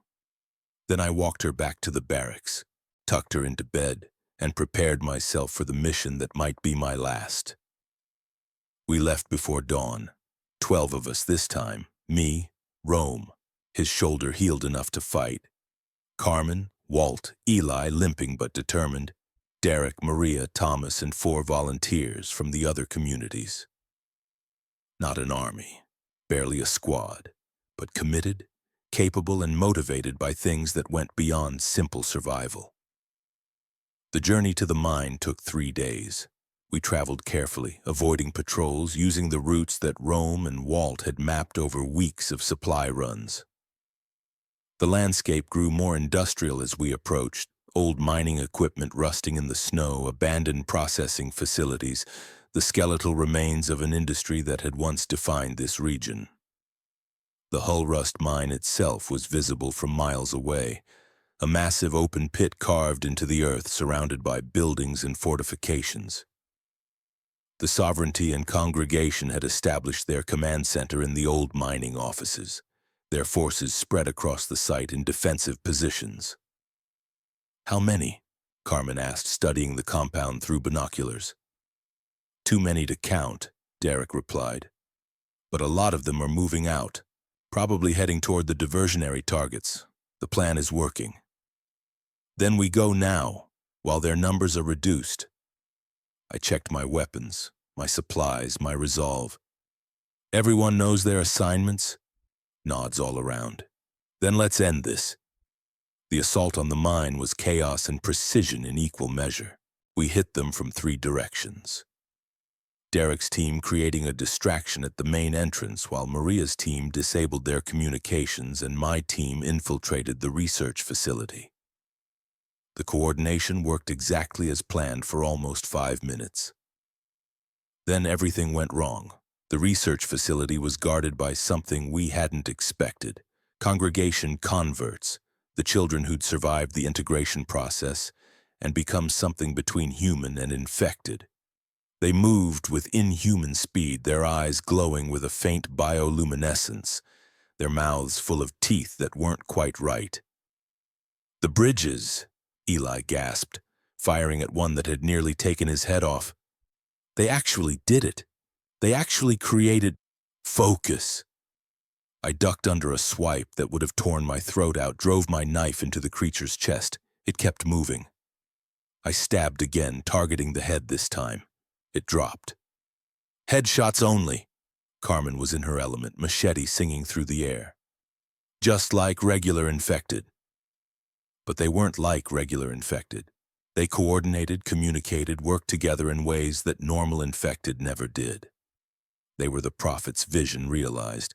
Human minds directing infected bodies, creating soldiers that combined the worst of both worlds. We fought through them, room by room, leaving bodies, theirs and ours, in our wake. Thomas went down, overwhelmed by 3 of the converts. Maria screamed his name, tried to reach him, was pulled back by Derek before she could die trying. The research facility was deeper in the complex, a converted mining office filled with equipment that Miriam would have killed to examine. Computers, medical devices, rows of storage containers holding things I didn't want to identify. "Download everything," I ordered, finding a terminal. "Whatever they've been working on, we need to know." Rome was at the computer, his fingers flying over the keyboard. "Some kind of data archive. Very health files, research logs, experimental results. There's too much to take. I'm copying what I can." "How long?" 5 minutes. "You have 3. They're coming." The converts had regrouped, were pushing into the facility. We formed a defensive line, firing into the mass of wrong-moving bodies, watching them fall and rise and fall again. Walt was beside me, his rifle steady despite the chaos. "Remember what I said. Make it matter." "Walt, don't—" "It's been an honor, Liz, truly." He shoved me toward the computer bank. "Get the data. Get out. I'll buy you time." "I won't leave you." "You don't have a choice." He stepped forward into the gap between us and the advancing horde. "Go!" And then he was firing, walking into the mass of converts with his rifle blazing, taking down 3, 4, 5 before they reached him. I saw him go down, saw him keep fighting even on the ground, saw the moment when the fighting stopped. "We have to go," Rome shouted. "The download's complete. We have to move." I let him pull me away. Through the facility, through the complex, through the carnage we'd created and the carnage that had been created around us. Derek and Maria were waiting at the extraction point, both bloody, both alive. "The diversions worked," Derek reported. "Their main force is scattered across 3 locations. We have maybe 20 minutes before they regroup. Then we move. Now." We ran, away from the mine, away from the congregation's command center, away from the body of Walter James Lindgren who had chosen how his story ended. I still had his dog tags in my pocket. I would remember. The escape wasn't clean. Converts pursued us into the wilderness, their enhanced senses tracking us through the snow. We fought a running retreat, losing Maria to an ambush, losing one of the volunteers to a fall through thin ice. By the time we reached the rendezvous point, we were 5, me, Rome, Carmen, Eli, Derek. The boats were waiting. So was Hannah's replacement, a woman from one of the coastal communities who'd volunteered for extraction duty. The other teams? I asked as we piled into the vessels. Mixed results. The ammunition depot is destroyed, the communication hub is damaged but not down, and the assault on the supply lines, she shook her head. Heavy casualties on both sides. Heavy casualties. More names for the list. More ghosts to carry. What about Split Rock? Still standing. Captain Marsh is coordinating the defense. She started the engine, pulling away from the shore. But the congregation is regrouping faster than expected. The diversions bought us time, but not as much as we hoped. We'd succeeded in our mission. We had the data, the research, the secrets that Very Health and the congregation had been guarding. But the cost, Walt, Maria, Thomas, the unnamed volunteers, the cost was staggering. And the war wasn't over. It had barely begun. I spent the journey back reviewing the files we'd recovered. The data was extensive. Years of research, thousands of pages of experimental results, the entire history of the Revigen 7 project and its horrific evolution. I couldn't understand most of it. The scientific terminology was beyond me. But some of it was clear enough. The pathogen wasn't natural. It had been engineered, deliberately designed to optimize infection rates and maximize transformation efficiency. The Very Health scientists had known what they were creating. They'd done it anyway, chasing profits and progress without considering the consequences. And somewhere in the files was something else, a reference to a compound, not a cure, but something that might slow the infection. Something that the congregation had been testing on their chosen children. Miriam needs to see this, I told Rome, scrolling through technical specifications I couldn't interpret. If there's even a chance of developing a treatment, we'll get it to her, but first we need to survive the war. He was at the bow, watching the shore approach. The congregation isn't going to let this go. We've humiliated them, stolen their research, killed their converts. This ends with one side destroyed. Then we make sure it's not us. Split Rock was different when we returned. More fortifications, more guards. More of that tense energy that came from preparing for a fight you knew was coming. The community had mobilized in our absence, transforming from a refuge into something closer to a fortress. Captain Marsh met us at the dock, her face grave. We've received word. The congregation and sovereignty are massing for a final assault. They'll be here within the week. How many? Hundreds, maybe more. Every fighter they can spare from their other operations. She looked at our depleted group, counted the faces that weren't there. What happened? We got the data, but Walt, Maria, Thomas, they didn't make it. Marsh closed her eyes briefly. Then we'll make their sacrifice mean something. Come, we need to plan. The War Council reconvened that night.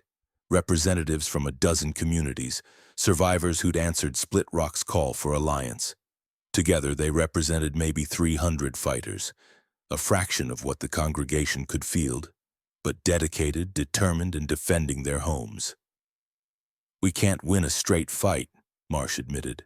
They have numbers, weapons, those converted things. But we have advantages too. We know this terrain, we've prepared defenses, and we're fighting for something real, not some prophet's delusions. What's the plan? Someone asked. We make them bleed for every inch. Draw them in, stretch their lines, hit them where they're weakest. She pointed to the map. Our scouts have identified 3 approach routes they're likely to use.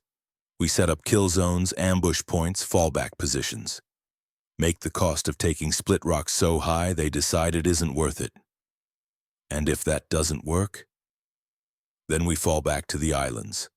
Madeline Island has been prepared as a final refuge. The infected can't cross deep water. If we can hold there long enough, the congregation will have to decide if the siege is worth continuing through winter. It wasn't a great plan. It was barely a good plan. But it was the only plan we had. I need volunteers for the forward positions, Marsh continued. The ones who'll face the first wave. It's dangerous work. High casualty probability, but it's essential for the defense to succeed. Hands went up around the room.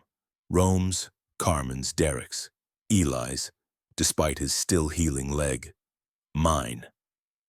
Marsh nodded, her expression unreadable. Then we know where we stand. Get some rest. The next few days are going to be hard. I found Sophie in the children's quarters playing with Isaiah and some of the other young survivors. She'd made progress since our return. More smiles, fewer nightmares, more moments that looked like the girl I remembered. The community had embraced her, given her stability and purpose and the normalcy that had been stolen by the congregation. "You're leaving again," she said when she saw me. Not accusation this time, just sad acceptance. Not leaving. Fighting. Here to protect this place. I knelt to her level. "Whatever happens, I'll be close. And if things go badly, Captain Marsh will make sure you get to the island. You'll be safe there." "I don't want to be safe. I want to be with you." "I know, sweetheart. But you're 8 years old. Your job is to stay alive and grow up and become someone amazing. My job is to make sure you have the chance to do that." She threw her arms around me, holding tight. "Come back," she whispered. "Please come back. I'll try my best." It wasn't a promise, but it was all I could offer. The congregation came 3 days later. They came at dawn, a dark mass spreading across the frozen lake, their numbers impossible to count.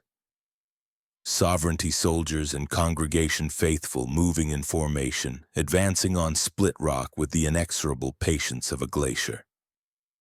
I was in one of the forward positions dug into the snow behind a makeshift barricade. Rome was beside me, Carmen on my other side. Eli and Derek were somewhere to the left. All around us, the defenders of Split Rock waited, their breath making small clouds in the freezing air. "Here they come," Rome said unnecessarily. The first shots rang out. The battle for Split Rock had begun. The fighting was brutal and endless. Wave after wave of attackers pushed against our lines, and wave after wave was driven back. The kill zones worked. The congregation's forces were channeled into predetermined fields of fire, cut down by defenders who knew exactly where to aim. But they kept coming, their numbers seemingly infinite, their fanaticism carrying them forward despite the losses. By noon, we'd lost the first line of defense. By evening, the second was crumbling. The converts, those terrible human-infected hybrids, broke through on the eastern flank, forcing us to redeploy, to abandon positions we'd spent days fortifying. "Fall back!" The order came through the radio, Marsh's voice tight with strain. "All units, fall back to the lighthouse perimeter." We retreated in stages, covering each other, leaving tripwires and traps to slow pursuit. The community's defenders gathered around the lighthouse itself, forming a final ring of protection around the evacuation point. "The boats are loaded," someone shouted. "Women and children now." I saw Sophie being carried toward the dock, Isaiah beside her. She was looking for me, her eyes scanning the chaos. Our eyes met. I smiled, tried to project confidence I didn't feel. She smiled back. Then she was gone, loaded onto a boat heading for the island with the rest of the non-combatants. Safe. She was safe. Now I just had to survive long enough to join her. The final assault came at nightfall. Prophet Martin Wells led it personally, standing at the front of his forces like some kind of apocalyptic general, his voice carrying across the battlefield with amplified fervor. "The corrupted ones have defied God's will. They have stolen our children, destroyed our work, murdered our faithful. Tonight we cleanse this place of their sin. Tonight we prove our worthiness." His followers roared approval. The charge began. They hit us from every direction, overwhelming our defenses through sheer numbers. The fighting became hand-to-hand, desperate, without strategy or coordination. Just survival. Just the next breath, the next swing, the next moment of not dying. I lost track of Rome in the chaos, lost track of everyone except the enemies directly in front of me, the knife in my hand, the primal need to keep fighting. A convert lunged at me. I dodged, countered, drove my blade into its skull. Another took its place, then another. Someone grabbed my arm, pulling me backward. Carmen, her face streaked with blood, her machete dripping. "Boats!" she screamed. "Last boats, we have to go!" "Rome, he's already on. Move!" We ran. Through the carnage, through the fallen, through a landscape that had become hell itself. The dock was ahead, a single boat still waiting, its engine running. We jumped. The boat pulled away. Behind us, Split Rock burned. The crossing to Madeline Island took an eternity. The congregation's boats pursued, but the darkness and the chaos of their victory distracted them. They'd won. Split Rock had fallen, but the cost had been enormous. Bodies floated in the water, theirs and ours, the lake becoming a grave for both sides. We reached the island as dawn broke. Survivors gathered on the shore, maybe 100 people who'd made it across. A fraction of the community that had called Split Rock home. The rest were dead, captured or scattered to the winds.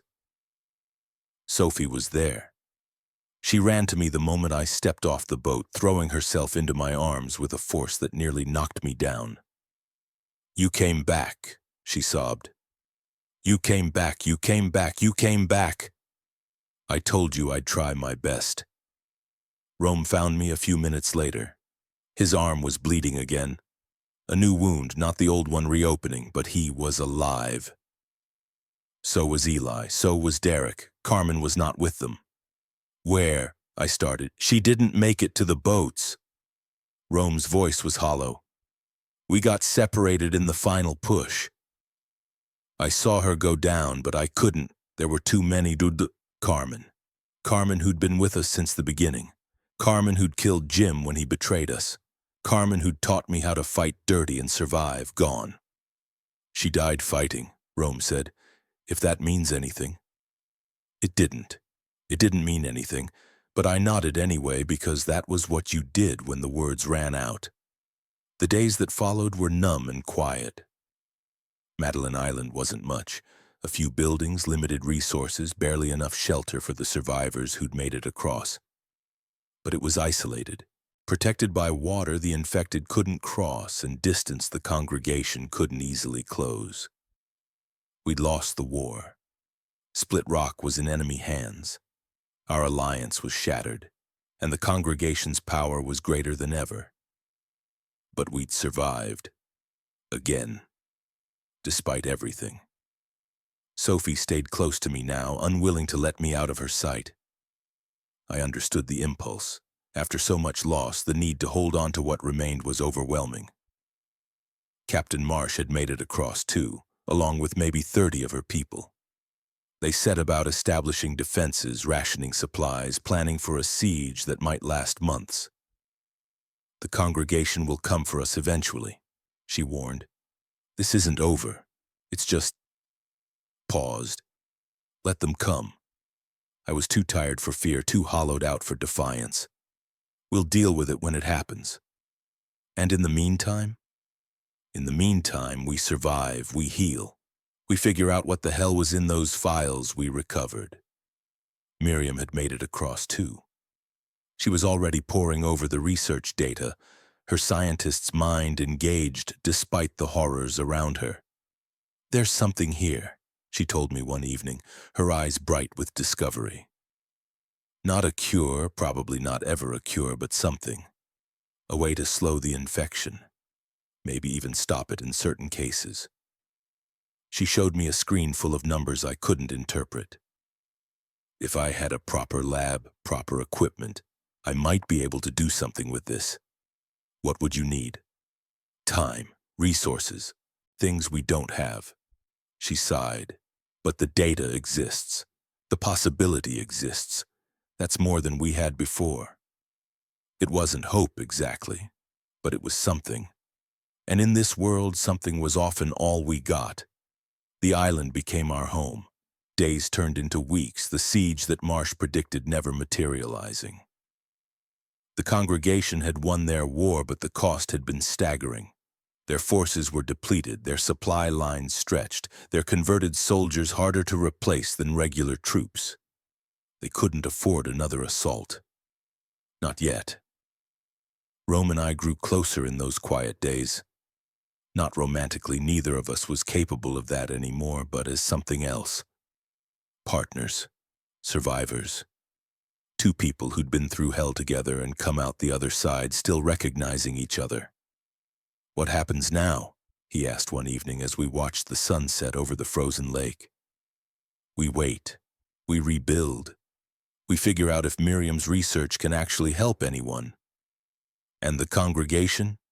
They're not going away. Sooner or later there'll be another fight, but maybe by then we'll be stronger. Maybe we'll have allies we don't have now. Maybe." He didn't sound convinced. Neither was I. Sophie appeared, climbing up beside us on the rocks where we'd been sitting. She didn't say anything, just pressed herself between us, watching the sunset with the same quiet intensity she'd once watched me play the cello. "It's pretty," she said eventually. "Yeah, it is.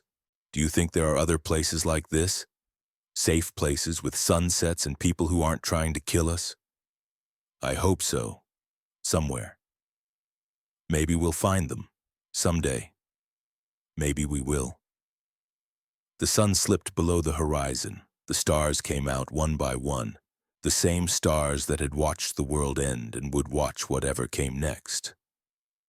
We'd lost so much. Friends, family, homes, hope. The list of the dead was longer than I could bear to count, and it would keep growing.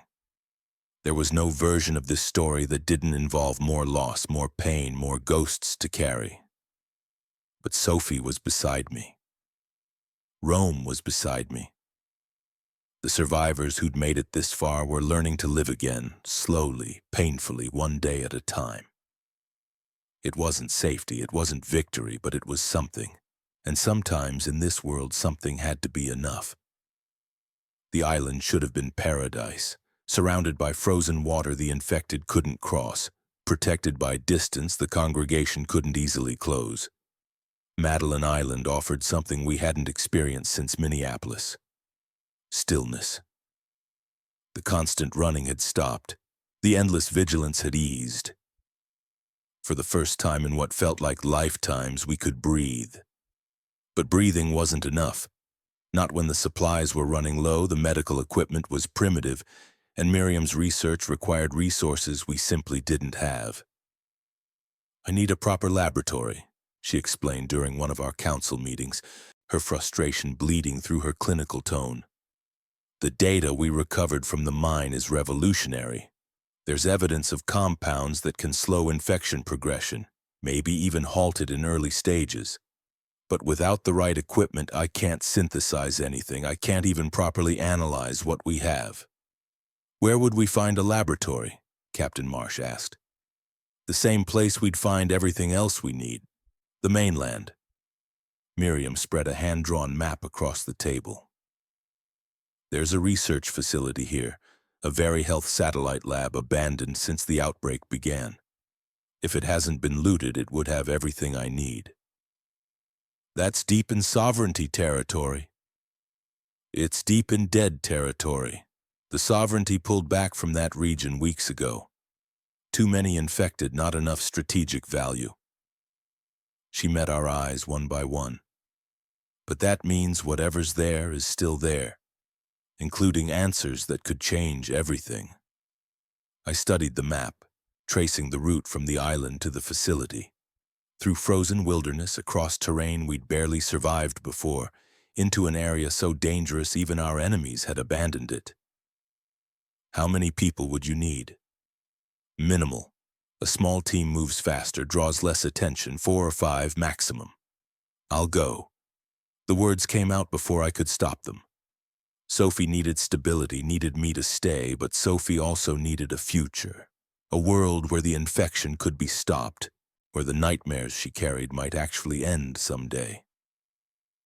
If there's a chance to find something useful, I have to try. Rome nodded immediately. I'm in. As am I. Eli, still limping but determined.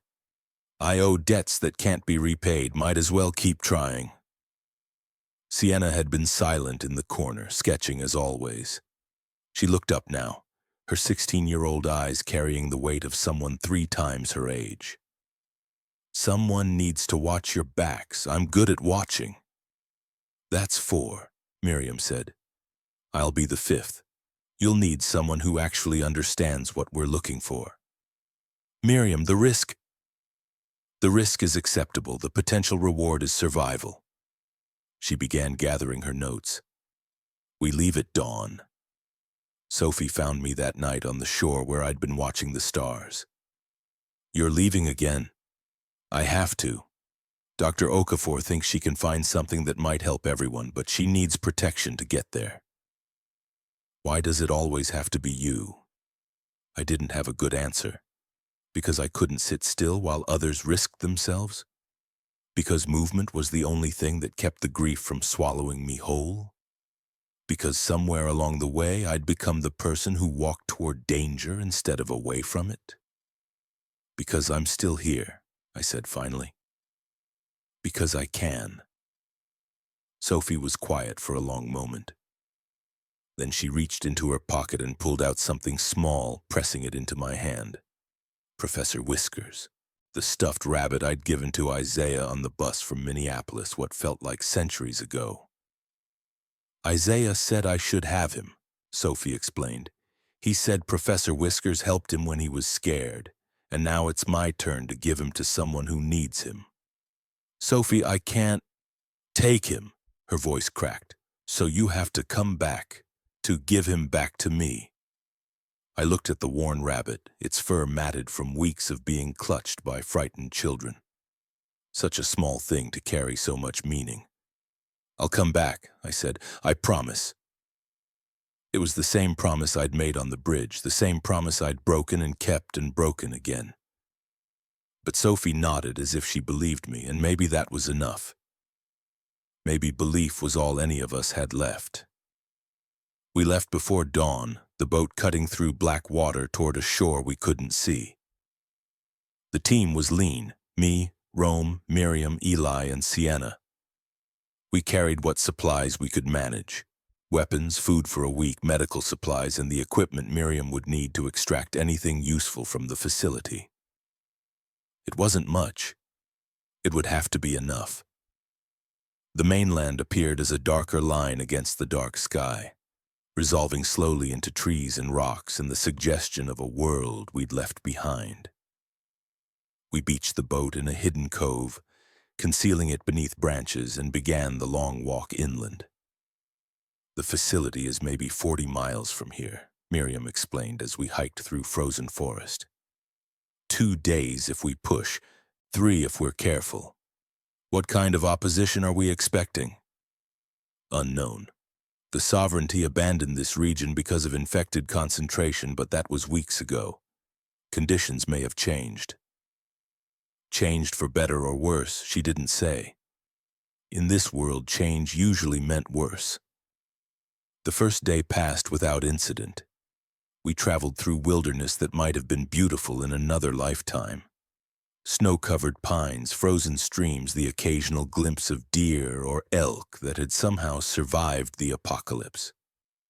The cold was brutal but manageable, and the infected were sparse, the few we encountered easily avoided. I found myself walking beside Sienna as afternoon faded toward evening. You didn't have to come, I told her. You're 16. You've already survived more than most adults. That's why I came. She didn't look up from the ground, watching her footing on the uneven terrain. I'm good at surviving. Might as well be useful. There's more to life than being useful. Is there? She finally met my eyes, and I saw something there I recognized. that hollow place where hope used to live, now filled with something harder. I don't know what life is supposed to be anymore. All I know is what it is. And what it is this: moving, fighting, losing people. She shrugged. At least on missions like this, the losing means something. I wanted to argue, to tell her she was wrong, that there was still beauty and meaning and reasons to hope. But the words felt hollow even in my head. Just stay alive, I said instead. That's all I ask. I'll try. But trying's not the same as promising. No, it wasn't. We found the first bodies on the second morning. They were strung up between trees, arranged in a pattern that might have been ritualistic or might have been random. 7 people, frozen solid, their faces twisted in expressions of terror. Unlike the congregation's executions, these weren't marked with signs or labels. They were just displayed, like art, like offerings. What the hell did this? Eli breathed, his hand on his weapon. Survivors, Rome said grimly. Bad ones. I've heard rumors, groups that went feral after the collapse. Stopped trying to rebuild, started just taking. Living like animals. These aren't animals. Miriam was examining the bodies with clinical detachment, her scientist's mind analyzing even horror. Look at the positioning, the angles. This took time, effort, planning. Someone wanted these bodies found, wanted to send a message. What message? Stay away. This territory is claimed. She stepped back, her face troubled. We need to move carefully. Whoever did this is still out there. We circled around the display, giving it a wide berth, and continued toward our destination. But the image stayed with me. 7 people, frozen and forgotten, their deaths transformed into decoration. The world had ended. But the darkness humans were capable of, that had just been getting started. The attack came that afternoon. We were crossing a frozen river when they appeared, emerging from the snow itself, white-clad figures that had been invisible until they moved. A dozen of them, armed with makeshift weapons, their faces painted with designs that might have been camouflage or might have been something else entirely. Down! Rome shouted, pulling Miriam behind a boulder as arrows, actual arrows, whistled past. We scattered, finding cover where we could. The attackers didn't pursue immediately. They seemed content to pin us down, surrounding us on 3 sides with the river at our backs. Who are you? I shouted. We're just passing through. We don't want trouble. Laughter, high and strange, echoing across the ice. Everyone wants trouble. A voice, female, carrying easily despite the distance. Trouble is all that's left. A figure stepped forward, tall, lean, her face marked with intricate patterns that might have been paint or might have been scars. She carried a spear tipped with something that gleamed wetly in the pale light. The congregation wants to save souls. The sovereignty wants to build empires. She smiled, and there was nothing sane in it. We just want to watch the world burn, and you've wandered into our fire. We have nothing you want. You have breath. You have blood. You have the potential to scream in interesting ways. She gestured to her followers. Take them, alive if possible. The Hollow likes fresh ones. They rushed us. The fight was brief and brutal. We were outnumbered 3-1, tired from travel, caught off guard. I managed to take down 2 of them before something hit me from behind. A club, maybe, or a fist. And the world went gray. When I woke, I was being dragged. My hands were bound, my weapons gone. Rome was beside me, blood streaming from a cut on his forehead. Miriam was unconscious, carried by 2 of the attackers. Eli was fighting still, or trying to. They had to hit him twice more before he stopped struggling. Sienna was gone. Where? I started. Quiet. One of the attackers, the woman who'd spoken before, pressed something sharp against my throat. The little one ran. Smart. We'll find her later. For now, you're coming with us. Where? To meet the Hollow. That smile again, knife sharp and empty.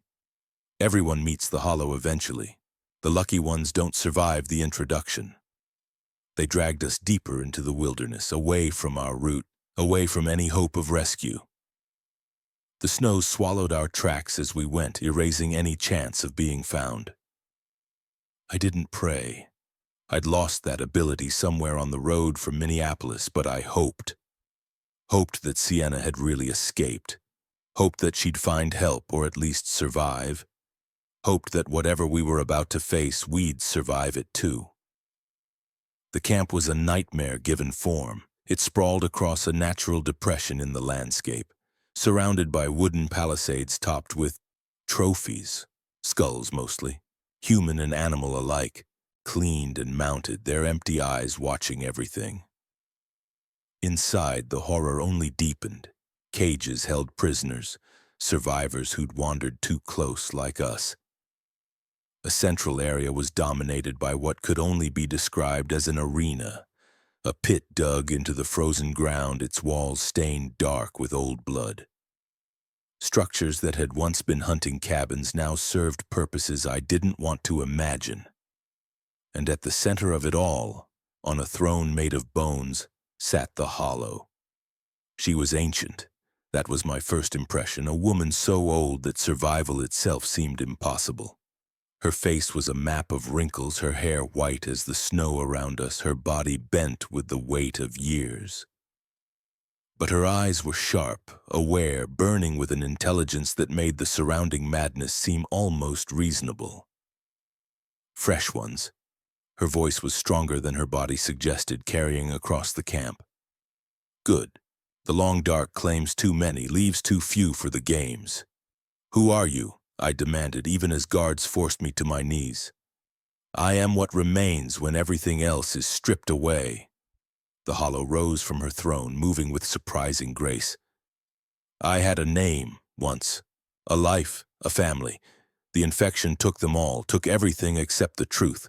And the truth, child, is that civilization was always a lie.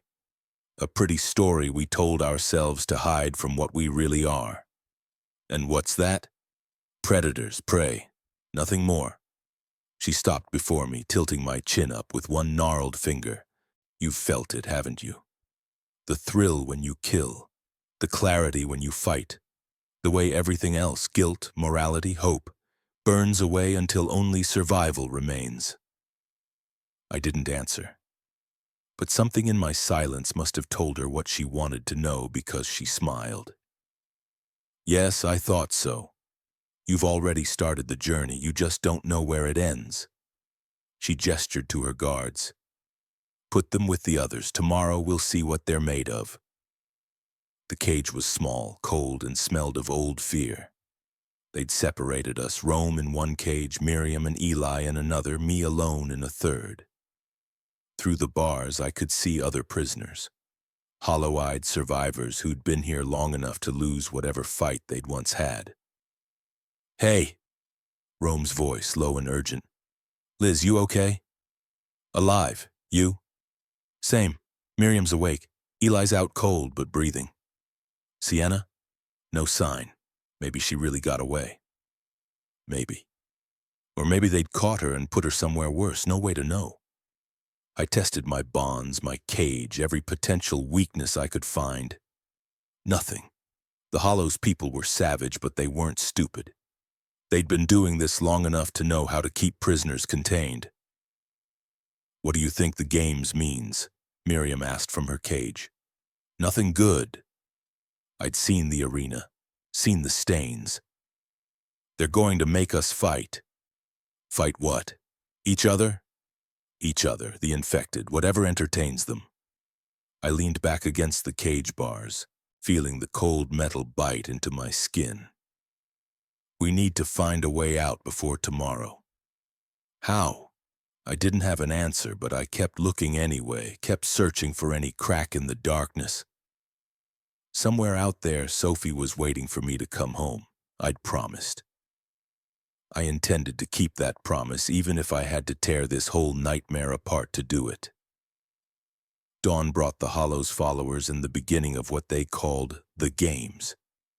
They dragged us from our cages, forced us into a line with maybe a dozen other prisoners. Some looked like recent captures, still fighting. Others had the slack expressions of people who'd given up, waiting for death to finally claim them. "Welcome to the long dark." The Hollow stood on a platform overlooking the arena, her voice carrying across the camp. "Today we honor the truth of our existence. Today we strip away pretense and see what remains." Cheering from her followers. Hundreds of them, I realized now, more than I'd thought. A whole community built on predation and violence. The rules are simple. 2 enter the pit, 1 leaves. Winners earn food, warmth, another day of breath. Losers. She shrugged expressively. Well, the infected are always hungry. As if on cue, moans rose from somewhere nearby. They had infected here too, contained, controlled, used as both entertainment and punishment. The sophisticated cruelty of it made my stomach turn. "First match." The Hollow pointed at the line of prisoners, the woman with the fighting eye, and the old man who still has hope. "Let's see which serves them better." Guards grabbed me, shoved me toward the pit. Another set of guards dragged a man from the line, elderly, frail, wearing the tattered remains of what might have been a priest's collar. His eyes met mine as we were pushed into the arena. "I won't fight you," he said quietly. "Whatever they want, I won't give it to them. Then they'll kill us both. Perhaps. But there are worse things than dying." He knelt in the frozen mud, his hands clasped in prayer. "I've seen what happens to the ones who win, what they become. I'd rather die human than live as a monster." The crowd was growing restless, shouts, jeers, demands for blood. "Fight," the Hollow commanded, "or we'll throw you both to the Hollow Ones and find contestants with more spirit." I looked at the old priest, at his peaceful acceptance, at the decision he'd already made. Then I looked at the infected, visible through a gate at the arena's edge, at the crowd baying for blood, at Rome and Miriam and Eli still captive, still needing me to survive. "I'm sorry," I said, and I picked up the makeshift weapon they'd thrown into the pit. The priest didn't fight back. He prayed as I approached, prayed as I raised the weapon, a crude club studded with nails, prayed as I brought it down again and again until the praying stopped. The crowd roared approval. The Hollow smiled her knowing smile, and I stood in the center of the arena, covered in the blood of a man who'd chosen death over compromise, and felt something inside me crack. "Excellent!" The Hollow descended from her platform, approaching the pit's edge. "You see? The truth reveals itself. Survival at any cost, that's what remains when everything else is burned away." I couldn't speak, couldn't move. The club hung from my nerveless fingers, dripping. "Take her back to the cages, feed her, she's earned it." The Hollow turned to address the crowd. "Who's next?" They fed me that night. Actual food, meat, bread, clean water. The taste was ash in my mouth, but I forced myself to eat. I needed strength for whatever came next. Rome was in the cage beside mine now. They'd moved us together, a reward for my performance. "Liz." His voice was careful, measuring. "What happened in the pit? I killed him. A man who wouldn't fight. I beat him to death while he prayed." The words came out flat, mechanical. "That's what happened. You did what you had to do." "Did I?" He made a choice. He chose to die rather than become this. I held up my hands, still stained despite my attempts to clean them. Maybe he was right. Maybe dying human is better than living as whatever I'm becoming. You're surviving. That's not the same as becoming one of them. Isn't it? Where's the line, Rome? When does survival stop being noble and start being just taking, hurting, killing whoever gets in your way? He didn't answer. There wasn't an answer. Miriam's voice came from the darkness. If it helps, the man you killed was already dying. I saw the symptoms. Late-stage cancer, maybe. He had weeks at most. You didn't take much from him. It didn't help. It didn't help at all. But I filed the information away anyway because that's what I'd become. Someone who cataloged justifications, measured sins against necessities, balanced murder against survival on some invisible scale that got harder to read with every passing day. Tomorrow they'll want me to fight again, I said. Probably. And I'll do it, because the alternative is dying and Sophie needs me to come home. Liz, don't. I turned away, pressing my face against the cold bars. I know what I'm becoming, I just don't know how to stop. The second day of games was worse. They made me fight a woman my age, strong, scared, unwilling to kneel like the priest had. We circled each other in the pit, both of us knowing only one would leave. I have children, she said, somewhere. I was looking for them when these monsters took me. I have a niece. I have to get back to her. Then one of us loses everything. One of us already has. She came at me fast, desperate, untrained, but fueled by maternal fury. I was faster, I was better. I'd been honed by weeks of survival, trained by Carmen and Walt, shaped by losses that had stripped away everything soft. I killed her in under a minute. When it was over, I knelt beside her body and closed her eyes. Small comfort. Meaningless gesture. But I did it anyway because if I stopped doing the meaningless gestures, I wasn't sure what would be left. The champion continues. The Hollow was delighted, her ancient face twisted with satisfaction.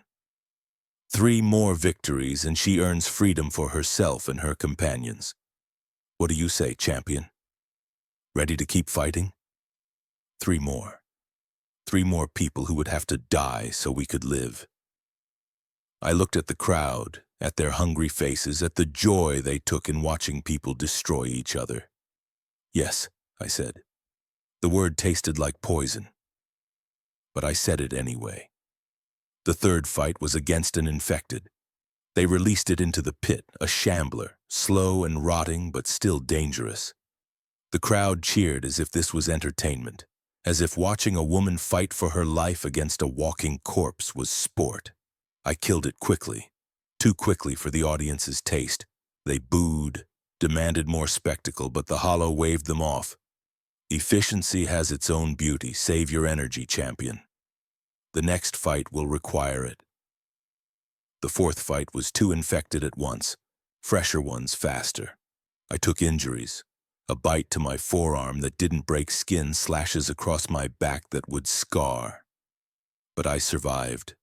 I always survived. The 5th fight broke me. They brought out a child. A boy, maybe 10 years old, malnourished and terrified. He'd been crying. His face was streaked with tears, his small body shaking.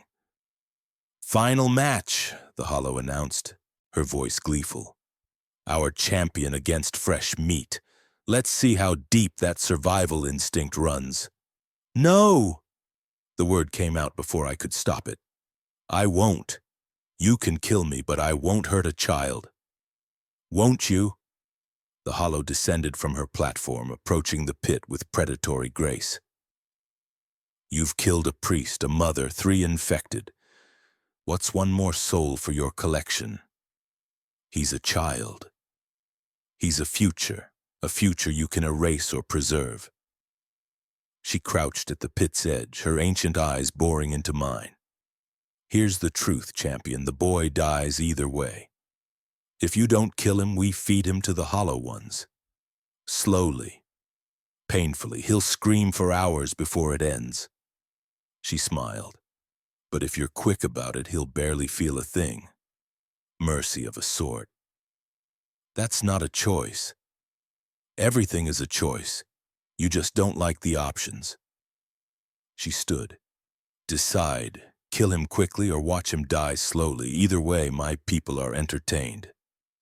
I looked at the boy, at his tear-streaked face, his shaking hands, his eyes that held a terror no child should ever know. I looked at Rome watching from his cage, at Miriam and Eli, their faces reflecting the horror I felt. I looked at the crowd, baying for blood, hungry for spectacle, stripped of everything that made them human. And I made a decision. "Give me a knife," I said. What happened next, I don't remember clearly. I know I moved. I know the crowd screamed, not in anticipation, but in shock. I know there was blood and chaos and the sound of the hollow, shrieking commands that nobody followed. I know I killed. Not the boy, never the boy, but the guards who tried to stop me, the followers who got too close, anyone who stood between me and the cages where my people were held. The details are gone, swallowed by a red haze that might have been rage or might have been something else entirely. What I remember is the aftermath. Standing in the ruins of the Hollows arena, the boy clutched against my chest, Rome and Miriam and Eli at my back, a path of bodies leading toward the edge of camp. "You should have stayed in your cage." The Hollow's voice, weak now, coming from somewhere in the chaos. "Should have played the games like a good little champion." I found her in the wreckage, wounded, dying, her ancient body finally failing her. She looked up at me with those sharp, knowing eyes. "I was right about you," she whispered. "You have the truth in you, the predator, the monster." Maybe. I knelt beside her, the boy still in my arms. But monsters can choose what they hunt. I left her there. Didn't kill her. Let the wounds do that work, or the infected when they inevitably broke containment. Some deaths didn't deserve the mercy of speed. We ran. Sienna found us 3 miles from the camp. She emerged from the trees like a ghost, her face pale, her clothes torn. She'd been following the group since they captured us, staying hidden, waiting for an opportunity. "I couldn't get you out," she said, her voice cracking. "They had too many guards, too many eyes. I tried to find help, but there's nobody out here. It's okay." I set the boy down, pulled Sienna into a hug she didn't resist.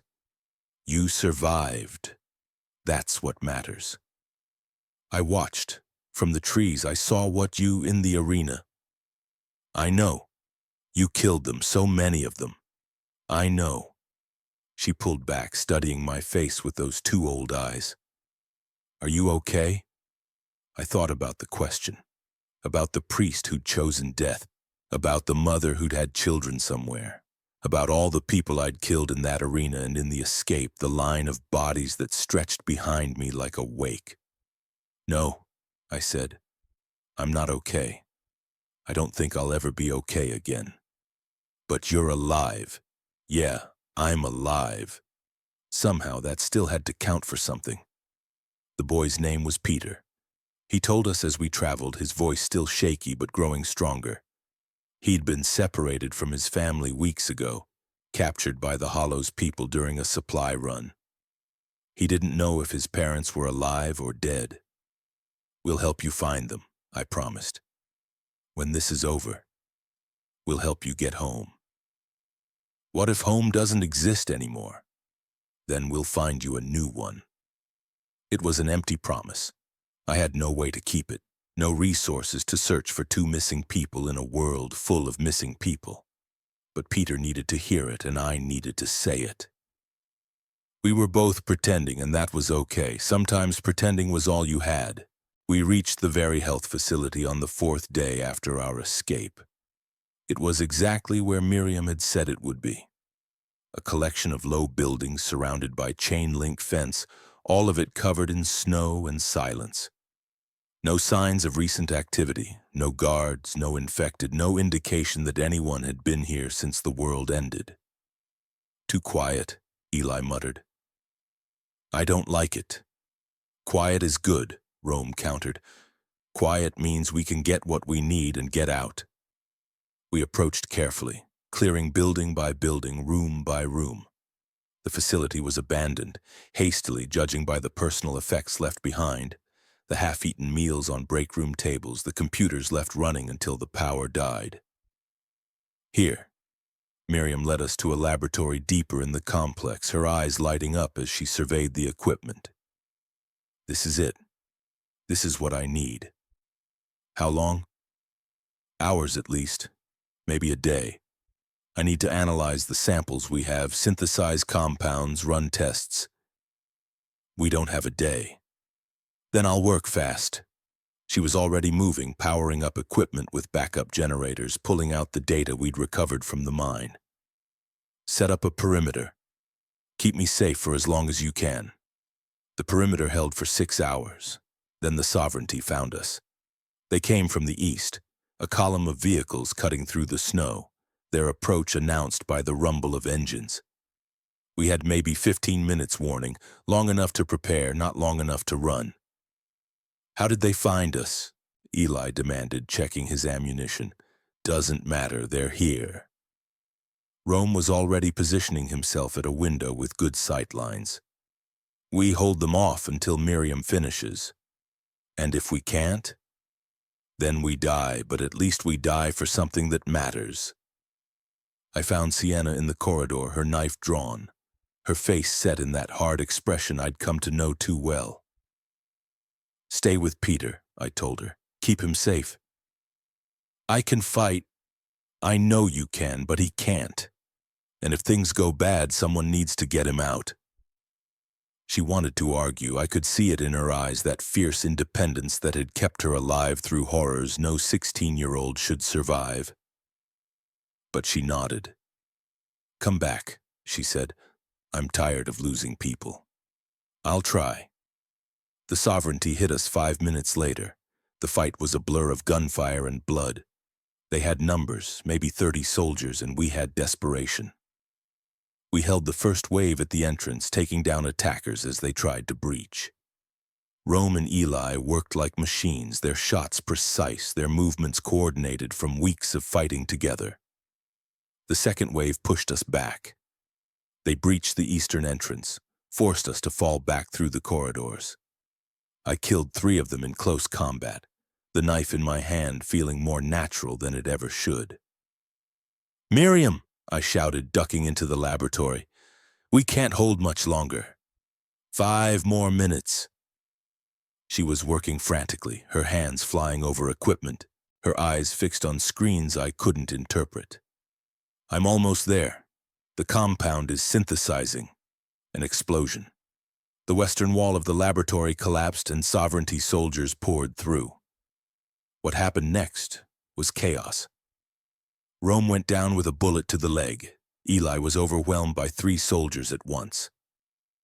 I fought my way toward Miriam, but there were too many of them, and the distance was too far, and then... Stop! A voice amplified, cutting through the chaos. Everyone stand down! The fighting ceased. Sovereignty soldiers held their positions, weapons trained on us but not firing. Through the breach in the wall stepped a figure I recognized from reports and rumors. Colonel Raymond Voss, the former National Guard officer who'd unified the Sovereignty under his command. Dr. Okafor, he said, his voice calm, conversational. I've been looking for you. Voss was a study in controlled menace, middle-aged, silver-haired, with the bearing of a career military officer and the eyes of someone who'd made peace with doing terrible things. He surveyed the laboratory with professional interest, taking in the equipment, the samples, the research that Miriam had been working on. You've been busy, he said. Good. Very good. This is exactly what we need. We? Miriam's voice was sharp. You're working with Very Health? With the people who caused all this? I'm working with whoever has resources. The congregation has faith. The Reclaimed has research. He turned to face her, something like respect in his expression. And now you have a choice, Doctor. Come with us willingly. Continue your research under our protection and help us find a real solution to the infection. Or refuse, and watch your friends die one by one until you change your mind. You wouldn't. I would. I've done worse for less important reasons. He gestured to his soldiers. The compound you're synthesizing, it's incomplete without the Very Health data. The original research, not the fragments you recovered from the mine. We have that data. Help us and we can create something that might actually work. I was being held by 2 soldiers, Rome's blood pooling on the floor nearby, Eli barely conscious. We were beaten. We were captured. We had no options left. "Miriam," I said, "don't. Whatever they're planning, shut her up," Voss ordered. A rifle butt to my stomach. I doubled over, gasping, "The research, doctor, your answer." Miriam looked at me, at Rome, at Eli, at the blood and the bodies and the ruins of everything we'd tried to build. "If I help you," she said slowly, "you let them go. All of them. Safe passage to wherever they want. Done. And the research stays mine. Whatever we create, I control the distribution. Not you, not the congregation, not anyone else." Voss considered, then nodded. "Agreed. You'll find I'm a man of my word, doctor, when I can afford to be." "Then I'll help you." Miriam set down her equipment, her shoulders slumping. "But understand something, Colonel. What we're creating isn't a cure, it's barely a treatment. The infection is too complex, too adaptive. The best we can hope for is slowing it down. Slowing it down is enough, for now." Voss smiled, the expression never reaching his eyes. "Welcome to the Reclaimed, Dr. Okafor. I think you'll find we're not so different from your previous allies. We're all just trying to survive. They took us anyway." Voss's promise of safe passage turned out to mean imprisonment until we can use you as leverage. We were loaded into vehicles, transported to a facility I didn't recognize, and separated into individual cells that made the Hollow's cages look like luxury accommodations. Rome's leg wound was treated barely by a medic who seemed more interested in keeping him alive for future use than in his actual well-being. Eli and Sienna and Peter were somewhere else in the facility, their fates unknown. And Miriam was gone, taken to wherever the Reclaimed was conducting its research, forced to help create something she'd dedicated her life to preventing. I was alone. Again. Always alone in the end. Days passed. Maybe weeks. It was hard to tell without windows, without any reference to the outside world. Guards brought food, asked questions I refused to answer, occasionally used pain to make their points more clearly. I thought about Sophie, about the promise I'd made to come home, about all the people I'd lost, all the people I'd killed, all the pieces of myself I'd left scattered across a landscape that had become a graveyard. The Hollow had been right about one thing. Survival did strip away everything else. Every principle, every boundary, every belief about who I was and what I was capable of, all of it had burned away until only the core remained. The predator, the thing that refused to die no matter what it cost, but she'd been wrong about one thing too. The predator didn't have to be mindless, didn't have to be cruel. It could choose what it hunted, what it protected, what lines it wouldn't cross even in the darkest moments. I'd killed a priest. I'd killed a mother. I'd killed dozens of people in the escape from the Hollow's camp and the battle at the facility. But I hadn't killed the boy. Hadn't become the monster the Hollow wanted me to be. That had to count for something. It had to. The cell door opened on what might have been the 10th day. Not a guard. Miriam. She looked exhausted. Dark circles under her eyes, her movements slow and careful. But she was alive, and she was carrying a key card. "We don't have much time," she whispered. "The compound is synthesized. They're moving me to a more secure location tomorrow. If we're going to escape, it has to be now." How? I made myself useful, earned limited trust, used that trust to copy access codes. She pressed the key card into my hand. "Rome is 2 corridors over. Eli and the children are in the residential section. I've mapped the routes. Miriam, if they catch you..." "They won't catch me, because I'm not coming with you." I stared at her. "What?" The research, Liz, the compound we created, it works. Not perfectly, not completely, but it works. It can slow infection progression by weeks, maybe months. Give people time to say goodbye, to make peace, to be human in their final days instead of just turning. That's wonderful, but Voss will never share it. He'll use it as leverage, as control, as another weapon in his arsenal. The only way to make sure it reaches everyone who needs it, is to destroy his monopoly. Her eyes were bright with something that might have been fever, or might have been resolve. I've copied the formula, hidden it where they won't find it, but I need to destroy the original research, the samples, everything they could use to maintain control. You can't do that alone. I can. I'm the only one who can. She took my hands, squeezed them tight. Get the others. Get out. Find the copies I've hidden. There's one at the facility we visited, another in a cache I'll describe. Make sure the formula reaches people who'll use it right. Miriam, you've already sacrificed so much. Let me sacrifice this. Let me make something that matters. I wanted to argue, wanted to find another way, a solution that didn't involve losing one more person, carrying one more ghost. But there was no time for arguments, and Miriam's eyes held a certainty I couldn't shake. Where's the cache? She told me. Coordinates, landmarks, descriptions of exactly where to look. Now go, before they realize I'm gone. I went. Through the corridors, collecting Rome, collecting Eli, finding Sienna and Peter in the residential wing. We moved like ghosts through a facility that was surprisingly understaffed. Miriam's diversion, I realized. She'd drawn attention elsewhere. We were almost to the exit when the explosion started. The research wing went up in flames. We could see it from outside, a pillar of fire rising into the night sky. The sounds of secondary explosions echoing across the compound. Alarms were shrieking, people were running, chaos was spreading faster than the flames. Miriam, Rome breathed. She's gone. I didn't stop moving, pulling the group toward the motor pool Miriam had mentioned. She wanted it this way. We honor that by surviving. We found a truck, military, armored, full of fuel. I drove while Rome navigated, following the route Miriam had mapped, leaving the burning facility behind.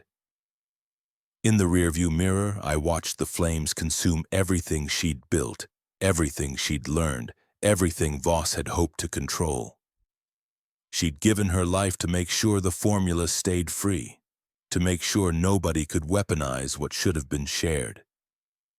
I intended to make that sacrifice mean something. The escape through the wilderness was a blur of exhaustion and paranoia.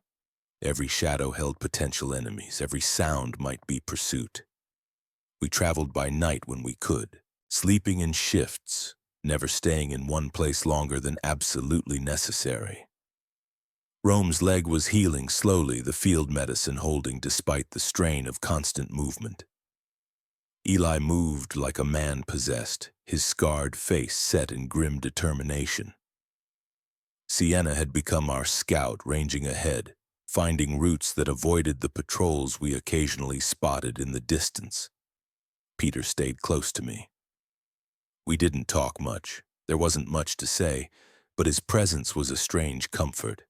A reminder that innocence still existed, even in a world that seemed designed to destroy it. On the third night after the escape, we found a farmhouse that seemed secure enough for a few hours of real rest. Boarded windows, solid doors, a root cellar where we could hide if necessary. I'll take first watch, Eli offered. His leg was bothering him more than he'd admit, but his eyes were alert.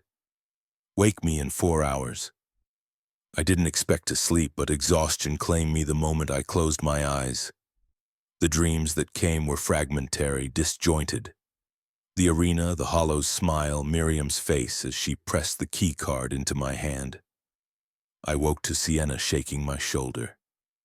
Movement outside, 3 vehicles coming from the south. We were up instantly, gathering weapons, preparing to run or fight. But the vehicles didn't stop at the farmhouse. They passed on the road maybe 100 yards away, their headlights cutting through the darkness, continuing north. Reclaimed, Rome asked. Maybe, or sovereignty, or something else. I watched the taillights disappear. Too many factions, not enough information. We need to find allies, real allies, not just temporary arrangements. First, we need to survive. Everything else comes after. We waited until dawn, then continued east. The farmhouse fell away behind us, another temporary shelter in a world that had lost all permanence. The dead zone lived up to its name. Between the reclaimed facility and our destination lay a stretch of territory that had been abandoned by every faction, avoided by every survivor. The infected concentration here was higher than anywhere we'd seen. Not just dozens or hundreds, but thousands, massing in the ruins of small towns and along the frozen highways.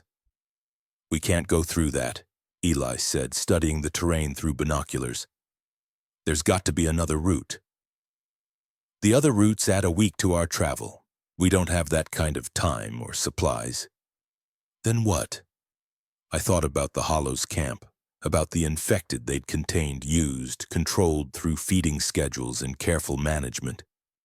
About the way the creatures responded to sound, to movement, to anything that registered as prey.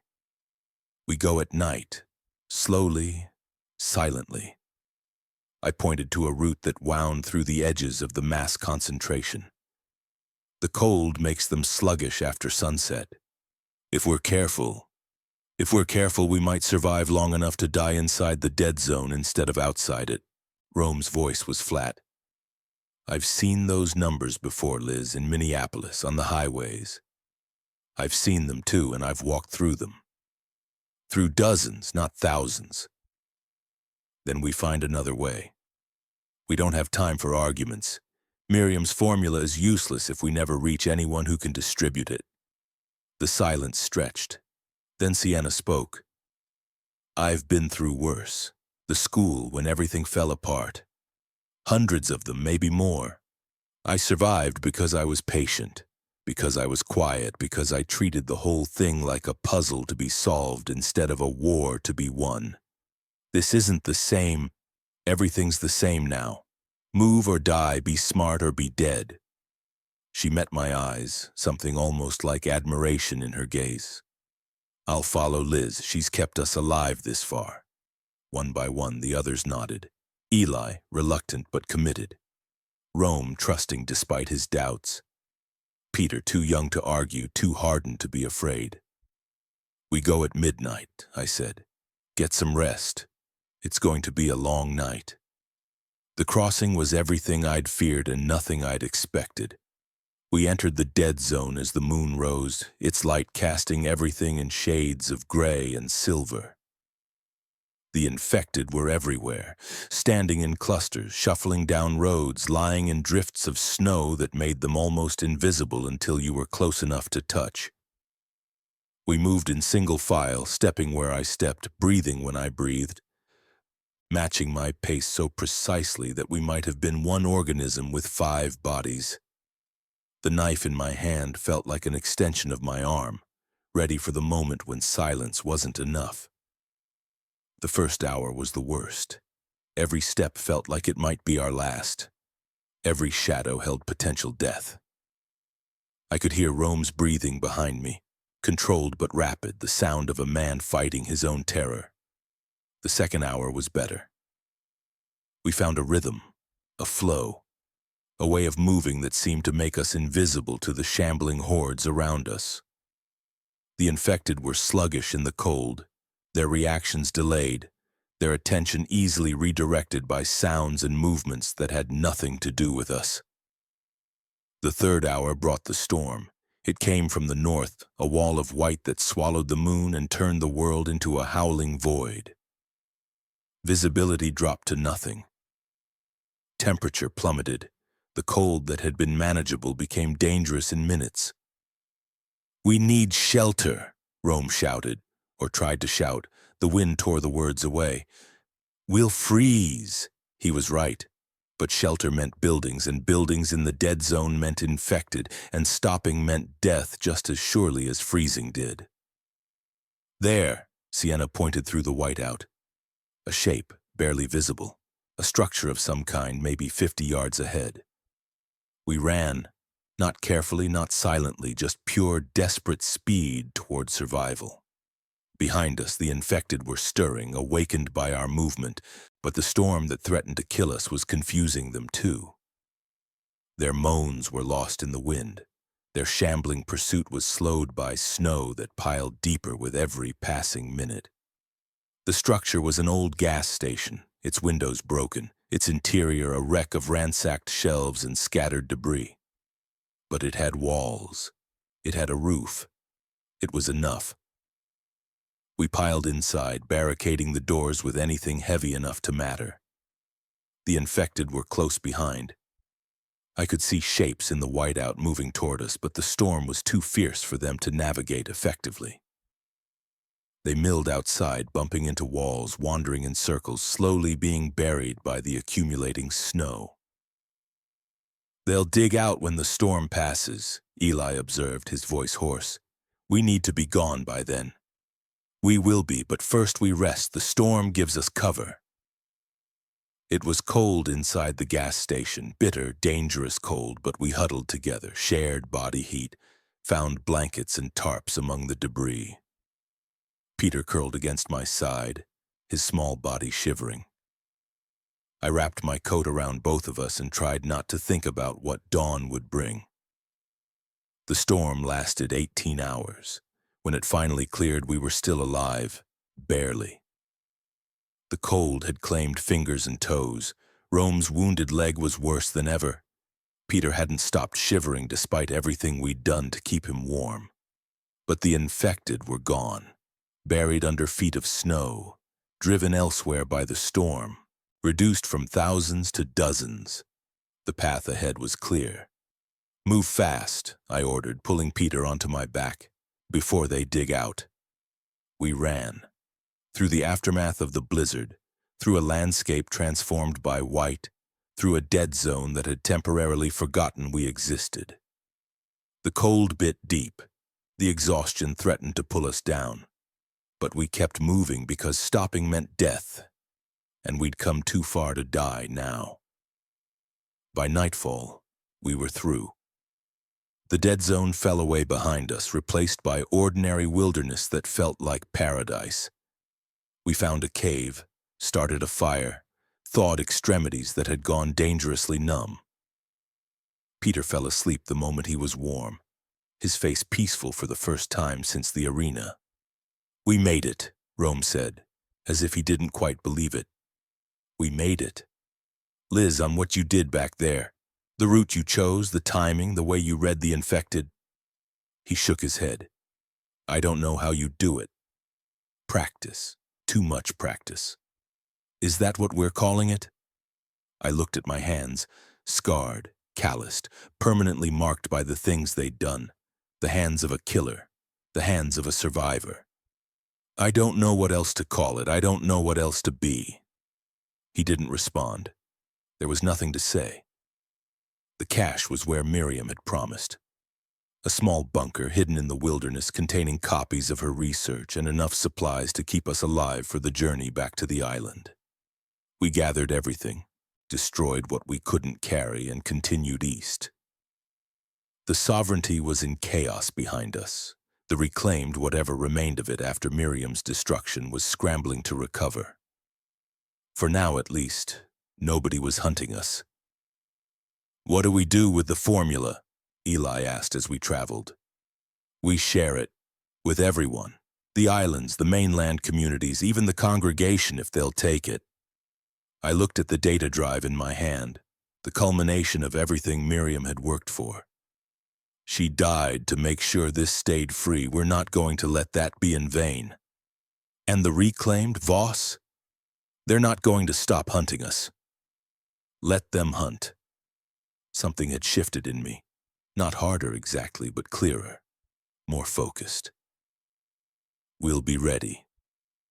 The military remnant found us the next morning. We were crossing a frozen creek when they appeared. Emerging from camouflaged positions, their weapons trained on us with the steady discipline of trained soldiers. Not sovereignty, not reclaimed, actual military, wearing the tattered remains of U.S. Army uniforms. "On the ground!" The command came from a woman with sergeant's stripes, her face weathered by weeks of survival. "Weapons down. Now." We complied. There wasn't really a choice. They had us surrounded, outgunned, and we weren't in any condition for a firefight. "Who are you?" the sergeant demanded, approaching carefully. "Where are you coming from?" "Survivors from Madeline Island originally. We're trying to get back there." "Madeline Island?" Something flickered in her eyes, recognition maybe, or hope. "The community, it's still standing?" "Last we knew. We've been on the mainland for weeks." The sergeant studied us, our ragged clothes, our wounds, Peter clutching my hand. Whatever she saw seemed to satisfy her. "Lower weapons," she ordered her squad. "They're not a threat." "Ma'am," I said, "lower weapons, Corporal. These people have been through enough." The soldiers complied, though they didn't relax completely. The sergeant approached, extending a hand that I shook after a moment's hesitation. "Sergeant Maya Chen. What's left of the 34th Infantry Division. We've been operating in this region since the fall of Duluth." "Eliza Marchetti. This is Rome, Eli, Sienna, and Peter. You mentioned Madeline Island. We've been trying to make contact with survivor communities, coordinate some kind of organized response. How many people there?" "Maybe 150, led by Captain Ellen Marsh, former Coast Guard." "Marsh?" The sergeant's eyes widened. "I know that name. She was stationed at—" She cut herself off, shaking her head. "Never mind. The point is we might be able to help each other." "Help how?" "We've got supplies. Not much, but some. Medical equipment, ammunition, things you probably need. And we've got information about what's happening in the wider region." She gestured toward a forested area to the north. "Our camp's about 2 miles from here.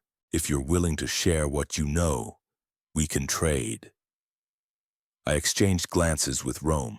We were exhausted, low on supplies, and in no condition to be picky about allies. "Lead the way." The military camp was impressive by apocalyptic standards. Maybe 40 soldiers operating out of a fortified position that had once been a ranger station. They had vehicles, communications equipment, a level of organization that made our ragged band look primitive by comparison.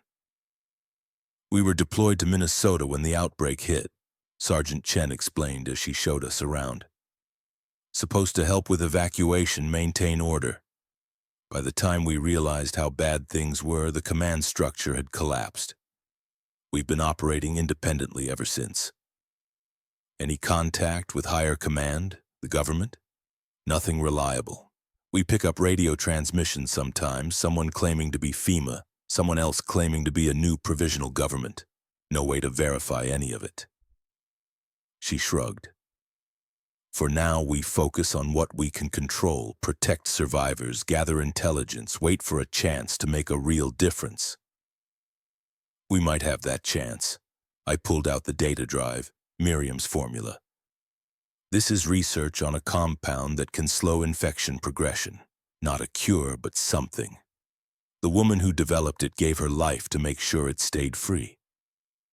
Chen's eyes fixed on the drive with an intensity that made me wonder if I'd made a mistake showing it. But her next words put those fears to rest. "How can we help?" We spent 3 hours with the military remnant, sharing information, planning possible coordination with Madeline Island, working out logistics for future contact. They provided medical treatment for Rome's leg, warm food for Peter, ammunition for weapons that had been running dangerously low. In return, we gave them copies of Miriam's research and detailed information about the reclaimed, the congregation, and the various factions competing for control of the region. "Be careful," Chen warned as we prepared to leave. The reclaimed is wounded, not dead. Colonel Voss survived the explosion. We intercepted communications that confirmed it. He's rebuilding, gathering forces. Whatever you did, it's made him very, very angry. Good. He can be angry from a distance. For now. But distance doesn't last forever. She handed me a radio, military grade. This is a secure frequency. If you need help, if you learn something we should know, contact us. We're all on the same side, even if we're not fighting the same battles. I accepted the radio, feeling the weight of one more connection in a world that had lost almost all of them. Thank you, Sergeant, for everything. Just survive. That's thanks enough. We found the helicopter 3 days later.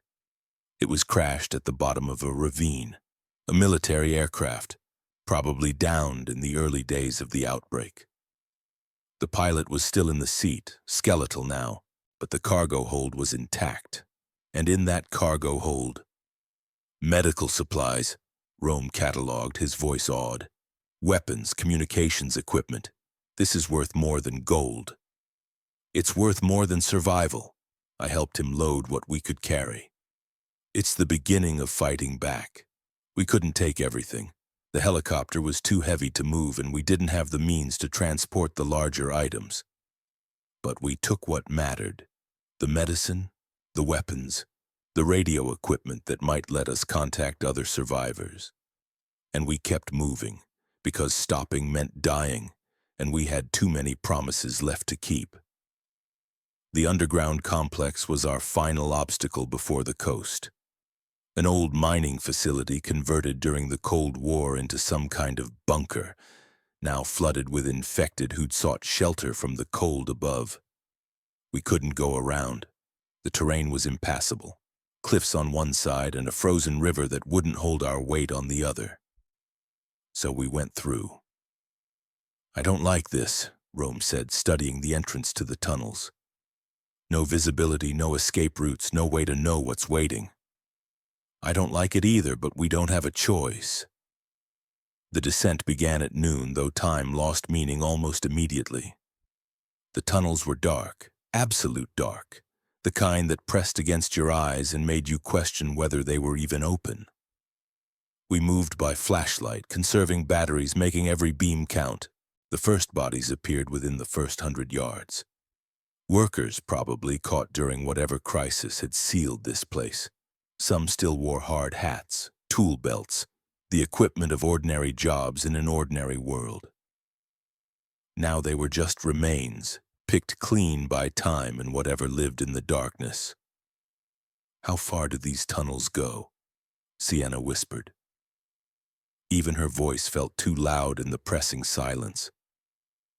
According to the maps we found, maybe 2 miles to the eastern exit. But the maps are 30 years old. Things might have changed. Things had definitely changed. The tunnels branched in ways the maps didn't show, opened into chambers that shouldn't exist, descended into depths that seemed to go on forever. Twice we hit dead ends and had to backtrack. 3 times we heard sounds, shuffling, moaning, the unmistakable noise of infected moving somewhere in the dark. They're tracking us, Eli said during one of our pauses. Listen, they're getting closer. He was right. The sounds that had been distant were now near, coming from multiple directions. The infected down here had found us, were converging, were preparing to feed. Move. Now. We ran through the tunnels, caution abandoned for pure speed. The flashlights bounced wildly, revealing glimpses of horror. Infected faces emerging from shadows, reaching hands, mouths opening to scream or moan or bite. I killed 3 without slowing, the knife in my hand moving almost on its own. There! Sienna pointed at a door ahead, heavy, metal, half open. That might be the main shaft. We piled through, slamming the door behind us. It wouldn't hold forever. The infected were already pounding on the other side, but it bought us time. The main shaft was exactly what we needed. A vertical passage with a service ladder leading up toward a circle of gray light that might have been the exit, or might have been a trap. Either way, it was our only option. Climb. Don't stop. Don't look down. Peter went first, his small body moving fast up the ladder. Sienna followed, then Eli, then Rome. I went last, pausing to jam my knife into the door mechanism. Not much, but maybe enough to slow them down. The climb was eternal. The ladder was rusted, missing rungs, groaning with every movement. Below us, I could hear the door giving way, hear the infected spilling into the shaft, hear them beginning to climb after us. Faster! The gray light was closer now. Fresh air drifted down, cold and clean after the staleness of the tunnels. Peter reached the top, disappeared over the edge. Sienna followed. Eli. Rome. I pulled myself over the edge just as the first infected reached the ladder below. They swarmed up, dozens of them, a rising tide of rotting flesh and grasping hands. I kicked the ladder, once, twice, 3 times, until the ancient bolts gave way and the whole structure fell, taking the climbers with it. The sound of impact echoed up from the darkness, moans of frustration, of hunger never to be satisfied. Then silence. We were out. The descent was a nightmare. Tunnels that hadn't seen light in years, filled with dormant infected who woke at the slightest sound. We moved in silence, communicating through gestures, stepping over bodies that might or might not be truly dead. Peter was the bravest of us all. Somehow, impossibly, he kept his fear under control. Moved when we moved, stopped when we stopped, never made a sound even when the infected came close enough to touch. Good boy, I whispered to him during a pause. Just a little further. I know, he whispered back. I'm not scared anymore. No? I figured out that being scared doesn't help. It just makes everything worse. His eyes, ancient in his young face, met mine. You taught me that, in the arena. I didn't know what to say, didn't know if being an example of ruthless survival was something to be proud of or ashamed of. But I nodded and we kept moving. We were almost through when we found her. A woman huddled in a maintenance alcove, clearly infected but not fully turned. She was in the early stages, feverish, confused, but still human enough to speak. Please, she gasped when she saw us. Please don't leave me like this. I can feel it happening. I can feel myself disappearing. Eli raised his weapon, but I stopped him. Do you have family? Anyone we should tell? My daughter, Sarah. She's at the Split Rock community, or she was. I was trying to get back to her when... She trailed off, her body spasming with the effort of staying coherent. Tell her I love her. Tell her I'm sorry I couldn't make it home. I'll tell her. Promise? I promise. She smiled, a real smile, human and warm despite the infection claiming her. Thank you. Now please end it, before I become something that would hurt people. I took the knife from my belt, the same knife I'd used in the arena, in the facility, in all the dark moments since Minneapolis. Close your eyes, I said gently. Think about Sarah. She did. And I did what had to be done. Quick, clean, merciful. The word felt strange in my head, mercy. But that's what it was. The last gift I could give to a woman I'd never see again, whose name I'd never know, whose only crime was being in the wrong place when the world ended. I cleaned my knife and kept moving. The dead stayed dead. We emerged from the tunnels as the sun was setting, painting the sky in shades of orange and red that seemed to mock the darkness we'd passed through. The lake was visible in the distance, Superior, stretching endless toward the horizon, and beyond it, invisible but present in my mind, Madeline Island. Sophie, home.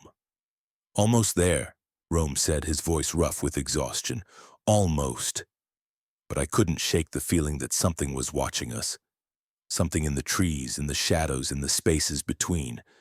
The feeling intensified as we traveled, that prickling awareness of eyes that never blinked. I caught glimpses of movement that vanished when I looked directly. Heard sounds that might have been wind or might have been something else. "We're being followed," Sienna said on the second day. She'd noticed it too, her trained eyes catching what others missed. "Infected? I don't think so. They move differently, more deliberate. The reclaimed? Maybe.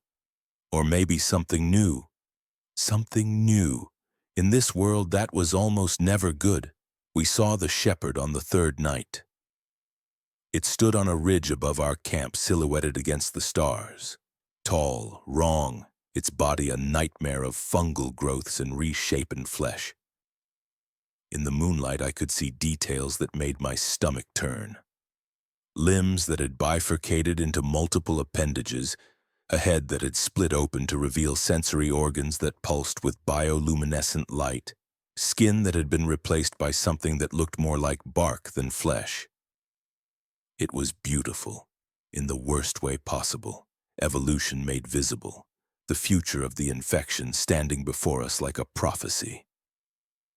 "What the hell is that?" Eli breathed, his weapon raised but shaking. "Apex infected," I said, remembering Miriam's descriptions. "The shepherd. They can control other infected, coordinate attacks. Why isn't it attacking? I don't know." The shepherd watched for what felt like hours, its head tilted slowly, those strange sensory organs focusing on each of us in turn. I felt its attention pass over me like a physical weight. Intelligence, curiosity, something that might have been recognition. It knew what we were, what we represented, the threat we posed to whatever the infection was becoming. And it let us go anyway. Just as dawn began to lighten the sky, it turned and disappeared into the trees.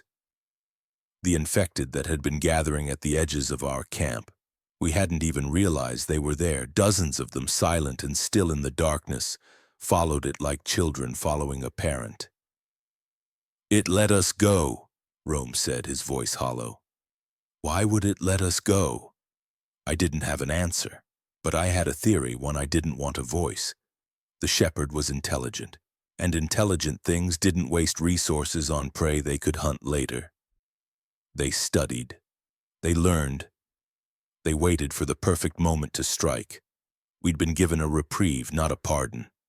And sooner or later, that reprieve would end. The lake appeared on the fourth day, its frozen surface glittering in the winter sun.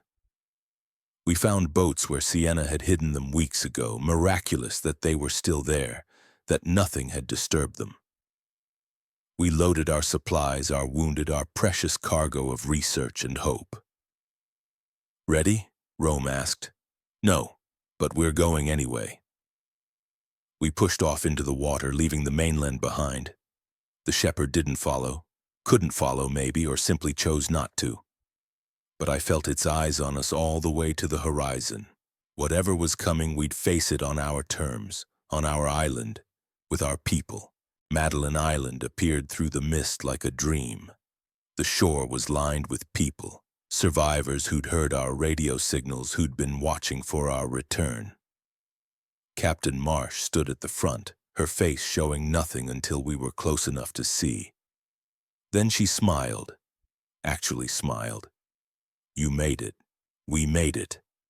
I stepped onto the dock, my legs unsteady after days in the boat. "We have the research, Miriam's formula, it works, we can help people." And Miriam? Gone. She gave herself to make sure the formula stayed free. I looked past Marsh, searching for the face I needed to see. "Where's Sophie?" "Here." The crowd parted and Sophie ran toward me, actually ran, her face lit with joy, her arms outstretched. I caught her, lifted her, held her so tight I worried I might break her. "You came back," she whispered into my neck. "You promised and you came back." "I'll always come back." I pulled back to look at her face, memorizing every detail. "Always." She studied me with those two wise eyes. "You're different. I know. Darker, heavier. I know." She nodded slowly, accepting what couldn't be explained. "That's okay. Different can still be family." I pulled her close again, and for a moment, Just a moment, the weight lifted. The ghosts receded. The darkness eased. I was home. Whatever came next, I was home. The nights that followed brought dreams. The priest praying as I killed him. The mother fighting for children she'd never see again. The woman in the tunnels, thanking me for ending her suffering. All the faces, all the names, all the deaths that had brought me to this moment. And the shepherd, watching from the darkness. Waiting. I told Marsh about it, about the apex infected, about its intelligence, about the way it had studied us rather than attacked. "It's coming," I said. "Maybe not tomorrow, maybe not next week, but it's coming. And when it does, we need to be ready." Ready for what? For the next stage. Miriam's research, the very health data, everything we've learned, it all points to the same thing. The infection isn't random, it's evolving, adapting, becoming something more than just a plague. Becoming what? I thought about the Hollow's words, about predators and prey, about what remained when everything else was stripped away. I don't know, but whatever it is, we're going to face it, together. Marsh nodded, her face grim but determined. Then we prepare, we train, we build alliances with every community that will listen. When the next battle comes, we'll be ready. And if we're not, then we'll die fighting. Same as always. Same as always. The only constant in a world that had lost all others. Rome found me on the shore that night, staring at the frozen lake. Can't sleep? Haven't been able to sleep properly in weeks, months maybe. I pulled my coat tighter against the cold. Every time I close my eyes, I see them, everyone I've lost, everyone I've killed. That's the price of survival. Is it worth it? All the death, all the compromise, all the things we've become. He was quiet for a long moment. Then, ask me again in a year. If we're still alive, I might have an answer. I almost laughed. Almost. Eli wants to lead an expedition back to the mainland, Rome continued. Find other survivors, spread the word about Miriam's formula. He says sitting here waiting for the enemy to come is a death sentence. He's probably right. Does that mean you're going?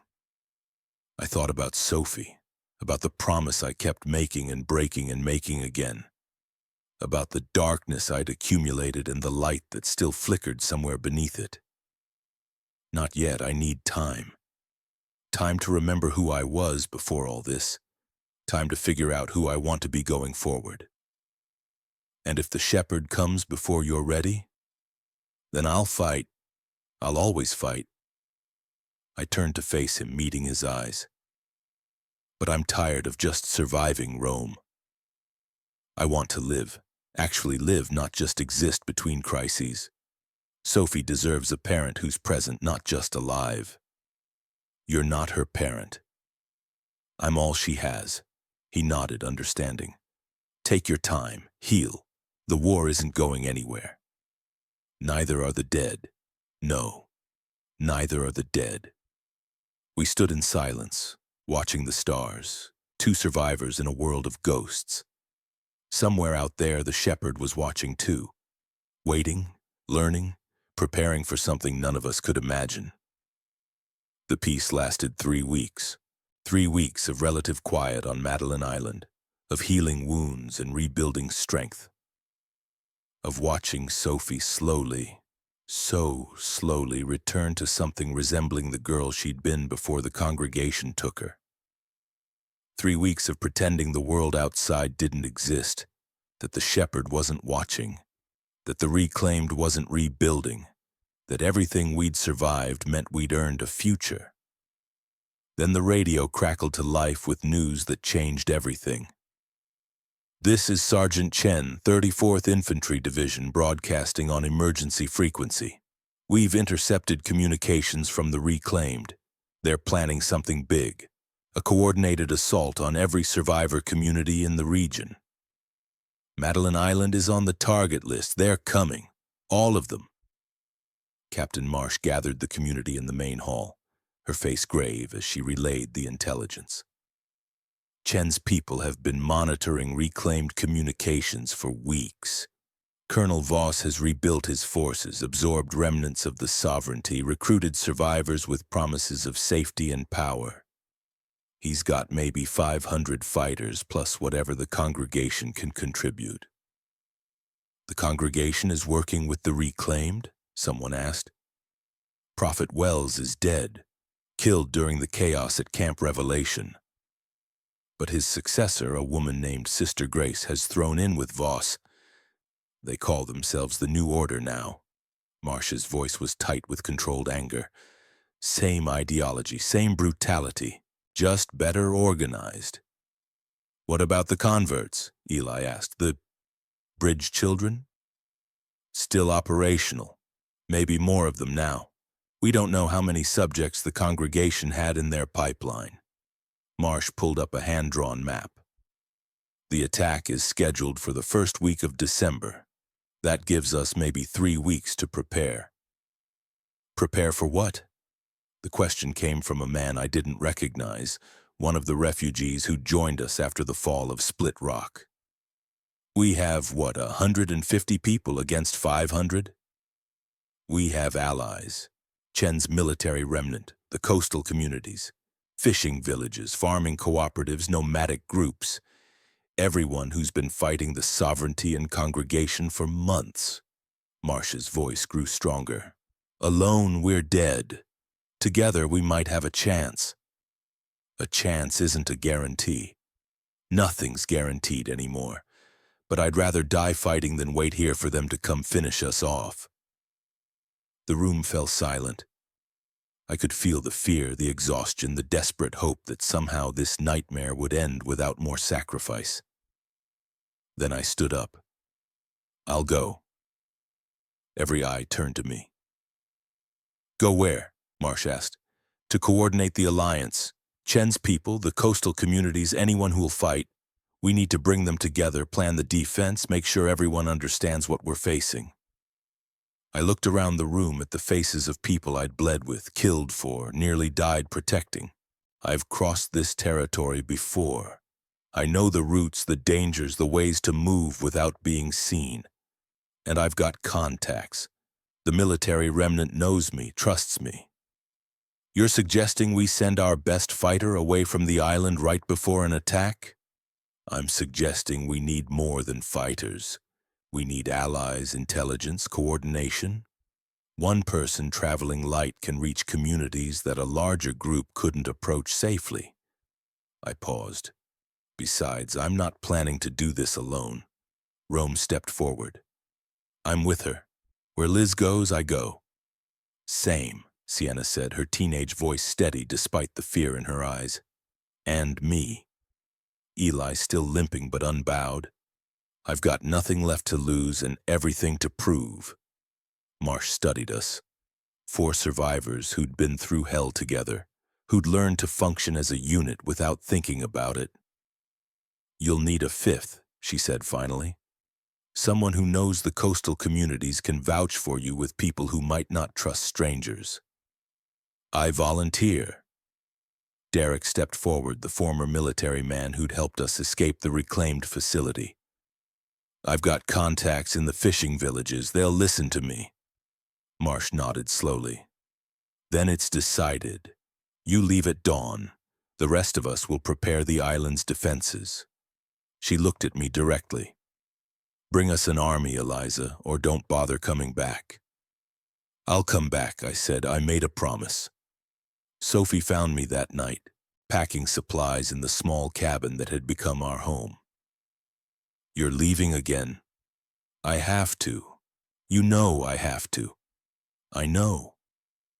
She sat on the edge of the bed watching me work. In the lamplight, she looked older than her 8 years. The congregation had stolen something from her that might never fully return. But knowing doesn't make it easier. Nothing makes it easier, sweetheart. That's just how life is now. Will you come back this time? I stopped packing, turned to face her. I came back last time, and the time before that. But you almost didn't. Each time you leave, you come back with more scars, more ghosts. Someday the ghosts might win. She was too young to be this wise, too young to understand the mathematics of survival, the way each mission subtracted something from what was left. "I'm going to tell you something," I said, sitting beside her. "Something I've been thinking about since we got back." "What?" "When I was in the arena, when the Hollow made me fight, I did terrible things. Things I can never take back, things that changed me in ways I don't fully understand." I took her hand, felt her small fingers curl around mine. "But I didn't become what she wanted. I didn't become a monster. And do you know why? Why? Because of you. Because every time I was about to lose myself completely, I thought about you, about coming home, about keeping the promise I made on the bridge." I squeezed her hand. "You're my anchor, Sophie, the thing that keeps me human when everything else wants to make me something else." She was crying now, silent tears the way she always cried. "Then why do you keep leaving? If I'm your anchor, why don't you stay?" "Because anchors aren't meant to hold ships in place forever. They're meant to give you stability while you do what needs to be done." I pulled her into a hug, feeling her small body shake with sobs. "I have to go. I have to try to save this place, these people. But I'll come back. I'll always come back. Promise? Promise." It was the only thing I could give her, the only thing either of us had left. Dawn came too quickly. We loaded the boat in the gray pre-dawn light. 5 of us this time, lighter and faster than previous expeditions. Rome moved stiffly, his leg wound from the reclaimed facility still healing. Sienna was quiet, focused, already scanning the shoreline for threats. Eli checked his weapons with the methodical care of someone who'd learned that survival depended on details. Derek studied maps, planning routes to the communities we needed to reach. And I stood at the bow, watching Madeline Island shrink behind us, watching Sophie's small figure on the dock grow smaller and smaller until she disappeared entirely. "You okay?" Rome asked, settling beside me. "No. But I haven't been okay in a long time. Doesn't seem to matter anymore." "It matters, just not in ways we can measure." He was silent for a moment. "She's strong, you know. Sophie, whatever the congregation did to her, they didn't break her. Not completely. They almost did. Some days I'm not sure they didn't. Then we make sure she has a world worth healing in. That's what this mission is about, right? Not just defense, giving these kids a future." "When did you become the optimist?" "When I realized pessimism was just another way of giving up." He smiled, the expression strange on his weathered face. "I've lost too much to give up now. Lost my family, my home, my whole life before this, but I'm still here. That has to mean something." "Does it?" "I choose to believe it does. That's all any of us can do, choose what we believe, then fight for it." The mainland appeared on the horizon, a dark line against the brightening sky. Whatever waited for us there, we'd face it together. The first community we reached was a fishing village called Haven Point. It wasn't much, maybe 40 people living in converted shipping containers and reinforced boathouses along a sheltered stretch of Lake Superior's shore. They'd survived by staying mobile, moving their boats when threats approached, fishing the deep water where the infected couldn't follow. Derek's contacts got us a meeting with their leader, a weathered woman named Captain Ingrid Solheim, who'd been running charter boats before the outbreak turned the world upside down. "We've heard about you," she said, studying me across a table made from salvaged ship decking.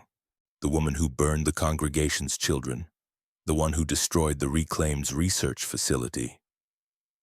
The research was saved. The formula is free now. Anyone can use it." "So I've heard. Doesn't change the fact that you've made powerful enemies." She leaned back, her eyes calculating. Colonel Voss has put a price on your head. 10,000 rounds of ammunition for you alive, 5,000 for just proof of your death. That's more than most communities see in a year. Are you planning to collect? If I was, you'd already be dead." She smiled, a flash of warmth beneath the hard exterior. "I lost my grandson to the congregation. They took him during a supply run, said they were saving him. I never saw him again." Her smile faded. "Anyone who hurts those bastards is a friend of mine. What do you need?" "Fighters, information, coordination with other communities. The new order is planning an assault on Madeline Island. They're coming for everyone who's refused to kneel." "I know. We've intercepted some of their communications." She pulled out a worn notebook, pages covered in cramped handwriting. "They're calling it Operation Cleansing Fire. Every independent community in the region hit simultaneously. They want to end resistance permanently, which is why we need to band together. One community can be overwhelmed, 20 communities fighting in coordination. That's an army. An army of what? Fishermen and farmers against trained soldiers? An army of people who refuse to give up. People who've survived everything the world has thrown at them and kept going." I met her eyes. "That's more powerful than training, Captain. That's will." She was silent for a long moment. Then she nodded.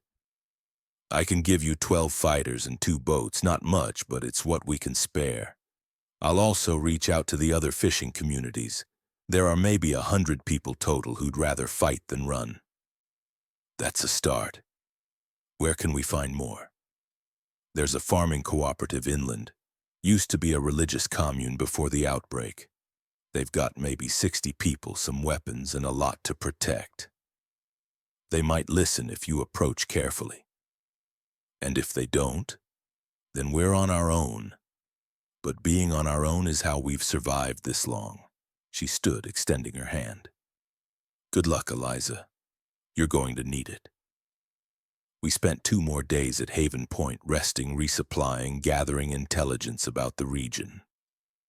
The fishing community was generous with what they had. Not much, but enough to make a difference.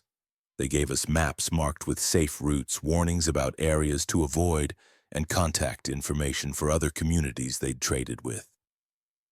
"The coastal people are connected," Ingrid explained on our last evening. "We have to be. The interior is too dangerous for isolated settlements. Trade routes, communication networks, mutual aid agreements. It's not formal, but it works." "Then help us make it formal. An alliance with real structure, real coordination." "Structure requires trust. Trust takes time we might not have. Then we build trust fast, show people what's possible when we work together." I thought about all the communities we needed to reach, all the convincing we'd have to do. Start with this. When we win, and we will win, Haven Point gets remembered as the first to join.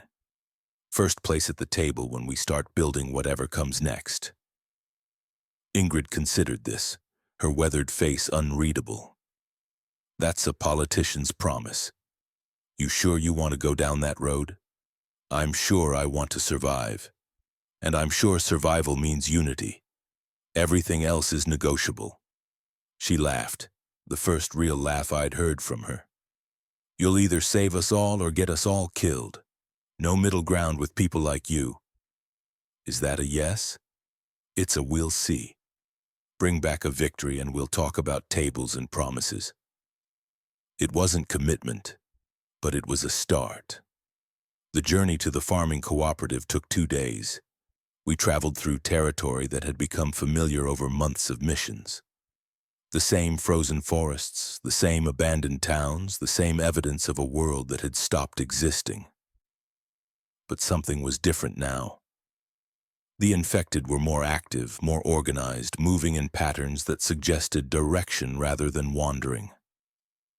"The shepherd," Sienna said during one of our breaks, sketching what she'd observed.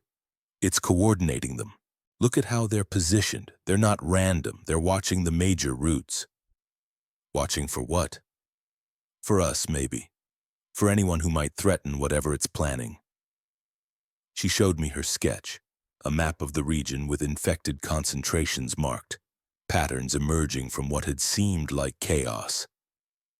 It's building something, not just a horde, a structure, like it's preparing for a war of its own. The infected are going to attack the survivors? I think they already are.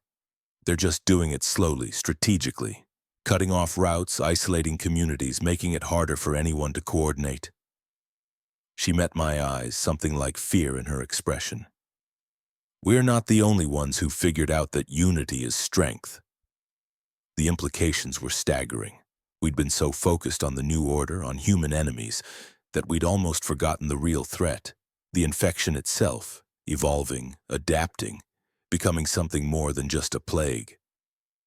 Then we need to move faster, reach more communities, build our alliance before the shepherd cuts us off completely. And if we're too late, then we fight on multiple fronts, human enemies and infected both. I started walking again. One crisis at a time. Right now, the new order is the immediate threat. We deal with them first. And the shepherd? The shepherd can wait. It's patient. We've seen that. It's studying us, learning our patterns. I looked at the trees around us, half expecting to see that terrible silhouette watching from the shadows. We need to make sure it doesn't like what it learns. The farming cooperative was called New Eden. It had been a religious commune before the outbreak, some variant of Christianity that emphasized self-sufficiency and separation from the corrupt world. When everything collapsed, they'd simply continued what they'd already been doing, growing food, maintaining walls, waiting for divine judgment to sort out the righteous from the damned. Their leader was an elderly man named Elder Joshua, white-bearded and stern-faced, who received us in a meeting hall decorated with Bible verses and survival equipment. "We've heard of Madeline Island," he said, his voice carrying the authority of decades of religious leadership. "We've heard of you as well, Eliza Marchetti, the woman who walks through death." "I don't walk through death. I just haven't stopped moving." "Perhaps that's the same thing." He studied me with eyes that had seen too much and judged most of it wanting. "You want us to join your alliance, to fight alongside communities that don't share our faith, against enemies that may or may not be as dangerous as you claim. The new order will come for you eventually, you know that. Communities like yours, independent, self-sufficient, refusing to submit, you're exactly what they want to destroy. And fighting them will preserve us? How many of your allies have died, Eliza? How many communities have you saved only to watch them burn?" The question hit harder than I expected.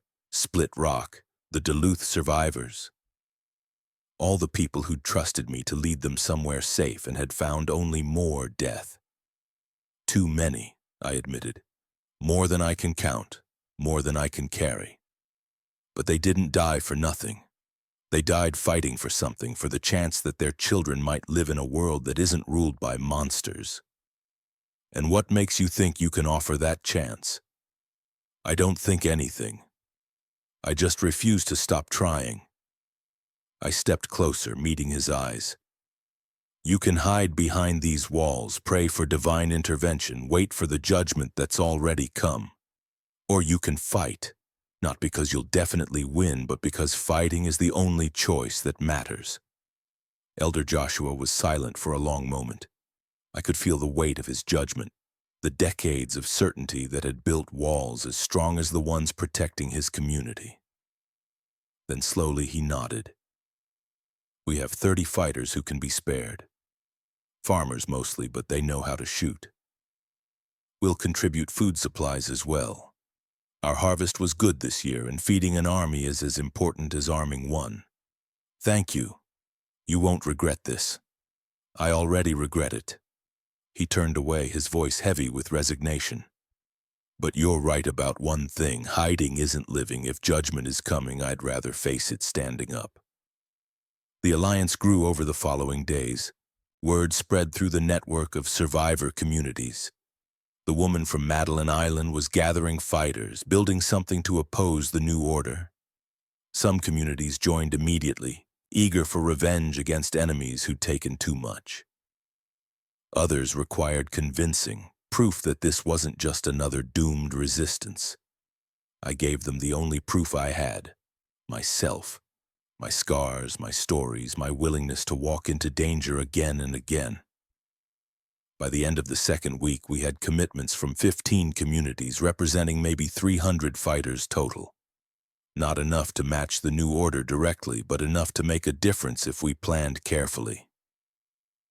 "It's not an army," Rome observed as we camped for the night, halfway between New Eden and the next target community. "It's a coalition, loose, fragile, ready to fall apart the moment things go wrong. Then we make sure things don't go wrong. Liz, things always go wrong. That's the one constant in this whole nightmare. Then we plan for things going wrong. We build redundancy, fallback positions, ways to keep fighting even when the plan falls apart." I was drawing in the dirt, sketching defensive positions I'd been imagining for days. The new order expects to roll over us the same way they rolled over Split Rock. We need to show them something different. Like what? Like an enemy that won't stay down, that hits them from every direction, melts away before they can respond, comes back again somewhere else. I looked up at him. That's how insurgencies work. Small forces defeating larger ones through mobility and will. You've been reading too much military history. I've been learning from experience. I thought about Carmen, teaching me to fight dirty. About Walt, showing me how to read terrain. About all the people who died teaching me lessons I was still applying. Every person we've lost has given us something. Knowledge, skills, understanding. We honor them by using what they gave us. That's beautiful in a terrible way.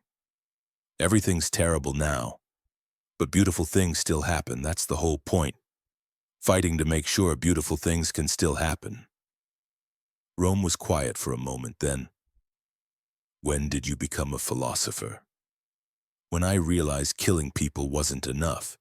You have to know why you're killing them or you're just a monster with better aim." He laughed, actually laughed, a sound I hadn't heard from him in weeks. "Point taken, get some sleep. Tomorrow we try to convince a bunch of smugglers that dying for a cause is better than living for profit.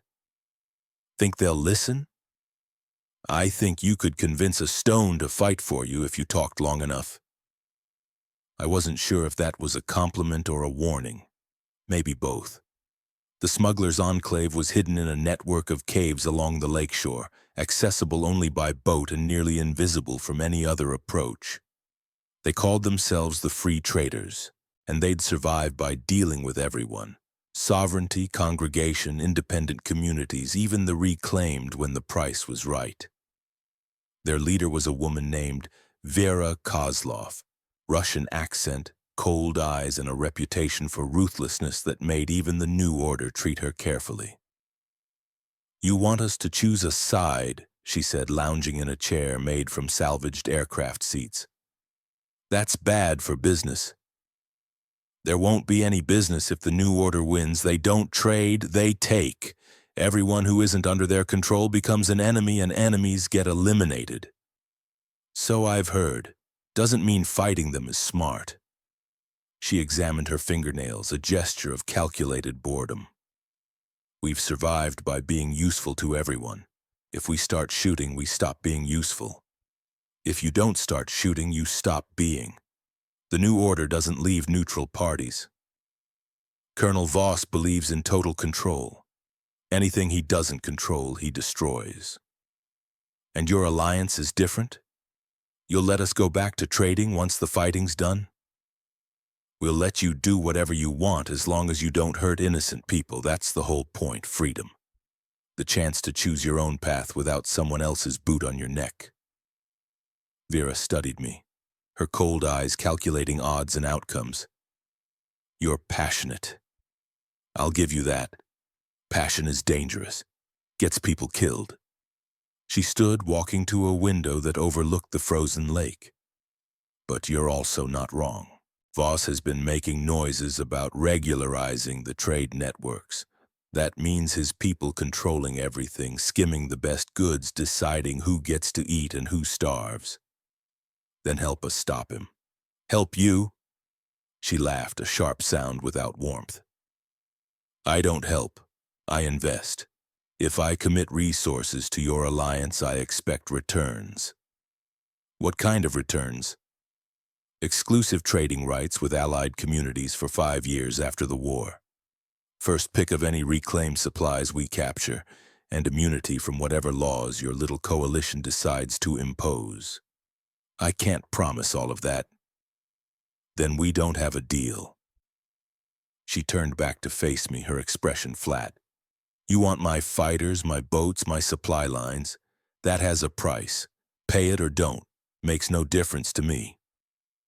I thought about the other communities we'd recruited, about Captain Marsh and the principles she'd established on Madeline Island, about what kind of world we'd be building if we started making deals with people like Vera. Then I thought about the new order, about 500 fighters and converted children and an assault that would destroy everything we'd built. 3 years of exclusive rights, not 5. First pick of captured supplies, agreed, and immunity from laws, but only for crimes committed before the alliance was formed. Anything you do after, you answer for. Vera considered, then smiled, a predator's smile, recognizing another predator. You negotiate well for an idealist. Done. She extended her hand. You have 12 fighters and 4 boats, plus access to our supply network for a reasonable fee. How reasonable? We'll discuss terms after the shooting stops. She shook my hand firmly. Welcome to the real world, Eliza. It's uglier than the one you're trying to build, but it's what we have to work with. We were 2 days from the final community on our list when we found the survivor. She appeared from the trees without warning. A woman, maybe 40. Her clothes torn, her face bloody, her eyes wild with terror. Help, she gasped, collapsing at our feet. Please, they're coming. Who's coming? I knelt beside her, checking her injuries. Deep cuts, some older wounds that had partially healed, signs of prolonged flight without rest. What happened?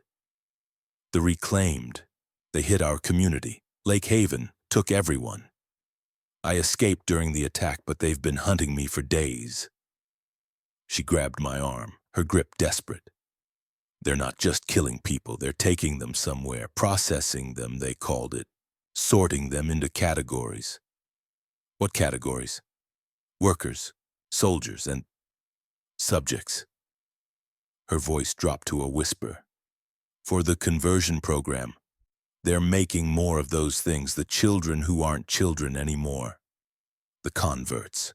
They were still creating them even without Miriam's research. They must have had backup data, alternative methods, something we'd missed. Where's the processing center? South of here. An old factory complex used to make car parts before. They've turned it into... She shuddered. I don't know what they've turned it into, but the screams never stop. I looked at the others, Rome's grim face, Sienna's calculating expression, Eli's controlled fury. We can't leave them there, I said. We're supposed to be building an alliance, Derek pointed out, not mounting rescue missions that might get us killed. The alliance is pointless if we don't act like the people we're trying to convince others to be. We can't ask communities to risk everything and then walk past survivors who need help. There might be hundreds of people at that facility. We're 5. Then we're 5 who do what we can. I helped the woman to her feet. Can you guide us there? I can try. Her voice was steadier now, something like hope replacing the terror. My name's Rebecca. I was a teacher before. Now you're a guide. Later you can be whatever you choose. I started gathering supplies. We leave in an hour. Anyone who doesn't want to come, I understand. This isn't what we planned. Nobody backed out. I hadn't expected them to.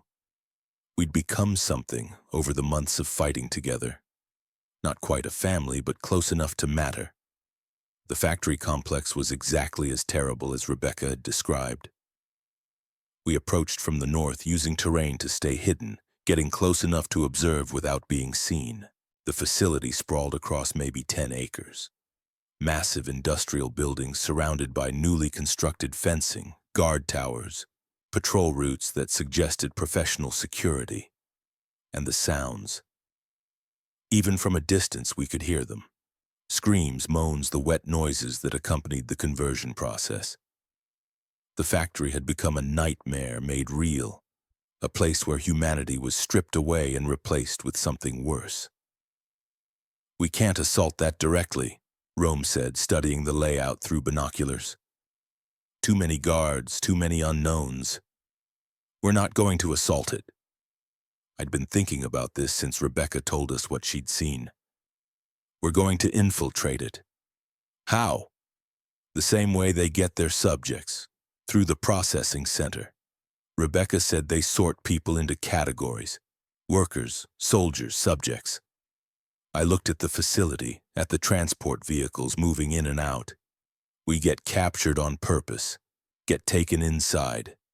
Then we break out, free as many people as we can, and destroy whatever equipment they're using for conversions. "That's insane." "Yes, but it might work. And if it doesn't..." I shrugged. "At least we'll have tried." The plan was desperate, barely half-formed, reliant on luck and timing and a dozen things going right that usually went wrong.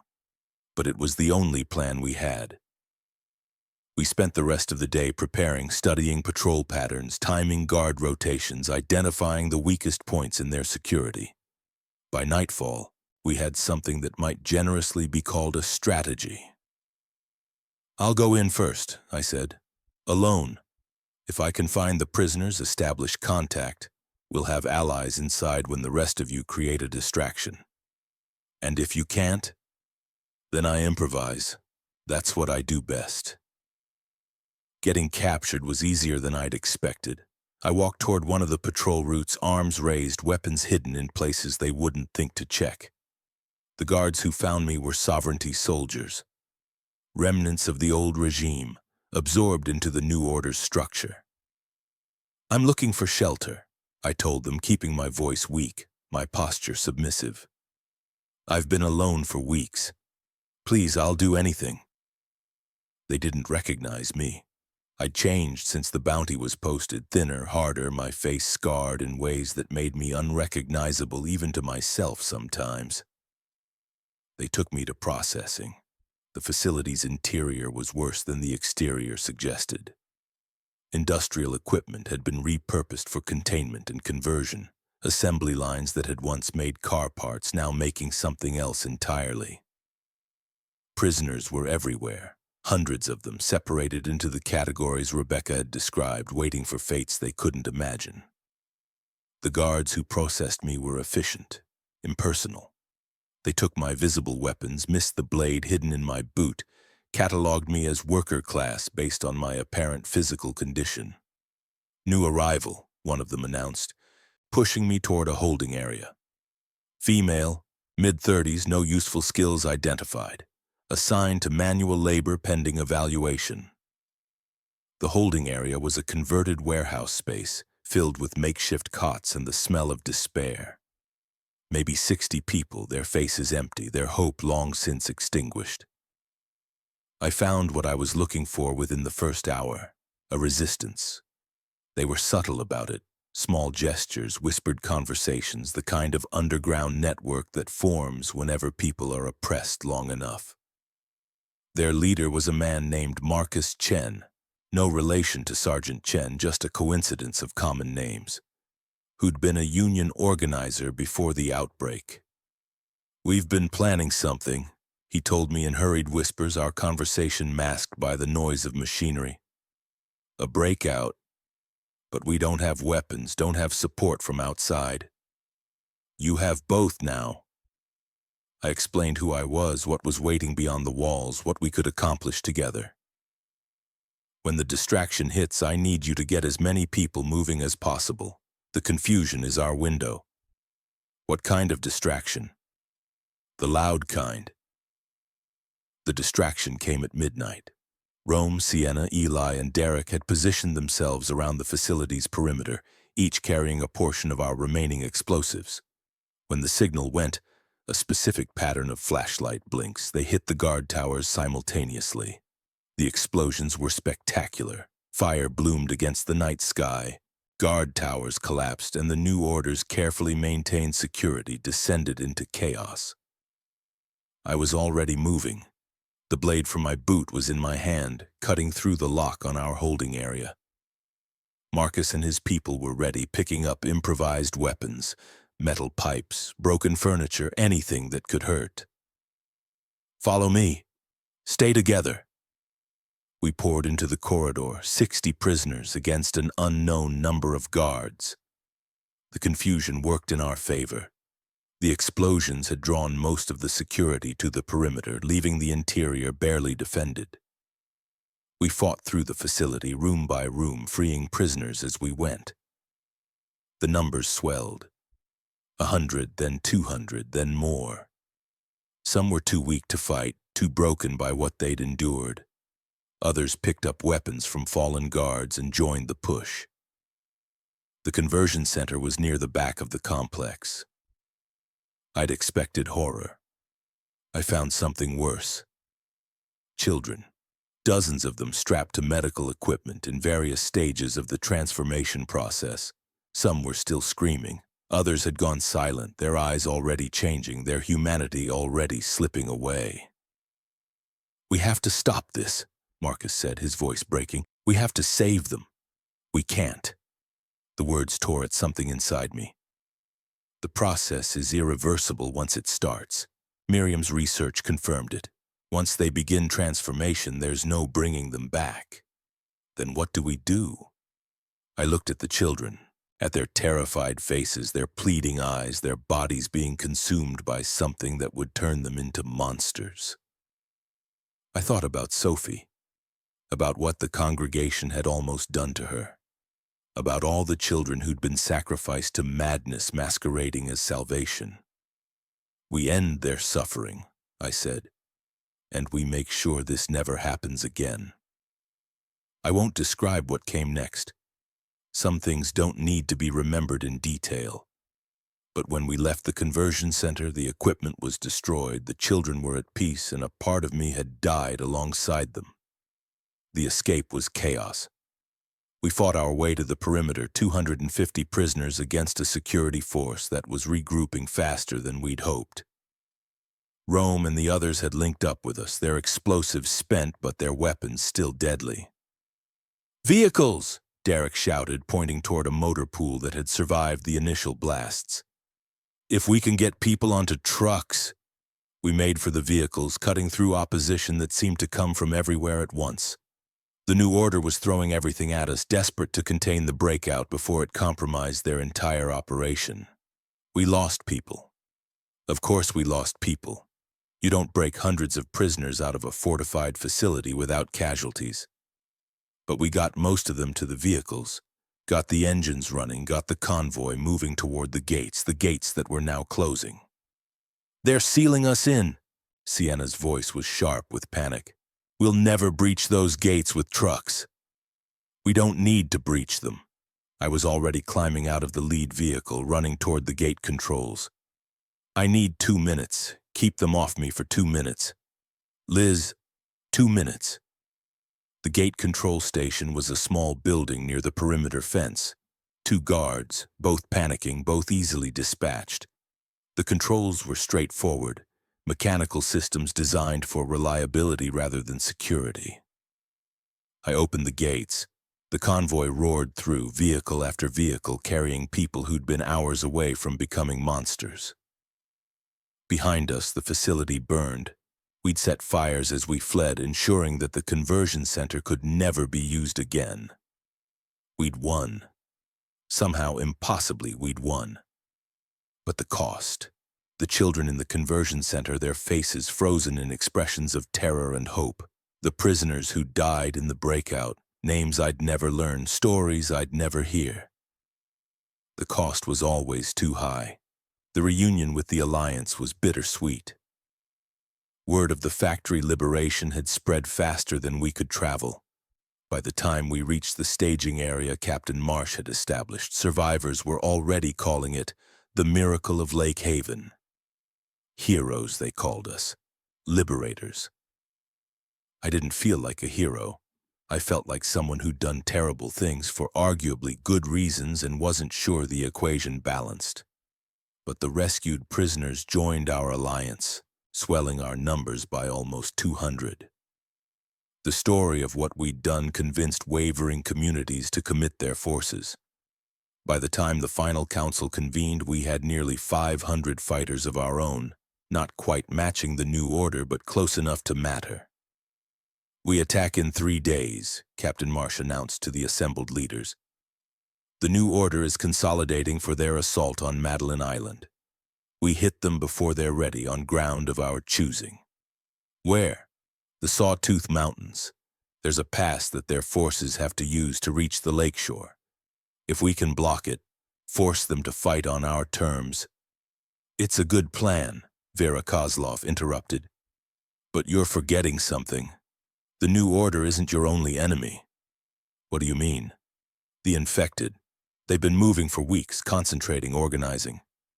My scouts report massive groups heading toward the same region you're planning to fight in." She smiled grimly. "You might defeat the new order only to be overrun by a horde big enough to darken the sky." The Shepherd. It was making its move. "Then we plan for both," I said. "Use the terrain to our advantage against the new order, then withdraw before the infected arrive. If we're lucky, our enemies destroy each other. And if we're not lucky, then we fight on 2 fronts. It's not ideal, but it's survivable." I looked around the room at the faces of leaders who'd risked everything on this alliance. We didn't come this far to give up now. Whatever's waiting for us in those mountains, we face it together. The council voted unanimously to proceed. We were going to war. The night before we marched, Sophie came to me in a dream. Not the real Sophie. She was safe on Madeline Island, protected by the fighters we'd left behind. But the dream. Sophie looked at me with her mother's eyes and asked the question I'd been avoiding. "Are you ready to die?" "I don't know," I told her honestly. "I don't think anyone's really ready. But you keep walking toward it. Every mission, every battle, every time you could choose safety, you choose risk instead. Because safety isn't real, not anymore. The only safety is victory, and victory requires risk. Or you could stop, stay behind, let others fight the battles. Could you do that, if you were me?" Dream Sophie was silent for a long moment. Then she smiled, a sad, knowing smile that didn't belong on an 8-year-old's face. "No, I couldn't. That's what scares me." I woke before dawn, the dream fading but the question remaining. Was I ready to die? The answer was simpler than I'd expected. I was ready to fight. Whether I died or not was up to fate. The march to the Sawtooth Mountains took 2 days. 500 fighters moving through frozen wilderness, the largest coordinated movement of survivors since the military evacuations collapsed. We traveled in scattered groups to avoid detection, converging on the pass that would become our battlefield. The terrain was exactly what Marsh had promised. Steep walls on either side, a narrow corridor that would force the new order to funnel their forces. Defensive positions on the heights. Choke points that would turn their numerical advantage into a liability. "They'll come through here," Marsh explained, pointing to the map. "Their scouts have confirmed the route. We let them enter the pass, then hit them from above. Classic ambush tactics." "What about the infected?" "Scouts report there may be 20 miles behind the new order's main force. We have a window, not a long one, but enough. And if the window closes before we're done, then we hope the new order is between us and the horde." She smiled grimly. Sometimes the enemy of my enemy is also my enemy. We use that. The preparations took another day. Positioning forces, establishing signal protocols, preparing the traps and barriers that would maximize our defensive advantage. By the time the sun set, we were as ready as we'd ever be. I found Rome on a ridge overlooking the pass, watching the approach from the south. "They'll be here by morning," he said. "The scouts confirmed it." "I know. This is it, Liz, the battle we've been building towards since Minneapolis. If we win here, we've got a real chance. If we lose, we won't lose." "You sound certain." "I am certain. Not because I know the future, but because I refuse to accept any other outcome." I stood beside him, looking at the terrain that would soon be soaked with blood. "We've come too far, lost too many people, sacrificed too much to lose now. That's not how war works. Sacrifice doesn't guarantee victory." "No, but it guarantees meaning. Whatever happens tomorrow, our people didn't die for nothing. They died fighting for something, for freedom, for hope, for the chance that their children might have a better world." "Do you really believe that?" I thought about it, about all the deaths I'd witnessed, all the people I'd killed, all the pieces of myself I'd lost along the way. "I choose to believe it," I said finally. "That's all I can do." The new order came at dawn. They marched through the morning mist like ghosts. 500 soldiers and converts, led by Colonel Voss himself. I could see him at the head of the column, mounted on horseback like some medieval warlord, his silver hair catching the pale light. "Hold fire," Marsh ordered through the radio network. "Let them come, let them commit." The column entered the pass, stretching out as the terrain funneled them. Exactly as we'd planned, exactly as we'd hoped. "Now," Marsh said. The mountains erupted. The battle was chaos and blood and screaming. Our ambush hit them hard, rocks and arrows and gunfire from positions they couldn't reach. The new order's formation disintegrated, soldiers scrambling for cover that didn't exist, converts charging uphill toward enemies they couldn't see. But they didn't break. Voss was a good commander. He rallied his forces, organized counterattacks, pressed forward despite the losses. The converts were fearless, their modified bodies shrugging off wounds that would have dropped normal humans. "They're pushing through!" someone shouted over the radio. "The eastern flank is collapsing." I was already moving. The eastern flank was where Rome had positioned his forces, where the fighting was heaviest, where we could least afford to lose. I found him in the middle of a melee, fighting hand to hand against two converts whose speed made them almost impossible to track. His wounded leg had given out, and he was on his back, his knife the only thing between him and death. "Rome!" I hit the first convert from behind, my blade finding the base of its skull. It dropped. The second turned toward me, giving Rome the opening he needed to drive his knife into its throat. "Thanks," he gasped, letting me help him up. "Little close there. Focus on surviving, we're not done yet." The battle raged for hours. The new order pushed, we pushed back. Territory changed hands repeatedly, the pass filling with bodies, the snow turning red with blood. I lost track of Rome early in the fighting. We'd been separated when a group of converts broke through our lines. Sienna was somewhere on the eastern ridge, coordinating with the scouts. Eli was holding the center with Derek and a group of New Eden fighters. The fighting was unlike anything I'd experienced before. Not the desperate chaos of previous battles, but something more methodical, more terrible.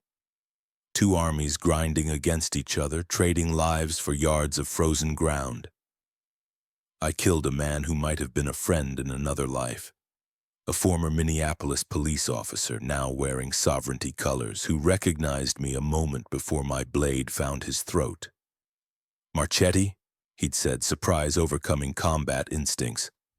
"I thought you were—" Then he wasn't saying anything anymore. The converts were the worst. They fought without fear, without hesitation, their modified bodies absorbing punishment that would have dropped normal humans. I watched one take 3 bullets to the chest and keep coming, only stopping when someone, I couldn't see who, took its head off with a lucky shot. "They're not human anymore," someone near me gasped. "How do we fight things that aren't human?" "The same way we fight everything else," I said. "One at a time." But it was getting harder. Our lines were bending, breaking, reforming in configurations that grew more desperate with each passing hour. Then the infected arrived. They came from the south, a tide of shambling bodies that made the new order look like a minor nuisance. Thousands of them moving with the terrible coordination we'd seen before, led by something massive and wrong that could only be the shepherd. "Fall back!" The order came from somewhere, echoed by a dozen voices. "Fall back to the secondary positions!" Both sides retreated, Alliance and New Order alike, suddenly allies against a common enemy. The infected poured into the pass, filling the space we'd abandoned, their moans drowning out everything else. I found myself fighting beside a sovereignty soldier I'd been trying to kill minutes before. We didn't speak. There was nothing to say. We just fought, back to back, against a horde that seemed endless. "This wasn't the plan," someone screamed. "They were supposed to fight each other." They were fighting each other, in a sense. The infected were tearing through New Order soldiers as enthusiastically as they were attacking our forces. But they were also pushing both sides toward the same high ground, compressing us into an ever smaller space. "The shepherd," Sienna's voice came through, barely audible over the chaos. "It's herding us, pushing us together. Why? I don't know. But we need to—" Her transmission cut off, static, silence. "Sienna." I was running toward her last position, cutting through infected, through allies, through enemies who'd become allies. "Sienna, respond!" I found her near the northern ridge, surrounded by infected, fighting with a fury I'd never seen from her. She was wounded, deep gashes on her arms, blood streaming down her face, but she was still standing, still fighting, still refusing to die. "Get to the high ground," I shouted, joining her. "We can hold them there. There's too many. We can't." "We can. We will." I grabbed her arm, pulled her toward the slope. "Move!" We retreated up the ridge, the infected following, their numbers seemingly infinite. Other survivors joined us. Alliance fighters, New Order soldiers, anyone who could still move. The distinctions that had defined us hours before had become meaningless. There was only survival now. Only the next moment, the next breath, the next swing of a weapon. The ridge became our Alamo. Maybe 200 survivors crammed onto a rocky prominence, surrounded by a sea of infected that pressed against us from every direction. We'd lost contact with Captain Marsh, with Rome, with most of our command structure. We didn't know who was winning, who was losing, who was still alive. We just fought. Hours passed, or maybe minutes. Time had lost meaning. The sun moved across the sky, then began to set, and still the infected came. Our ammunition ran out. We switched to melee weapons, then to rocks, then to bare hands. I killed until my arms couldn't lift anymore. Killed until the bodies piled so high around me that new infected had to climb over their fallen to reach us. Killed until killing was the only thing I remembered how to do. Then as suddenly as they'd come, the infected withdrew. They pulled back from our position, reforming into ranks, their moans fading into an eerie silence. Through the mass of rotting bodies, a path cleared. A corridor leading down from the ridge, through the horde, toward something that waited below. The shepherd. It stood at the base of the ridge, larger than I remembered, its bifurcated limbs spread wide like a corrupted angel. Its sensory organs pulsed with bioluminescent light, focusing on the survivors huddled above. It was calling us, inviting us, offering something that might have been surrender or might have been something else entirely. What does it want? Someone whispered. I don't know. I stepped forward toward the edge of our position. But I'm going to find out. Liz, no. Stay here. All of you. If I don't come back, find a way off this ridge and get to Madeline Island. I looked at Sienna, at the survivors who'd fought beside me. Tell Sophie I love her. Tell her I kept my promise as long as I could. Then I walked down the corridor of infected toward the thing that had reshaped my nightmares. The shepherd didn't attack. It studied me as I approached, those alien sensory organs tracking my movements with an intelligence that made the horror of its appearance even worse. When I was close enough to touch it, close enough to smell the decay and growth that made up its impossible body, it did something I didn't expect. It spoke. Not words exactly, more like impressions, images, feelings projected directly into my mind, a language that bypassed speech entirely, communicating in pure meaning. You fight. You always fight. Why? I tried to respond in kind, pushing my thoughts toward it. Because there's no other choice. Because surviving means fighting. There are other choices: joining, becoming, integration. Your integration turns people into monsters. Your definition, not ours. The shepherd's body shifted, those impossible limbs rearranging. We are evolution, the next step. The infection is not death. It is transformation, emergence. Tell that to the millions who've died, the children being converted against their will. Caterpillars die when they become butterflies. The death is necessary. The becoming is worth the cost. I don't accept that. You don't have to accept it. It will happen regardless. The shepherd's attention focused on me with terrible intensity. But you interest us. You resist transformation physically. Your body fights the infection better than most. And you resist transformation mentally. Your will is unusual. What do you want from me? A choice. The same choice we offer everyone, though few understand it. Images flooded my mind. A world transformed, infected and uninfected living together, the barriers between them dissolved. Join us willingly. Bring your people to integration. And in exchange, the ones you love will be preserved. Their identities, their memories, their selves maintained within the new form. Sophie, yes, the child you fight for. She can be part of the becoming without losing who she is. A bridge between worlds rather than a victim of change. The images intensified. Sophie, healthy and whole but changed, connected to something vast, something that stretched across the continent, part of a consciousness that was growing, learning, becoming something entirely new. It was horrifying. It was beautiful. It was the most terrifying temptation I'd ever faced. I thought about everything we'd lost. Marco and Dawn on the bridge, Walt at the mine, Carmen at Split Rock, Miriam in the flames. All the names, all the faces, all the people who died so that others might live. I thought about Sophie, about the nightmares she still had, the flinching at sudden sounds, the way she sometimes called herself Serenity before catching herself. The damage that had been done to her, the healing that might take years, the constant fear that she'd never fully recover. The shepherd was offering an end to that fear, an end to all fear, all loss, all the uncertainty that made human life so painful. All it cost was humanity itself. No. You refuse? I refuse. Sophie would rather die human than live as whatever you're offering. And so would I. The shepherd was silent for a long moment. The infected around us, thousands of them frozen in their tracks, seemed to lean forward, waiting for their master's response. Then in my mind, interesting. Your species continues to surprise us. It began to turn away, its infected followers moving with it. The offer remains open.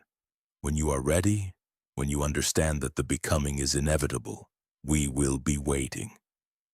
Why let me go? Why let any of us go? Because forced conversion is less efficient than willing transformation. The ones who choose integration become stronger, more coherent, more useful. Something that might have been amusement colored its communication. And because we are patient, we have already won.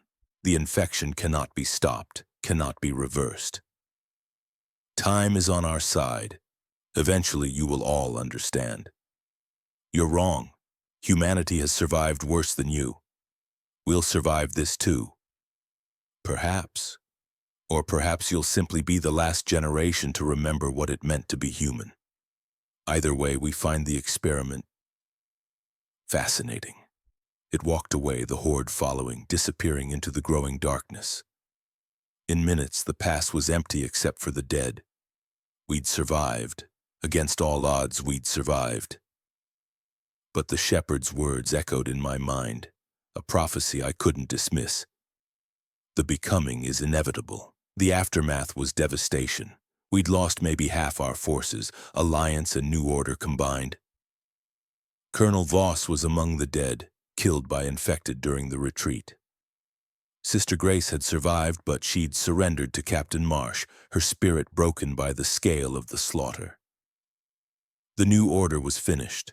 Its surviving soldiers surrendered or scattered, their command structure gone, their ideology exposed as hollow protection against a threat that didn't care about human politics. But we'd paid a terrible price. Rome found me as dawn broke over the blood-soaked pass. He was alive, battered, bleeding, but alive. "Liz?" He pulled me into a hug, his body shaking. I thought, when the infected came, "I'm here. I'm still here." What happened? The horde just left. Why? I told him about the shepherd, about the offer it had made, the choice it had presented. "It's building an army," I said. "Not through force, but through conversion. Willing conversion eventually. It thinks we'll all choose to join once we understand what it's offering." And will we? Some might. Some already have. The converts aren't all forced. Some people choose it, choose to become something else rather than face a world that keeps taking everything from them. But not you, not me, not Sophie, not anyone I can convince otherwise. I looked at the bodies scattered across the pass. Human, infected, impossible to tell apart in death. We won the battle. But the war is bigger than I thought. So what do? We rebuild. We spread Miriam's formula, help communities defend themselves. We prepare for the next attack, the next crisis, the next impossible choice. I started walking toward the survivors who were gathering, toward the work that needed to be done. And we keep fighting, because that's all we know how to do. The return to Madeline Island took a week. We traveled slowly, escorting wounded, gathering scattered survivors, rebuilding the alliance that the battle had nearly destroyed. By the time we reached the lakeshore, we were a battered, exhausted band of maybe 300 people, all that remained of the forces we'd assembled. But we were alive, and we'd won. Sophie was waiting on the dock when our boats arrived. She ran toward me the moment I stepped ashore, throwing herself into my arms with a force that nearly knocked me down. "You came back," she sobbed. "You always come back." "I promised." I held her tight, feeling the reality of her, the warmth, the weight, the proof that some things were still worth fighting for. "I'll always come back." "Is it over? The fighting?" I thought about the shepherd, about its patience, its certainty, its promise that the becoming was inevitable. "No, sweetheart, it's not over." I pulled back to look at her face, brushing the tears from her cheeks. "But we won this round, and we'll win the next one and the one after that. As long as we're together, as long as we keep fighting, we have a chance. A chance isn't a guarantee. No. But it's enough. It has to be enough." She nodded slowly, accepting what I couldn't change. Then she took my hand and led me home. The weeks that followed were about reconstruction. We buried the dead, tended the wounded, began the long process of turning Madeline Island into something more than just a refuge. The surviving communities of the Alliance agreed to formal cooperation, shared resources, mutual defense, the beginnings of something that might eventually become a real society. Captain Marsh became the unofficial leader of the new order. Not the new order that had tried to destroy us, but something different. Something built on cooperation instead of domination. "We need structure," she explained at the first council meeting after the battle. "Not control, structure. Ways to coordinate, to share resources, to respond when threats emerge." The shepherd showed us what happens when we fight alone. The council, representatives from every surviving community, agreed to her proposal. They established trade routes, communication protocols, mutual defense agreements. They created a system where communities could ask for help and expect to receive it. It wasn't perfect. Old rivalries persisted. Some communities wanted more autonomy than the Alliance could safely allow. Others wanted more control than their neighbors would accept. Vera Kozlov predictably pushed for favorable trading terms that benefited her smugglers more than the common good. But it was progress. Real progress for the first time since Minneapolis. Miriam's formula spread through the network, manufactured in small batches by communities that had the necessary equipment. It wasn't a cure, nothing could be a cure, but it gave people hope, time. The chance to say goodbye on their own terms when the infection came for them. I watched families gather around dying members, spending precious final days together instead of being torn apart by violent transformation. I watched the fear in people's eyes ease slightly, knowing that infection wasn't an instant death sentence anymore. Miriam would have been proud. She'd given her life for this, for hope, for time, for the chance to be human until the very end. The Reclaimed was scattered, its leadership destroyed, its operations dismantled. Some survivors joined our alliance, others disappeared into the wilderness, becoming part of the nomadic bands that existed outside all structures. Colonel Voss had been found among the dead, his body torn apart by infected during the final chaos of the battle. I felt nothing when I heard. No satisfaction, no relief. He'd been a monster, but he'd been a human monster. The real enemy was something else entirely. The congregation was finished too. Camp Revelation had been abandoned, its children freed, its ideology exposed as the manipulation it had always been. Some of the former faithful found new homes with us. Others couldn't accept that their beliefs had been lies and wandered away, still searching for the salvation they'd been promised. Sister Grace was tried by the council, not for her crimes but for her knowledge. She knew things about the congregation's operations, about the converts they'd created, about the deals they'd made with Very Health and the Reclaimed. In exchange for sharing that information, she was given exile rather than execution. "She doesn't deserve to live," someone argued during the deliberation. "Maybe not," Marsh replied. "But we're trying to build something better. Something where justice isn't just another word for revenge."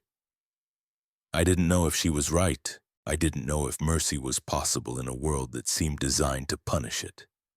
But I supported the decision anyway, because Sophie was watching, and I wanted her to see that humans could choose to be better. And the infected. They were still out there. Still evolving, still coordinating, still working toward whatever future the shepherd envisioned. We saw them sometimes, watching from tree lines, lurking at the edges of settlements, gathering in masses that disappeared before we could respond. They were waiting, just like the shepherd had said, but so were we. On a quiet evening, maybe a month after the battle, I found myself on the shore of the island, looking out at the frozen lake. Sophie found me there, as she often did. "What are you thinking about?" she asked, settling beside me. "The future. What it might look like, whether we have one." "I think we do." She picked up a stone, threw it onto the ice where it skittered away into darkness. Not a guaranteed one.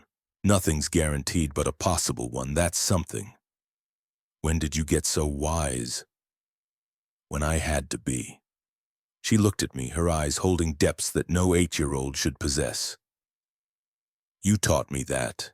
Not with words, but with everything you did. Every time you came back, every time you kept fighting, every time you chose hope over despair, you taught me that possible is enough. I pulled her close, feeling tears I didn't know I still had sliding down my cheeks. I love you, Sophie. I love you too, Aunt Liz. We sat together as the sun set, watching the light fade over a world that had ended and was slowly, painfully being reborn. The future was uncertain. The threats were endless. The losses we'd suffered would haunt us forever.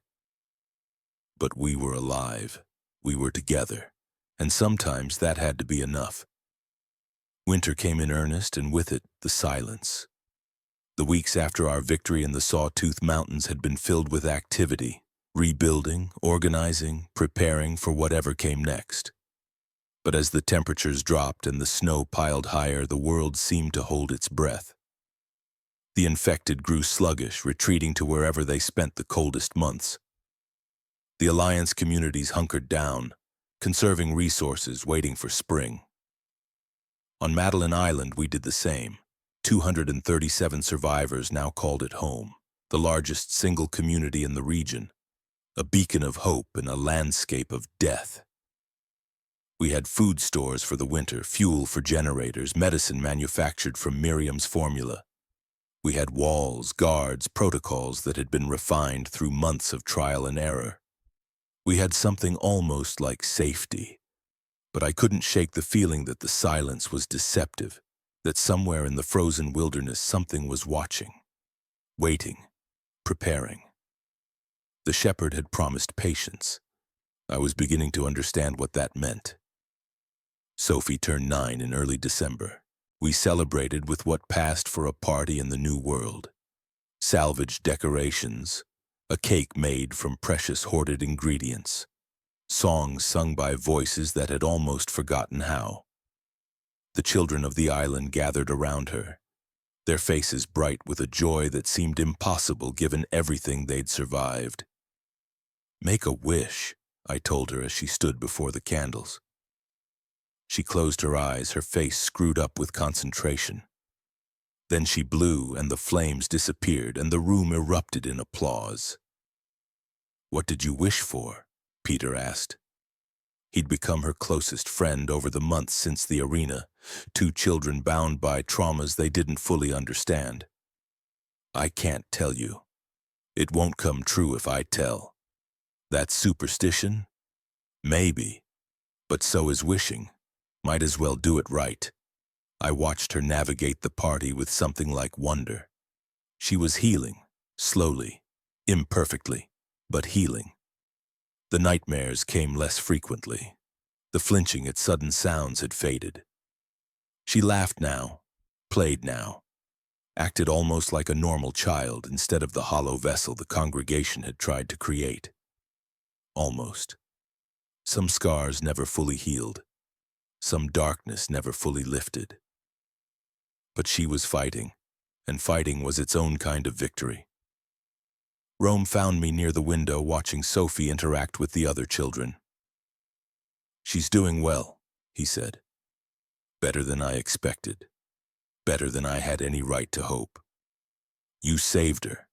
Multiple times in multiple ways. That counts for something." "Does it?" I turned to face him. "I also killed people to get her back. Did terrible things, crossed lines I never thought I'd cross. Sometimes I wonder if the person she needed saving from was me." "That's survivor's guilt talking. The things you did because the world demanded them, not because you wanted to." "Is there a difference? The dead are still dead. The lines are still crossed. The difference is why you keep fighting." He put a hand on my shoulder, gentle but firm. "Monsters don't wonder if they're monsters, Liz. The fact that you ask the question is its own answer." I wanted to believe him. Some days I almost did. The transmission came 3 days after Sophie's birthday. We'd maintained radio contact with Sergeant Chen's military remnant, exchanging intelligence, coordinating supply runs, building the relationship that might someday become a real alliance. Most of their communications were routine, updates on infected movement, reports on weather conditions, the mundane logistics of survival. This one was different. Madeline Island, this is Chen. We have a situation. Requesting immediate conference with Marchetti. Repeat. Requesting immediate conference with Marchetti. I was in the communications room within minutes, the radio handset slick with sudden sweat. Chen, this is Marchetti. What's happening? We've intercepted communications from a source we thought was eliminated. The reclaimed isn't dead, Liz, it's regrouping. That's impossible. Voss is dead. The command structure, Voss was just the military arm. There's someone else, someone who was running things from behind the scenes, a woman named Helena Frost. She was Very Health's chief security officer before the outbreak. According to what we've intercepted, she's been rebuilding from a secure facility somewhere in the Apostle Islands. The Apostle Islands. 22 islands scattered across Lake Superior, accessible only by boat or in winter by ice. Isolated, defensible, the perfect place to hide while the world burned. What does she want? Same thing Voss wanted. Control of Miriam's research, control of the treatment formula. She's been tracking its distribution, identifying the communities that have it, building a picture of the network. Chen's voice grew grimmer. Liz, she knows about Madeline Island. She knows you're there.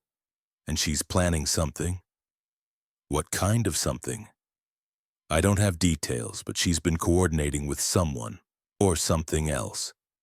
Communications we can't fully decode, frequencies that shouldn't exist. A pause. I think she's made contact with the infected, with whatever's controlling them. The shepherd. Frost had made contact with the shepherd. How long do we have? I don't know. Days, maybe. Weeks at most.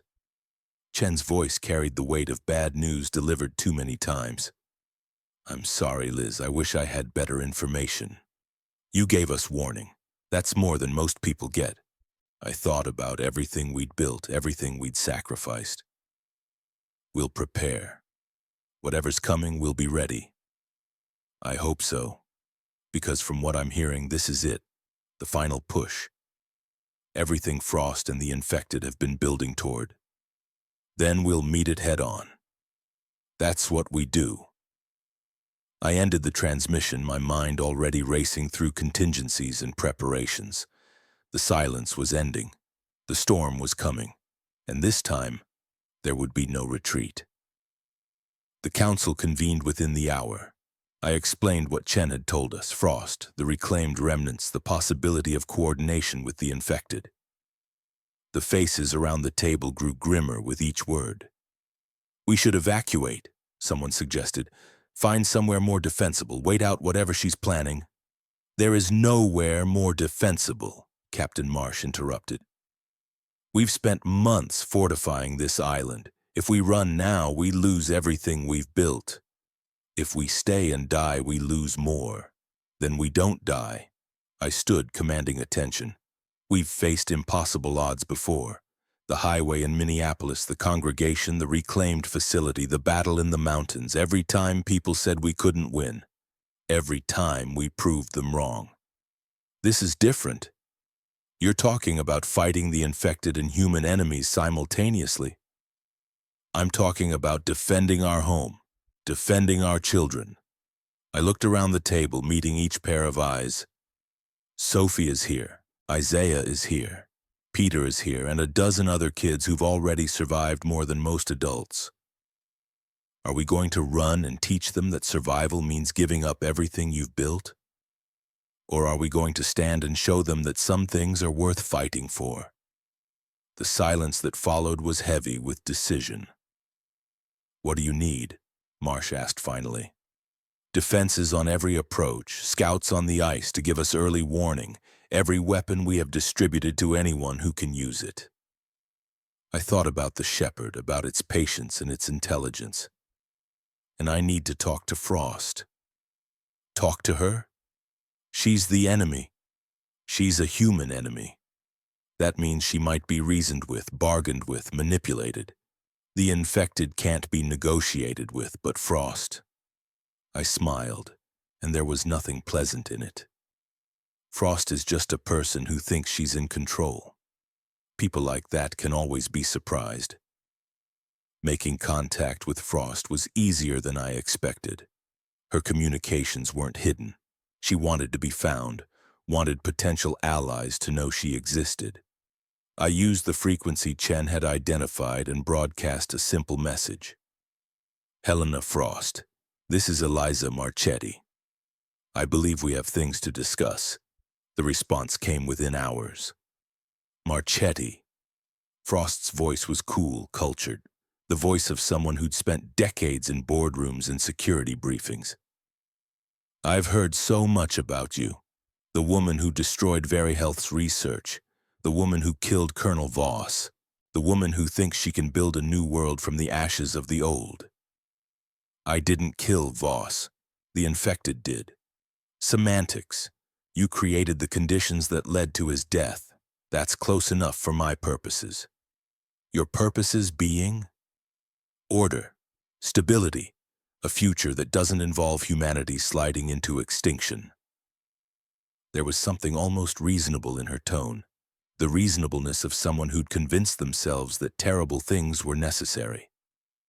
The infection can't be stopped, Marchetti. You know this as well as I do.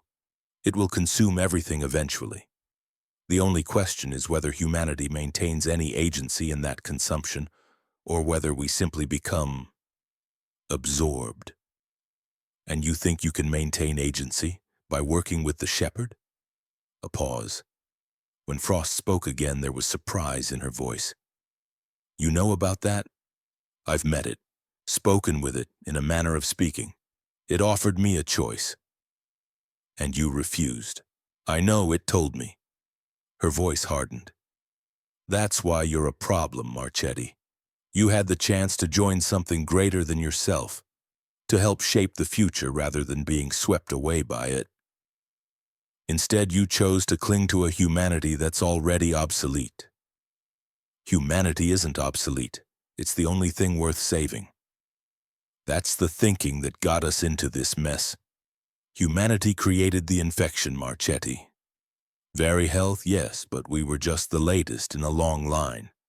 Every plague, every catastrophe, every disaster in human history, we built them all. The infection is just evolution's way of correcting our mistakes. By turning us into monsters? By turning us into something better.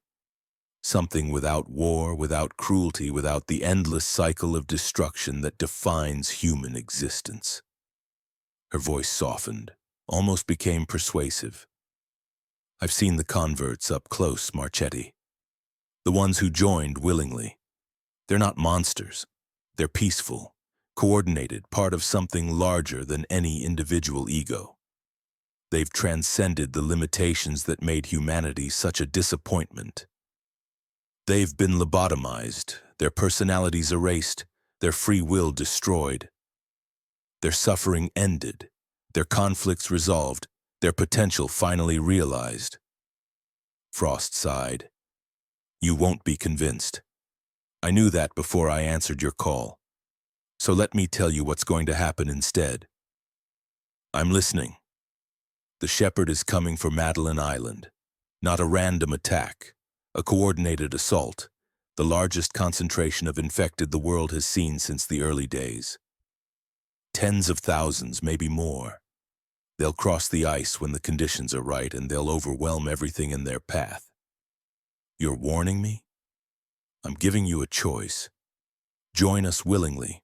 Bring your people to integration peacefully, and the transition will be painless. Resist and you'll be converted anyway, but only after watching everyone you love torn apart first. Her voice dropped. I've seen what happens to communities that resist, Marchetti. It's not pleasant. Even I find it regrettable. Then don't do it. Call off your attack. Let us live in peace. I don't control the shepherd. No one controls the shepherd. I simply advise, suggest, help it understand how to achieve its goals more efficiently. She laughed softly. You think I'm the villain here, but I'm just a survivor. Same as you. The only difference is that I've accepted the truth you're still denying. The truth being that humanity is over. The question isn't whether we survive, it's what form our survival takes. I've chosen a form that might actually matter. You've chosen to die fighting for a species that was already extinct before the first infected ever rose. I guess we'll see which choice was right. I guess we will. Her voice turned businesslike. You have 3 days, Marchetti. Use them however you want. When the ice is ready, the shepherd will come. And one way or another, this will all be over. The transmission ended. I sat in the silence for a long moment, processing everything Frost had said. 3 days. Tens of thousands of infected. A coordinated assault designed to overwhelm our defenses and convert everyone on the island. It was impossible. It was hopeless. It was exactly the kind of situation I'd faced a dozen times before. Time to get to work. The preparations consumed every waking moment. We reinforced walls that were already strong. We stockpiled weapons, distributed ammunition, trained anyone who could hold a gun.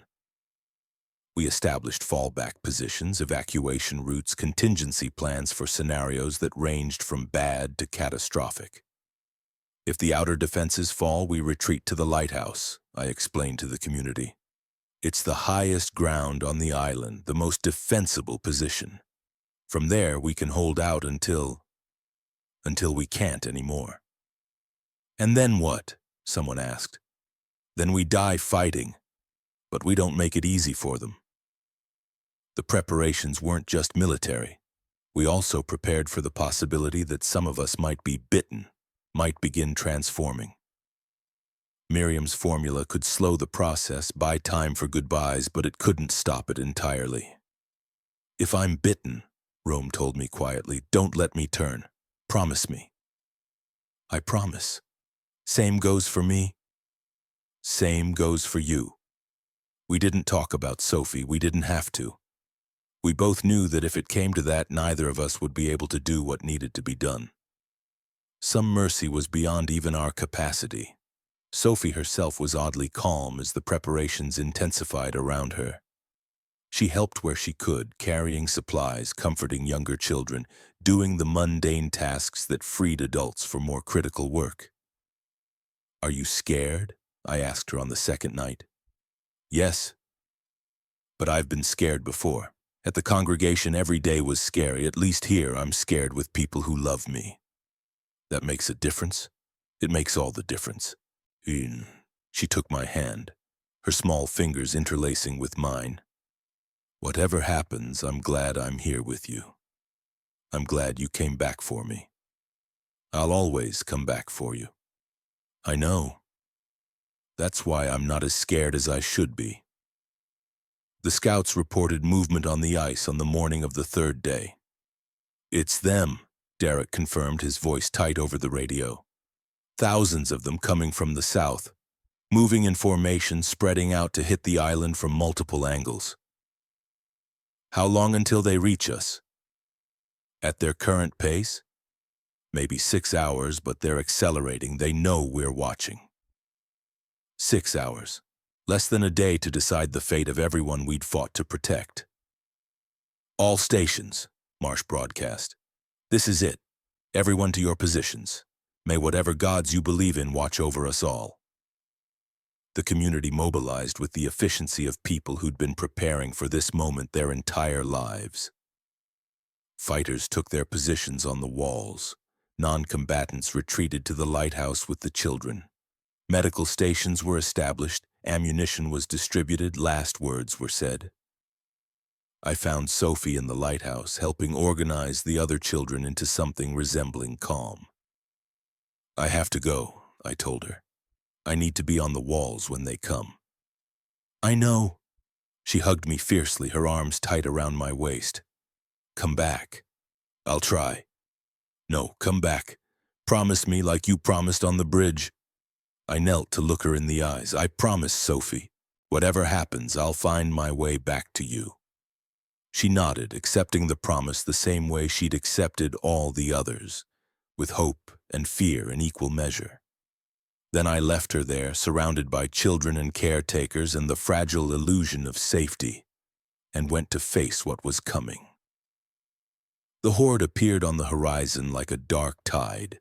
From my position on the eastern wall, I watched them come, a mass spreading across the frozen lake, thousands upon thousands of shambling figures moving with terrible coordination. The shepherd was visible among them, towering above the others, its bioluminescent organs pulsing with light that cast strange shadows on the ice. The scale was beyond anything we'd faced before. This wasn't an attack. It was an extinction event, a wave designed to wash away everything we'd built. "My God," someone whispered, "there's so many of them." I counted what I could see and stopped when the numbers became meaningless. 10,000, 20. The mass stretched across the ice from horizon to horizon, a carpet of death moving toward us with the inevitability of a glacier. "Hold your positions." My voice was steady, hiding the terror that threatened to overwhelm me. "They have to come to us. Let the ice do some of the work." But even as I said it, I knew the ice wouldn't be enough. Nothing would be enough against numbers like these. We'd prepared for thousands. We were facing tens of thousands, and tens of... The wind carried their moans across the frozen lake. A sound like the ocean, like breathing, like something vast and hungry becoming aware of prey. The defenders on either side of me shifted, gripped their weapons tighter, prepared for the end of everything. "Hold your positions." My voice was steady, hiding the terror that threatened to overwhelm me. "They have to come to us. Let the ice do some of the work." The ice.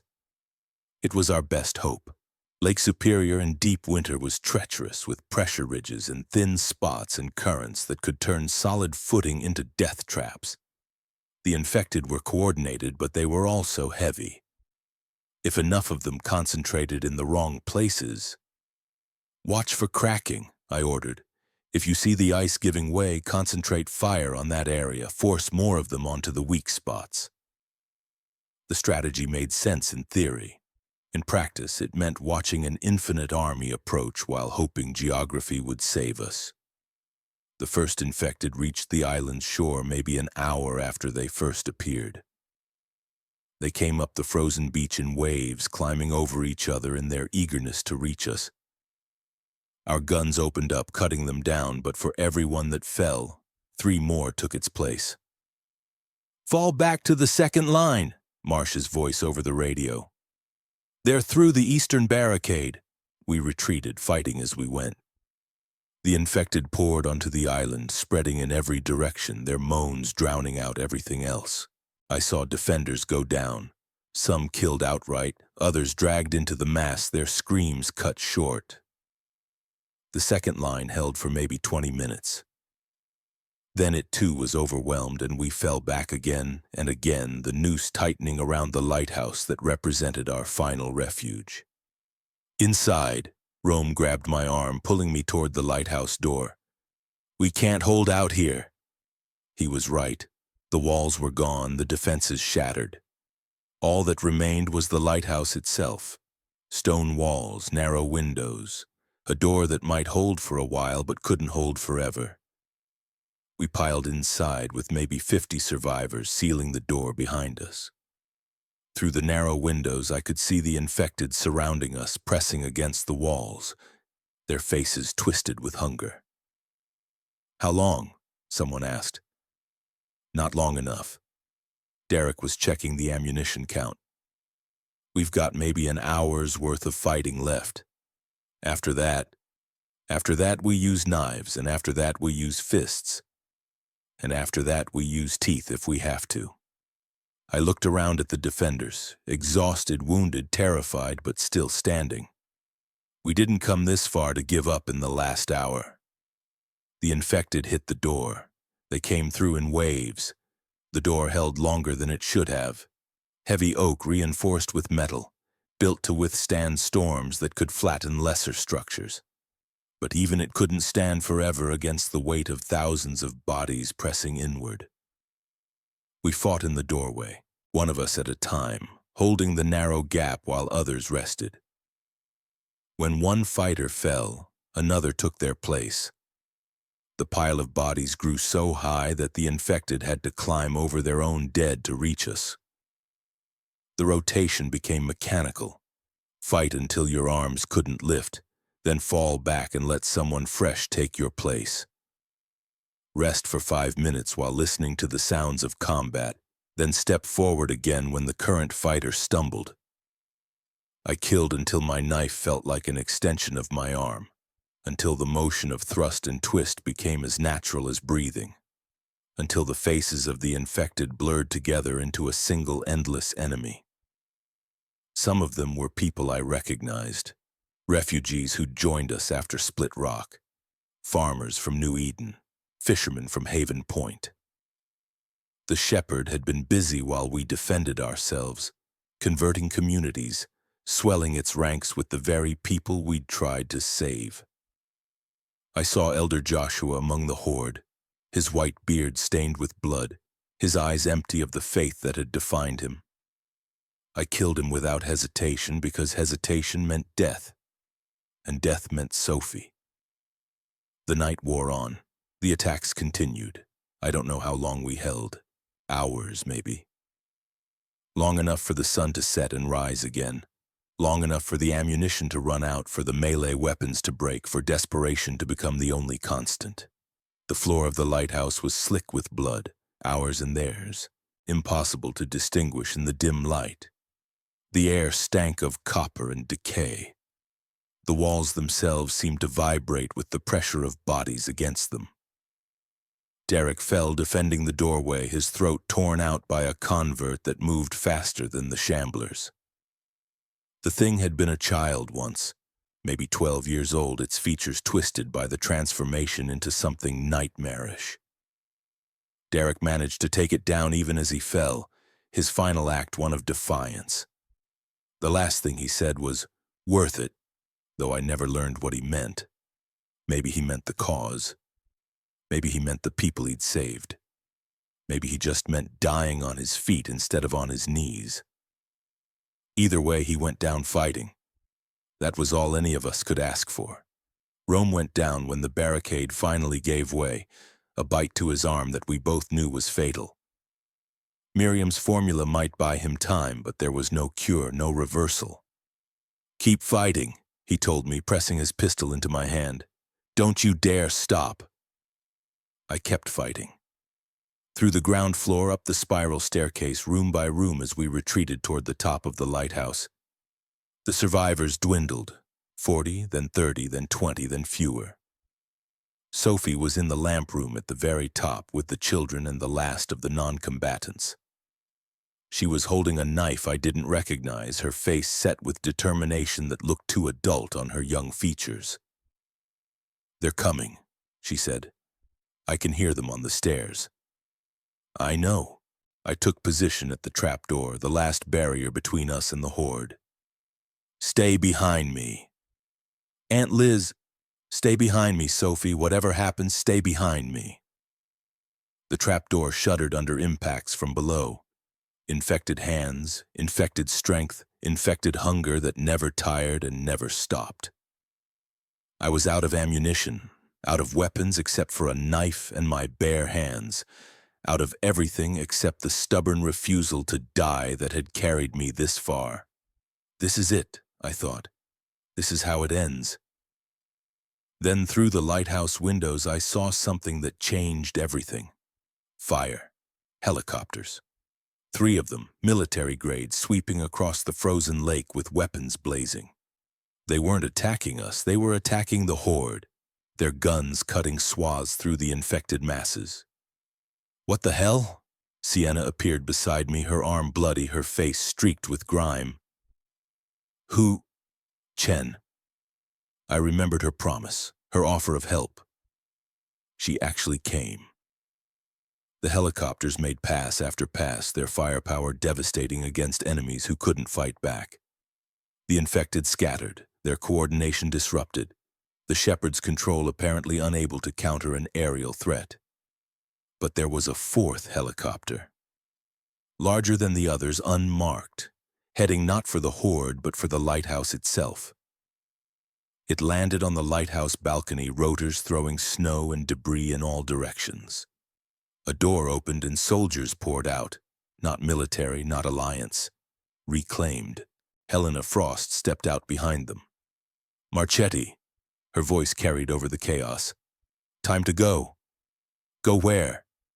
Does it matter? Stay here and die or come with me and live. Those are your options. The infected were regrouping, the Shepherd rallying its forces. The military helicopters were running low on ammunition, their passes becoming less frequent. We'd been given a reprieve, not a rescue. Why? I demanded. Why save us just to capture us? Because dead converts are useless. Living research subjects are valuable. Frost smiled her corporate smile. You have the formula in your blood, Marchetti. You and that niece of yours. Whatever makes you resistant to the infection, I intend to find it. You'll experiment on us? I'll save humanity. The methods are flexible.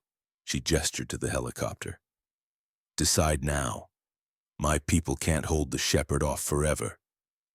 I looked at Sophie, at the children huddled behind her, at the survivors who'd fought so hard to reach this moment. Then I looked at the horde, still thousands strong, still pressing toward the lighthouse, still hungry. The children come with me, all of them, non-negotiable. Frost considered. Agreed, but you stay cooperative or our deal ends. And Rome, he's been bitten, but I won't leave him. Bitten? Her eyes lit with interest. How long ago? Hours, he's still lucid. Then he's valuable too. Bring him. She turned to her soldiers. Load everyone. We're leaving. The evacuation was chaos. Children crying. Survivors struggling to comprehend the sudden reversal. Infected clawing at the lighthouse walls below. We loaded onto the helicopter in waves, packed in so tight we could barely breathe. Sophie's hand found mine as we lifted off, her small fingers gripping with desperate strength. Where are they taking us? She whispered. I don't know, but we're together. That's what matters. Below us, the lighthouse disappeared into a sea of infected. Madeline Island, our home, our sanctuary, vanished beneath the horde. We'd lost everything. Again. But we were alive. Again. And as long as we were alive, there was still a chance. Frost's facility was on Outer Island, the most remote of the apostles. It had been a luxury corporate retreat before the outbreak, all glass and steel and modern architecture designed to impress executives in close deals. Now it was a fortress bristling with weapons, surrounded by walls that would hold against anything short of an army. Welcome to the Preserve, Frost announced as we landed. The last bastion of civilization in this part of the world. Everything you need to survive, food, shelter, medical care, provided you cooperate. Cooperate how? Blood samples, tissue samples, regular testing to understand why some people resist the infection better than others. Her smile never wavered. It's not torture, Marchetti, it's science. The same science that created this mess might be the science that solves it. And we were separated upon arrival, adults to one wing, children to another. Sophie screamed when they pulled her away from me, her voice echoing through sterile corridors. She'll be fine, Frost assured me. The children receive the best care. We're not monsters, despite what you might think. You're working with the Shepherd. You're planning to convert everyone who resists. I'm planning for the future. The infection is inevitable. I've accepted that. But humanity doesn't have to be absorbed blindly. We can guide the process, shape it, ensure that something of what we were survives in what we become. She led me through the facility, showing off laboratories and research stations. The converts I've created here are different from the ones the congregation made. More stable, more coherent, more themselves. They remember who they were. They retain their skills, their knowledge, their personalities. They're just improved. Show me. She led me to a chamber where a man sat at a computer terminal, typing rapidly. He looked almost normal, a little pale, a little thin, but recognizably human. Then he turned, and I saw his eyes, filmed over with the characteristic white of infection, but focused, intelligent. "This is Dr. Marcus Riley," Frost said.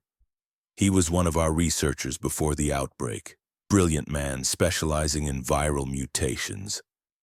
When he was bitten 6 months ago, I offered him a choice: transform randomly and lose everything, or transform under controlled conditions and keep his mind." "You're infected?" I asked him. "I am."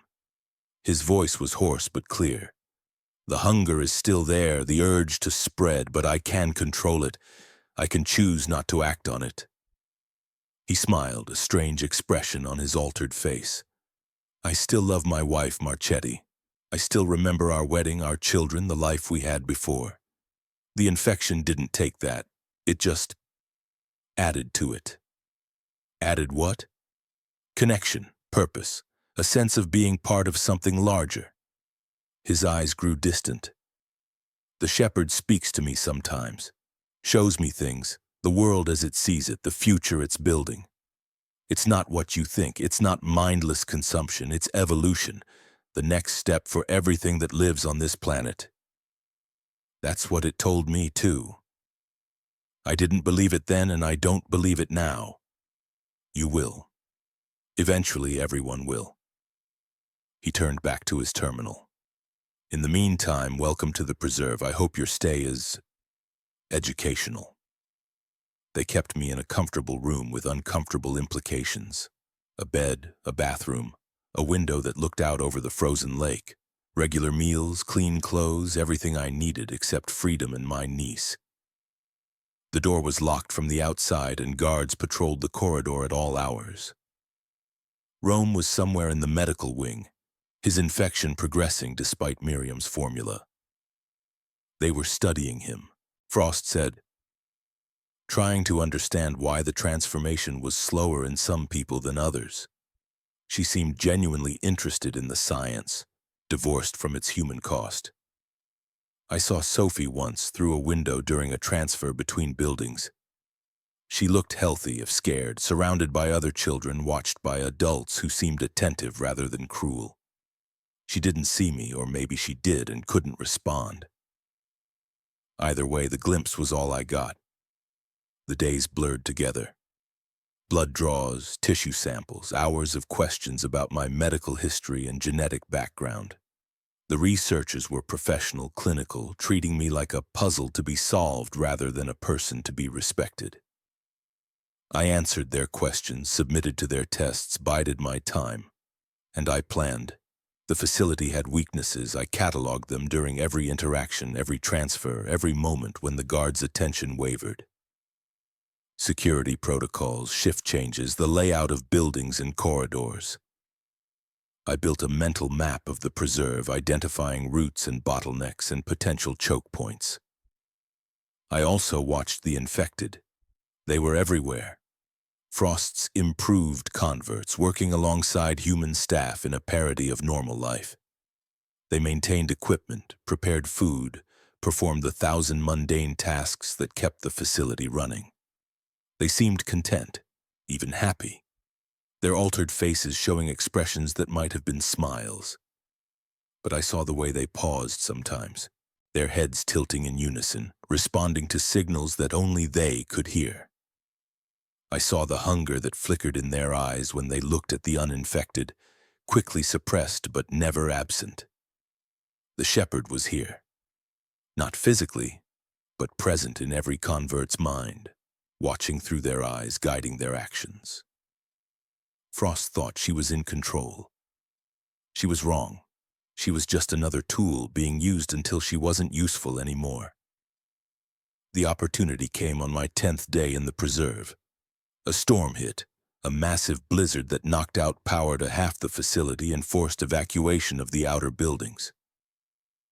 In the chaos, I slipped away from my escort, disappearing into corridors that the emergency lighting barely illuminated. I found the children's wing first.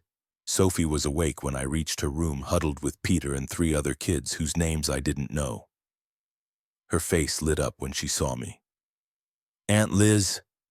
"Shh, we're leaving, all of us. Can you keep everyone quiet?" She nodded, instantly serious. "Where are we going?" "Away from here, that's all that matters." We gathered the children, 12 total, ranging from Sophie's age down to a toddler who couldn't walk without help.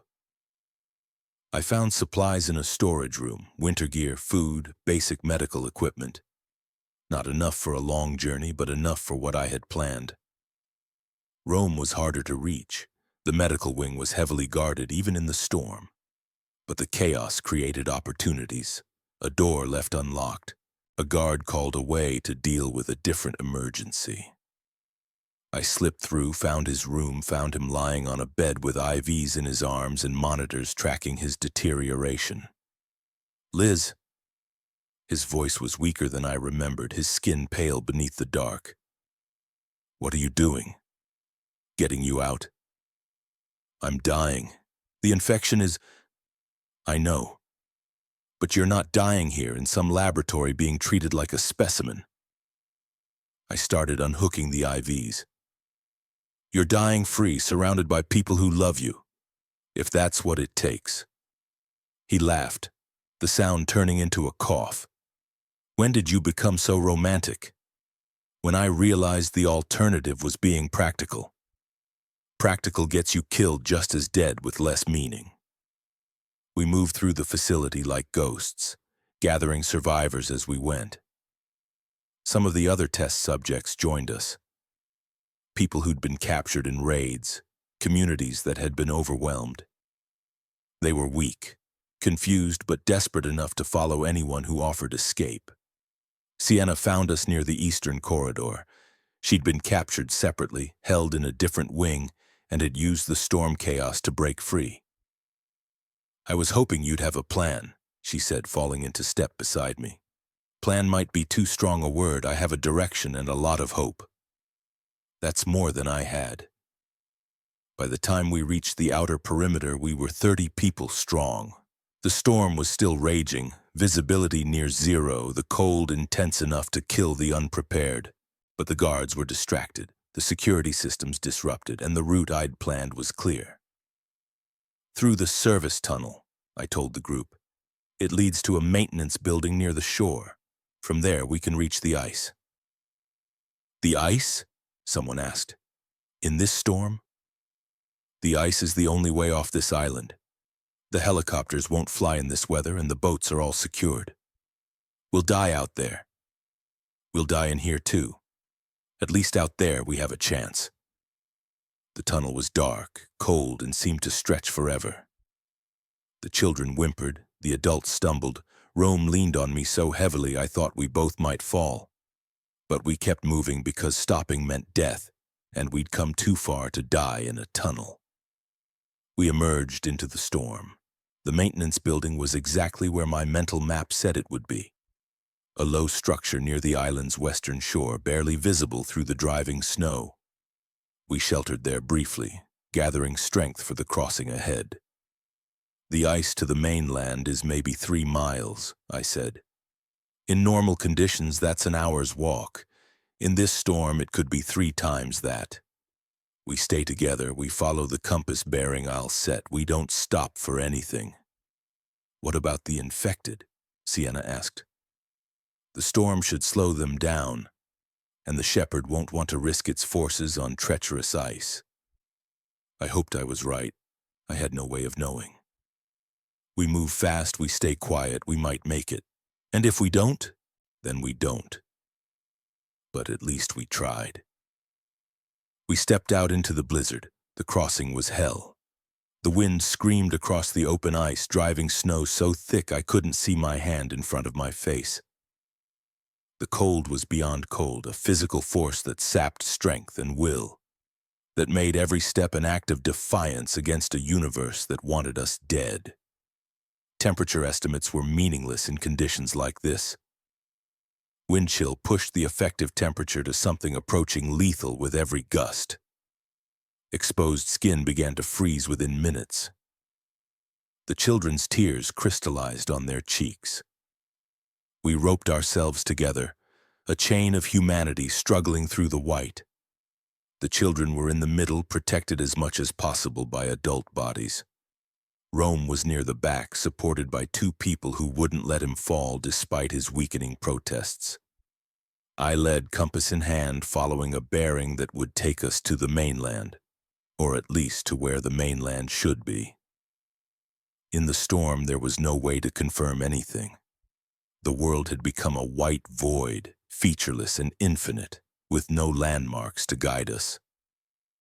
The ice groaned beneath our feet.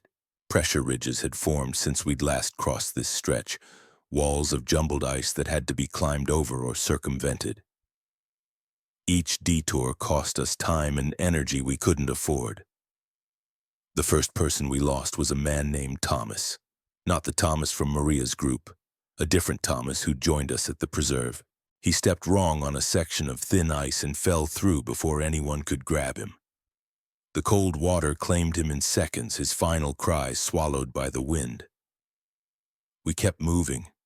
There was nothing else to do. The first hour was manageable, the second was brutal. By the third, people were falling, being dragged along by those still standing. The rope that connected us became a lifeline and a burden, keeping us together but slowing us all to the pace of the weakest. "We have to keep moving," I shouted over the wind. "If we stop, we freeze." "We can't go on much longer," someone shouted back. The children are tougher than you think. We all are. We have to be." I thought about all the times I'd said those words, all the impossible situations where we'd survived by simply refusing to accept any alternative. At some point, refusal to die had become a skill, something that could be practiced, honed, applied. Tonight, we'd find out if that skill was enough. Sophie appeared beside me, her small face red with cold, her eyes determined despite the terror she must have felt. She'd stripped off one of her gloves to check the compass with me, her bare hand already turning an alarming shade of white. "Put that back on," I ordered, pushing the glove back onto her hand. "You'll lose fingers." "I can see something," she said, ignoring my concern. "Ahead, a light." I looked where she was pointing. Through the swirling snow, barely visible, a yellow glow. "That's impossible. There's nothing out here." "It's there. I see it." I didn't see anything. The storm had reduced visibility to a few feet in any direction. But Sophie's eyes had always been better than mine, and she'd never lied to me about anything that mattered. I adjusted our course, following Sophie's vision. The others stumbled along behind us, too exhausted to question, too desperate to do anything but follow. Minutes passed. The light grew stronger, resolved into shapes, buildings, walls, the silhouette of structures. We'd reached the mainland. Against all odds, we'd made it. The community that found us was small, a fishing village, maybe 30 people who'd survived by hiding in plain sight. They took us in without question, gave us warmth and food and shelter from the storm that still raged outside. Rome collapsed the moment we were indoors, his strength finally exhausted. The local doctor did what she could, but we all knew it wouldn't be enough. The infection was too far advanced. Hours now, maybe less. I sat with him as the others recovered, holding his hand, watching the last of the man I'd grown to love slip away. "You did it," he whispered. "Got everyone out, just like always. Not everyone, not nearly everyone. Everyone who matters." He squeezed my hand weakly. Sophie's safe. You're safe, that's what matters. Rome. Shh. His eyes were losing focus, the infection finally winning. Listen to me, whatever happens after this, don't give up. Don't let them win. You're the strongest person I've ever known, Liz. Strong enough to save everyone, even when you think you can't. I'm not strong. I'm just stubborn. Same thing. He smiled, the expression peaceful despite everything. Take care of Sophie, take care of yourself, and when the time comes, remember that I chose this. I chose to follow you, to fight beside you, to die free instead of living converted. I'll remember. Good. His eyes closed. That's all I ask. He died as the storm began to fade, the first rays of dawn breaking through the clouds. I held his hand until it was cold, then covered his face, then went to tell the others that Jerome Washington, Rome, the man who'd been my partner through every battle since Minneapolis, was gone. Another name for the list, another ghost to carry, but not the last. Not yet. The weeks that followed were about survival and rebuilding. The fishing village became our temporary home while we recovered from the preserve and planned our next move. Frost's facility had been thrown into chaos by our escape and the storm's damage. Scouts reported that the reclaimed was pulling back, consolidating, no longer the immediate threat it had been. But the shepherd was still out there, still gathering its forces, still preparing for whatever came next. We need to end this, I told the others at a council meeting. Not just survive, end it. As long as the shepherd exists, as long as it can coordinate the infected, we'll never be safe. How do you end something like that? Someone asked. It's not human, you can't just kill it. Maybe not. But you can hurt it. Every shepherd we've encountered has been a physical being, evolved, adapted, but still made of flesh. Flesh can be destroyed. And if destroying one just makes another, then we destroy that one too, and the next after that. I looked at the faces around the table, tired, scared, but not defeated. We didn't survive this long to give up now. The shepherd thinks it's inevitable. Let's prove it wrong. The final confrontation came in early spring.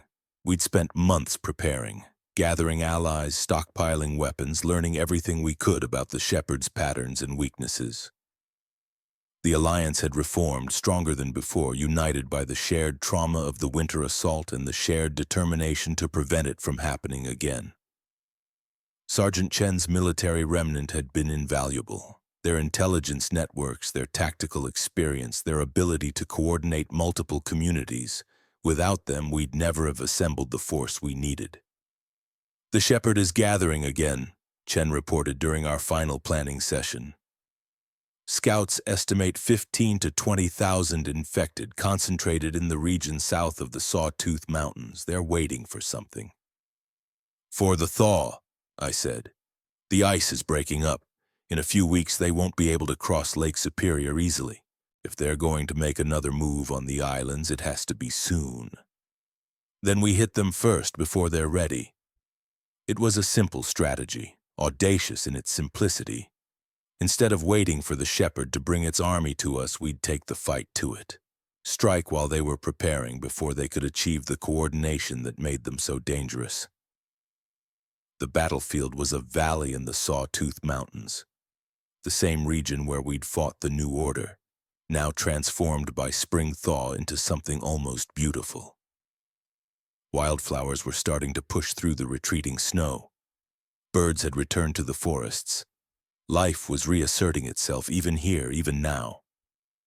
We'd chosen the location carefully, narrow passes that would channel the infected into kill zones, high ground that favored defenders with ranged weapons, natural barriers that would split their forces and prevent the overwhelming numbers from being brought to bear simultaneously. The shepherd came with its horde, tens of thousands strong, but we'd anticipated that. We'd prepared. The battle raged for 3 days.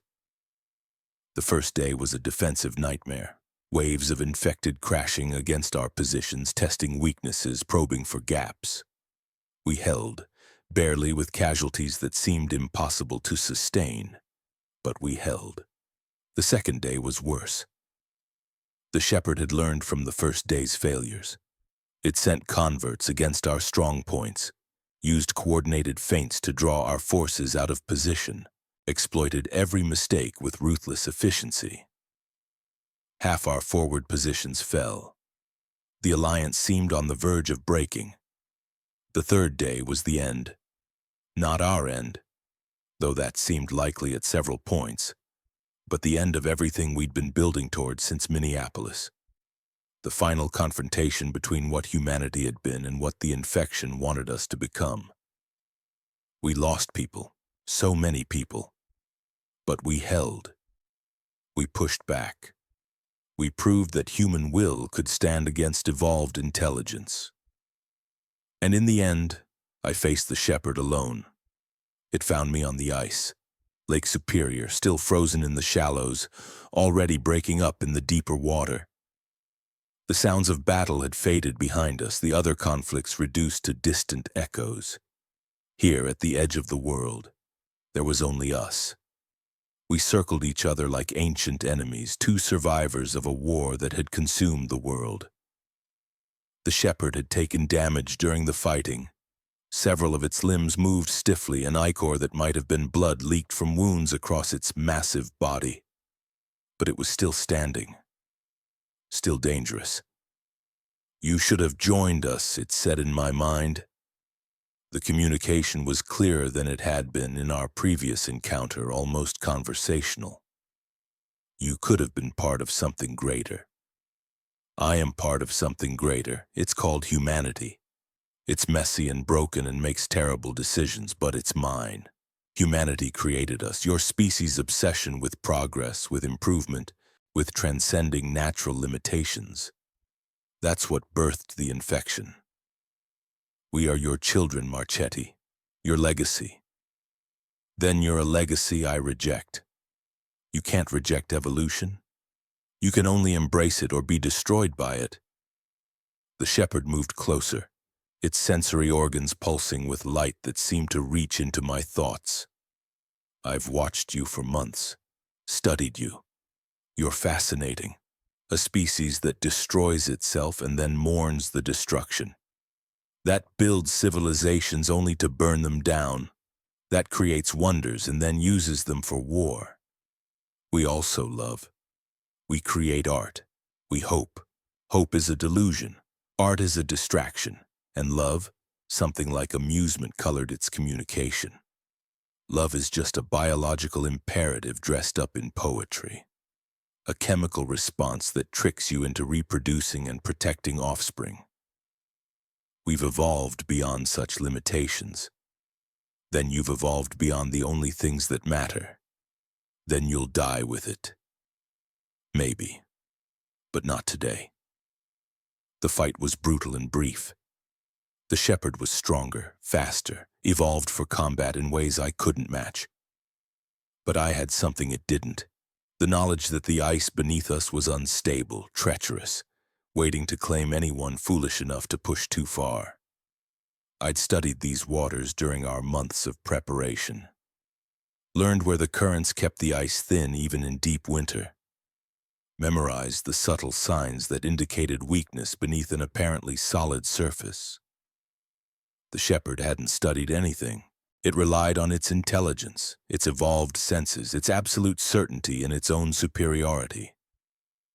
That certainty was its weakness. I led it onto the thin section. I let it chase me, let it think it was winning. I traded wounds for position, retreating step by calculated step toward the spot where I knew the ice was weakest. "You're running," it observed, "fleeing like the prey you are." "I'm not fleeing. I'm leading." "Leading where?" "Here." I stopped. The ice groaned beneath us, cracks spreading outward in all directions. The shepherd's sensors finally registered what was happening. Its massive body shifted, trying to distribute its weight, trying to retreat. Too late. Then I dropped. The ice gave way beneath us both, plunging us into water so cold it stopped the world. They found me on the shore, half frozen, more dead than alive. Sophie was the first face I saw when I woke, her eyes red from crying, her face breaking into a smile when she realized I was conscious. "You came back," she whispered. "You always come back." "Promised," I managed, my voice barely working. The shepherd was gone. The horde, leaderless, had scattered, reverted to individual threats rather than a coordinated army. The war wasn't over. There would always be infected, always be dangers, but the existential crisis had passed. Humanity would survive. Broken, diminished, forever changed, but alive. Epilogue. The thaw spring came to the North Country like a revelation. The ice broke up in late March, great sheets of white separating and drifting. The lake beneath gradually revealing itself after months of frozen silence. I watched the transformation from the shore of what had been Madeline Island.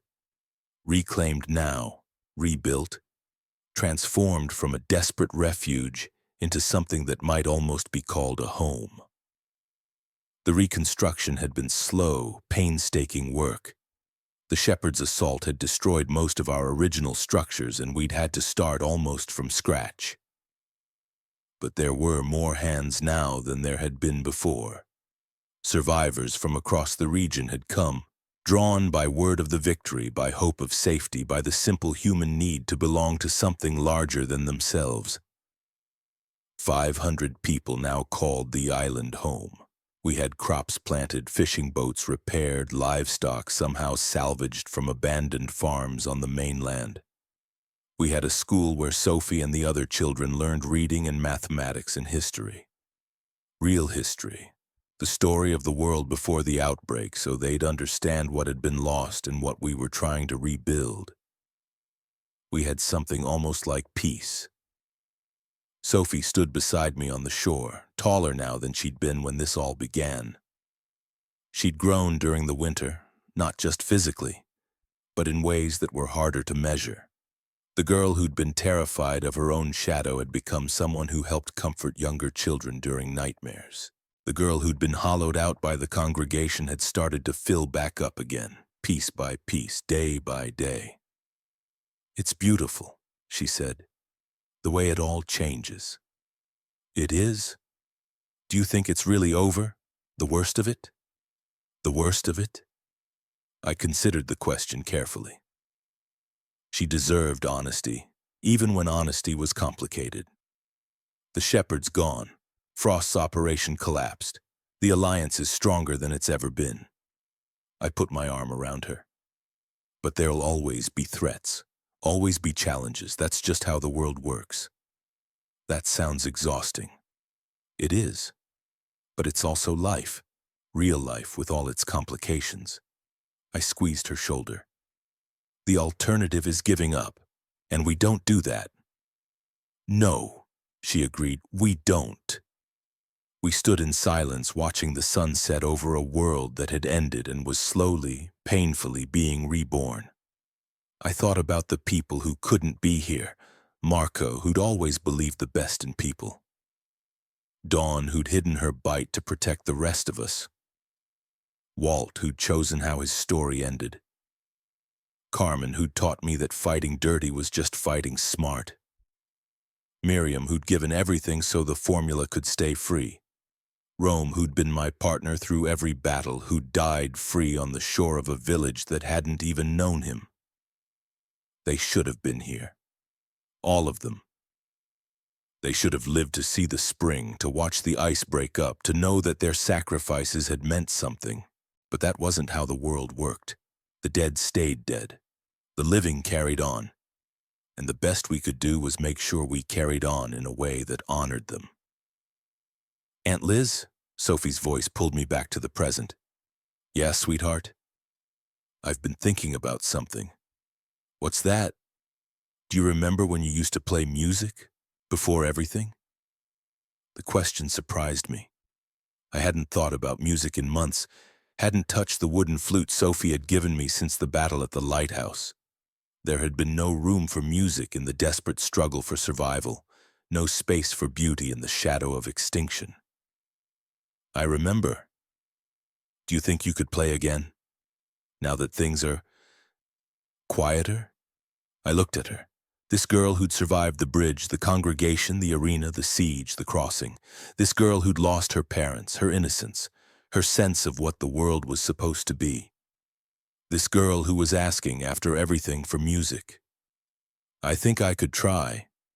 She smiled, a real smile, the kind that made her look like the child she still was beneath all the damage. I'd like that. I used to love your wobbly songs. They were pretty wobbly. That's what made them special. They were yours. That night, for the first time since Minneapolis, I played the flute. The notes came out hesitant at first, uncertain. My fingers had forgotten some of the positions. My breath had lost its steadiness. But Sophie sat beside me, listening with the patience of someone who understood that recovery took time. And gradually the music returned. Not the same as before. Nothing would ever be the same as before. But something new. Something shaped by everything we'd survived, informed by grief and hope in equal measure. When I finished, Sophie was crying. Not sad tears, the other kind. The kind that came when something broken started to heal. That was beautiful, she said. It was a mess. Same thing. She leaned against me, her head on my shoulder. That's what you taught me. Beautiful and messy aren't opposites. They're the same thing from different angles. I held her close and let the tears come. The community had changed in the months since the final battle.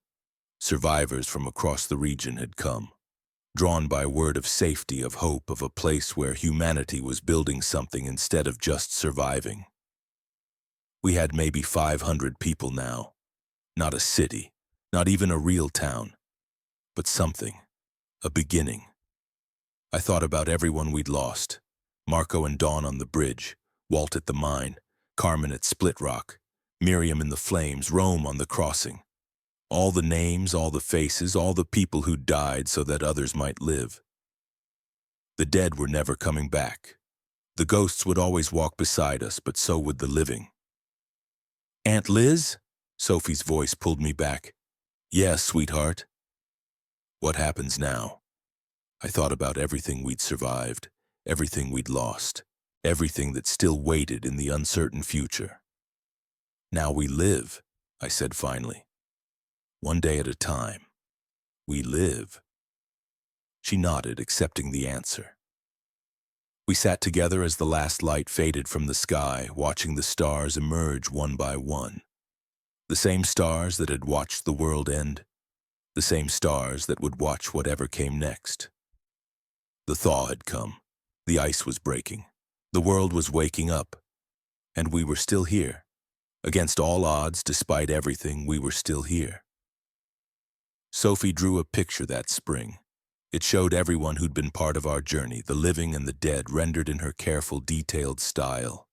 Marco and Dawn holding hands, Walt with his rifle, Carmen with her machete, Miriam with her notebooks. Rome smiling. At the center she'd drawn us, her and me, standing together on the shore watching the ice break up. At the top, in her careful handwriting, she'd written, family. I hung the drawing above my bed where it would be the first thing I saw each morning and the last thing I saw each night. A reminder of what we'd lost. A reminder of what we'd saved. A reminder that family wasn't just blood. It was the people you chose to fight for, die for, live for. And we were still living.